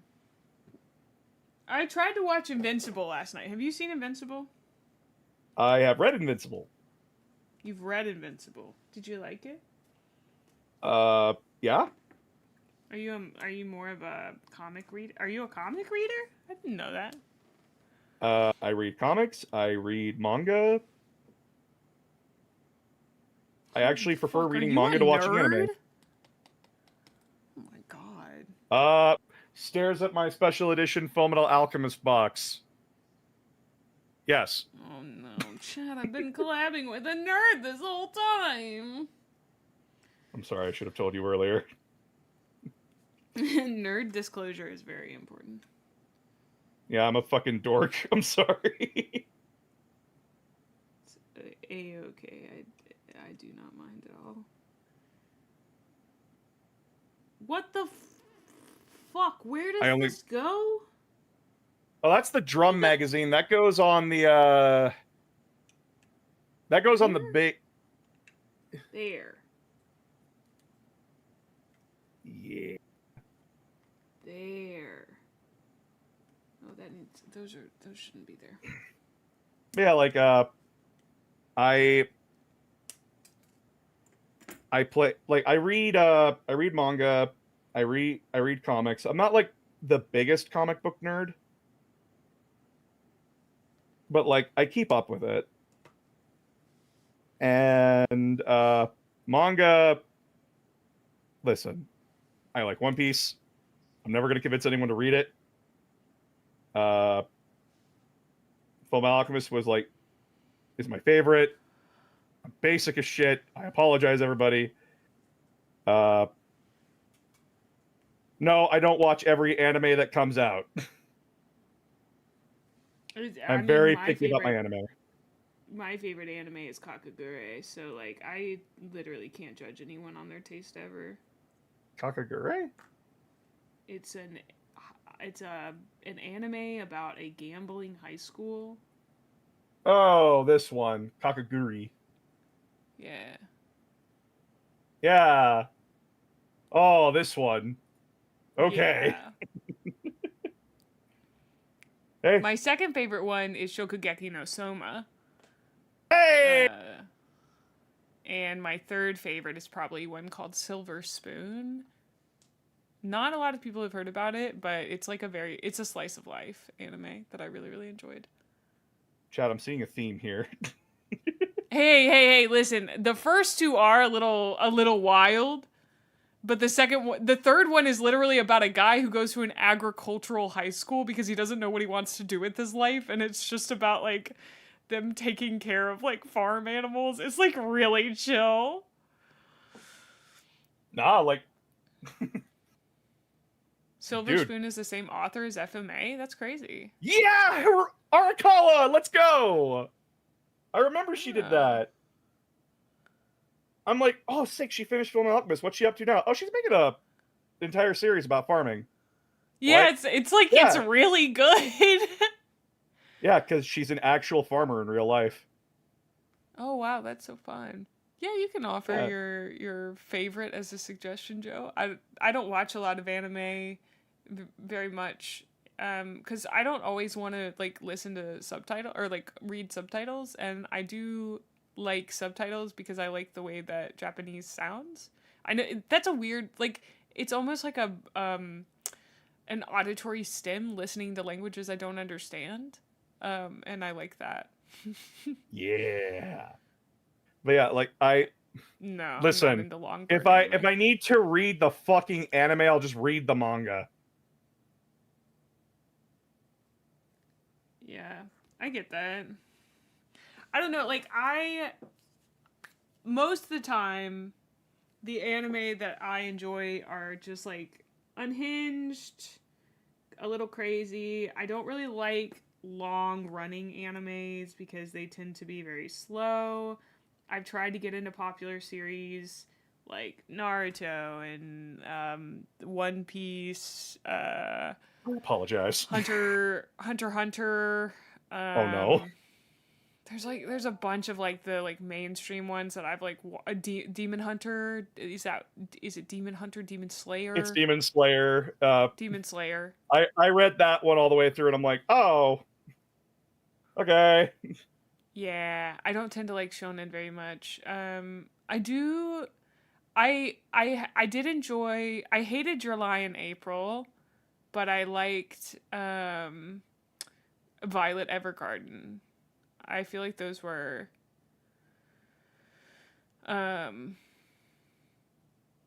kind of similar, but yeah.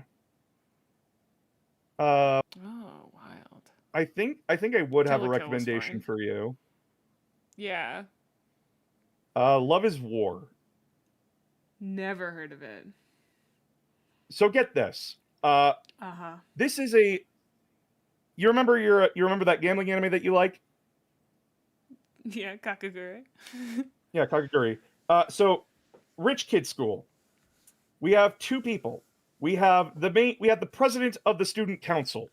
He is he's a poor guy. He's the poorest man in the school. He got in there thanks to a contest. And he is like this. Love is War. You have a guy who has to like absolutely work his ass off to get anywhere. And then there's the girl. She is an heiress. She is extremely talented. She It's is fucking crazy. Oh yeah, she is.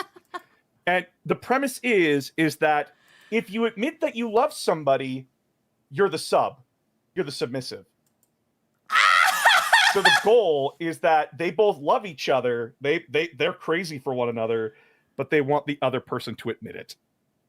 And they will go to any lengths to do it.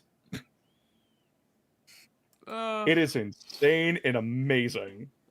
I love that. That sounds like that's so stupid. I love stupid stuff. They do Machiavellian schemes over fucking charades. Good. As they should. It is so wonderful, so heartwarming, and it's just a bunch of fucking hormonal teenagers taking it more seriously than they need to. Good. Oh, I love that. Thank you so much for taking in what I said I liked and then immediately giving me an extremely exactly what I needed as a suggestion. I have been floundering for a TV show. I just finished watching Psych, aka I got to season 8 and realized that it's nothing like the first few seasons, which I loved the most, and then got sad about it. And so, I have been looking for something else to watch. And, that sounds perfect. Where the fuck does this go? What do you mean? Chat, this is my skill. This is something you're going to learn about me. I like listening to people, and I retain the information of what they enjoy and what they like. And that way, when they're like, oh, I have nothing to do, I have nothing to read, I have nothing to watch, I have something to suggest for them. Thanks. Because I like helping people. I mean, I think honestly one of the reasons that I have difficulty... What the fuck is Will Trent? Never heard of that. Maybe I haven't. Let me look it up. I've exhausted the type of TV show that I tend to watch for the most part.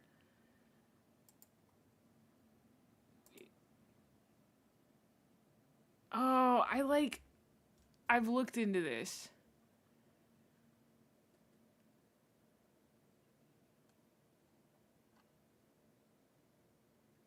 I gotta say, one of my requirements for a TV show is that I personally often have to find the male lead attractive. And there are a lot of TV shows in which that is not true. And so, there's a lot of TV shows that I just don't...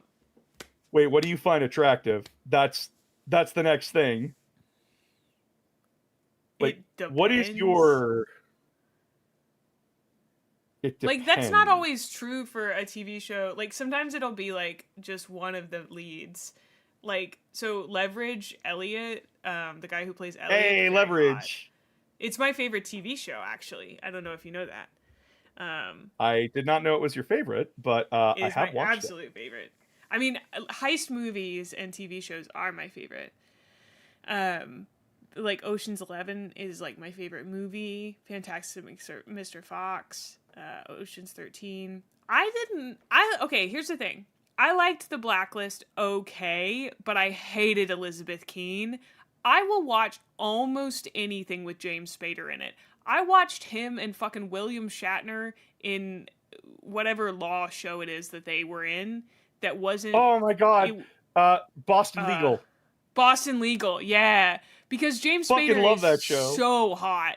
He's so hot. I mean, even in Boston Legal, he's just so hot. It's crazy. But, I could not handle Elizabeth Keen. I just couldn't handle her. Yes, it's James Spader is the reason to watch that show. And, it got to the point where even he couldn't, he couldn't do it for me. And James Spader can almost always do it for me, okay? Ugh. I am the fucking... What? what was the, I'm just remembering a quote from him, and it's like, "I'm the fucking Goblin King" or something. Yeah, Oh, no, he's great. I encountered James Spader because of the movie Secretary with James Spader and Maggie Gyllenhaal, which is the original Mr. Grey, from 50 Shades of Grey. His name was Mr. Grey. he's like my own first. gray flavored popsicle. Oh my god. What the fuck? Have you ever watched a group called Legends of Adventress? No. So they're a D&D group. Like, Yeah, I know who they they're are. cool. Yeah. Yeah, they have a character named Chuckles that they Oh occasionally bring yes, out. Chuckles the It's a clown. clown. Yeah, and at one point, Nikki, the DM, she's like, I need you to just read 50 Shades of Grey in Chuckles' voice. Do it." And Mikey pulls out the book and he starts rattling off quotes. I tried watching their clips, and the thing is, I think their clips are funny, but I have this thing where, like, if people suggest shit to me, I feel weird about it. I don't know.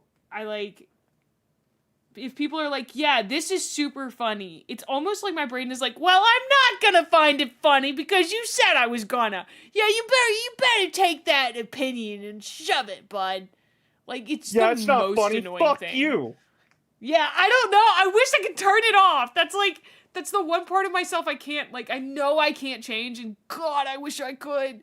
Because I would love to be able to take suggestions like that and, like, really be okay with it, but I don't know. Friend. Like, I watched it on stream, and it obviously seemed really funny, but, like, I just didn't vibe with it super hard, and I felt so bad. Because I was like, oh, this would make excellent content if I was into it. Friend.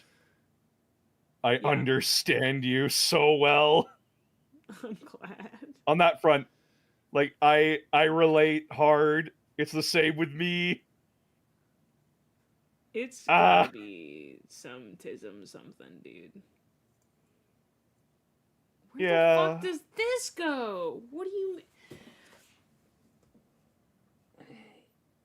This goes like this. I know the conversation moved on, but shower thought for men's mental health tournament. Callie and Bibu of Hololive are getting into 40K, and we're wanting someone to teach them how to play. They might be down to join if they have time. Oh, dude. Dude, they're so big, but that would be incredible. But if we could make it into a big enough event where, like, it's a charity thing, we might be able to get HoloLive into it, but we need to partner with, like, an actual event thing for HoloLive to, like, be chill with it. They'd have to be an event thing that had proven themselves and had no issues. Because, like... Yeah, guys, I need you all to understand something about HoloLive. It's like, you business? there's a lot of hoops. They're not like content creators you can just talk to unless you are also a content creator of that size. And even then... It's contract work, guys. They need, like, it's a whole thing. Like, I had to have this painfully explained to me by people within the industry about, like, oh, well, like, why can't they do that? It's like, oh, because, like, the amount of fucking legal work they have to go through is... Here's the paperwork for having them on stream. Here's the estimated time. And this is money, right? Like, this, like, you're doing this for a charity? Yes. Okay, well... Here's the specific things they can't say or do. Oh, God. Yeah, and that's just part one of however many we fucking need. Yeah.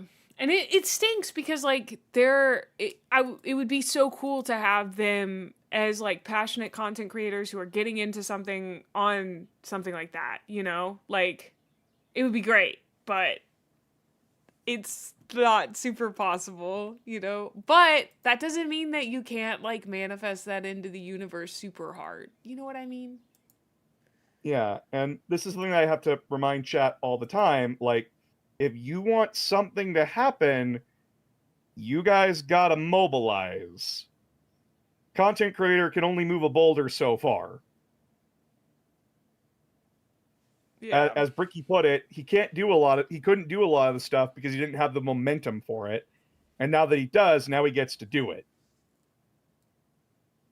You guys severely underestimate how much the audience makes the content creator. That's very true as well. I mean, honestly, as a content creator, like right now, I'm still like finding my audience. The core audience that I have right now, great, amazing. I love you guys so much. But I'm still building that main group, you know? Yeah. The rider dies. Yeah. You're building an audience. And guys, I may be at 50K, but I'm still a relative nobody. And I'm gonna be perfectly honest with you right now. On a business front, on a business perspective, and this is not like attacking me as a creator. This is not me like putting myself down or trying to put the other creators on pedestals. A corporation is going to look at me and go, "You're too small." Not that you aren't good. It's just that we know you don't have the reach that we want to see. Does the audience Because they're a reflect the business. content creator? Yeah. Yeah, the audience also reflects the content creator. And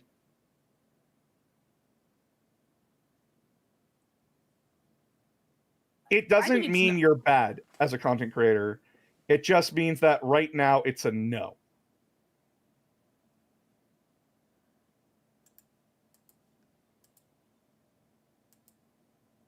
Doesn't mean don't take your shot, but be ready for the inevitable answer. Oh my god, this gun is so gigantic. Why is there more gun? Because not enough DACA. Why is there more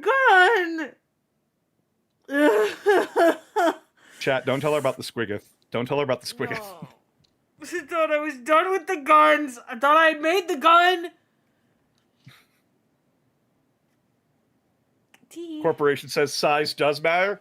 Guys, word of advice. Size does matter. Yeah. Also, I think it may be time for me to like wind down for the day and be done. Yeah, sorry Sam. to end I have to abruptly. No, you're good. I also have to end because I'm going to go see The Mandalorian and Grogu tonight. Yeah, you have that coming up. So, funny thing. Today's my anniversary for my wedding.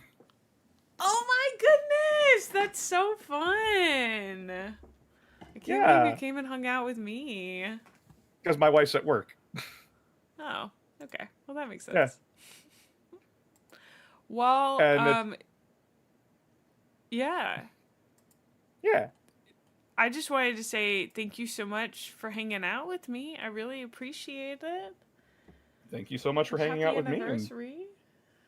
Yeah. I hope we get to do this again sometime soon. Girl, just message me and I'm more than down. Yeah. I am hoping to collab at least once a week. My goal is to have a collab once a week to hang out with people. Just to like chill, do stuff, you know. Whether it's games or this or whatever. We gotta play Halo. Yeah. Yeah. So. I do want to play Halo with you. That is a goal. We play Halo. Yes. Yes. I am going to raid Irradiated Rat. She's currently looking at the cuck fart, and that's exciting. The what? The cog fort. My brain was like the cuck fart. What? Yeah, that's a cog fort. Do you mind sending me her username so that way I could put her in the raid too? Absolutely. She is also a Warhammer content creator and just an absolute sweetheart. Let's go. Cuck fart. Put that on a shirt, chat. Put that on a shirt. Put that on a shirt. Cuck fart. Put a Skaven on there too. Well, announcer, I will see you later. Thank you so much for hanging out. I'm going to give my goobers a bunch of little kisses before we leave and thank them a bunch. But I will talk to you later. Thanks for hanging out. Yeah, thanks for hanging out.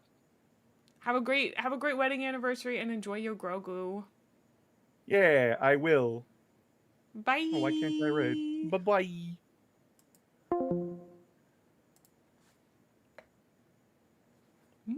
Okay, goobers, tomorrow. I think I'm playing a game. We're gonna be playing a game? Question mark, question mark, question mark. So yeah. We're gonna be playing a game. I don't exactly know what game we're gonna be playing, but I think it's gonna be a Warhammer game. Probably Mechanicus 2 or Dark Heresy. So, I will see you guys later. Okay. Bye! Go give Rat lots of love for me. Oh, yes, yes, yes. Grab our raid message. Grab our raid message. Thank you, thank you, thank you. You just finished fishing? Oh, no! Well, I'll see you tomorrow, Dillo. Bye.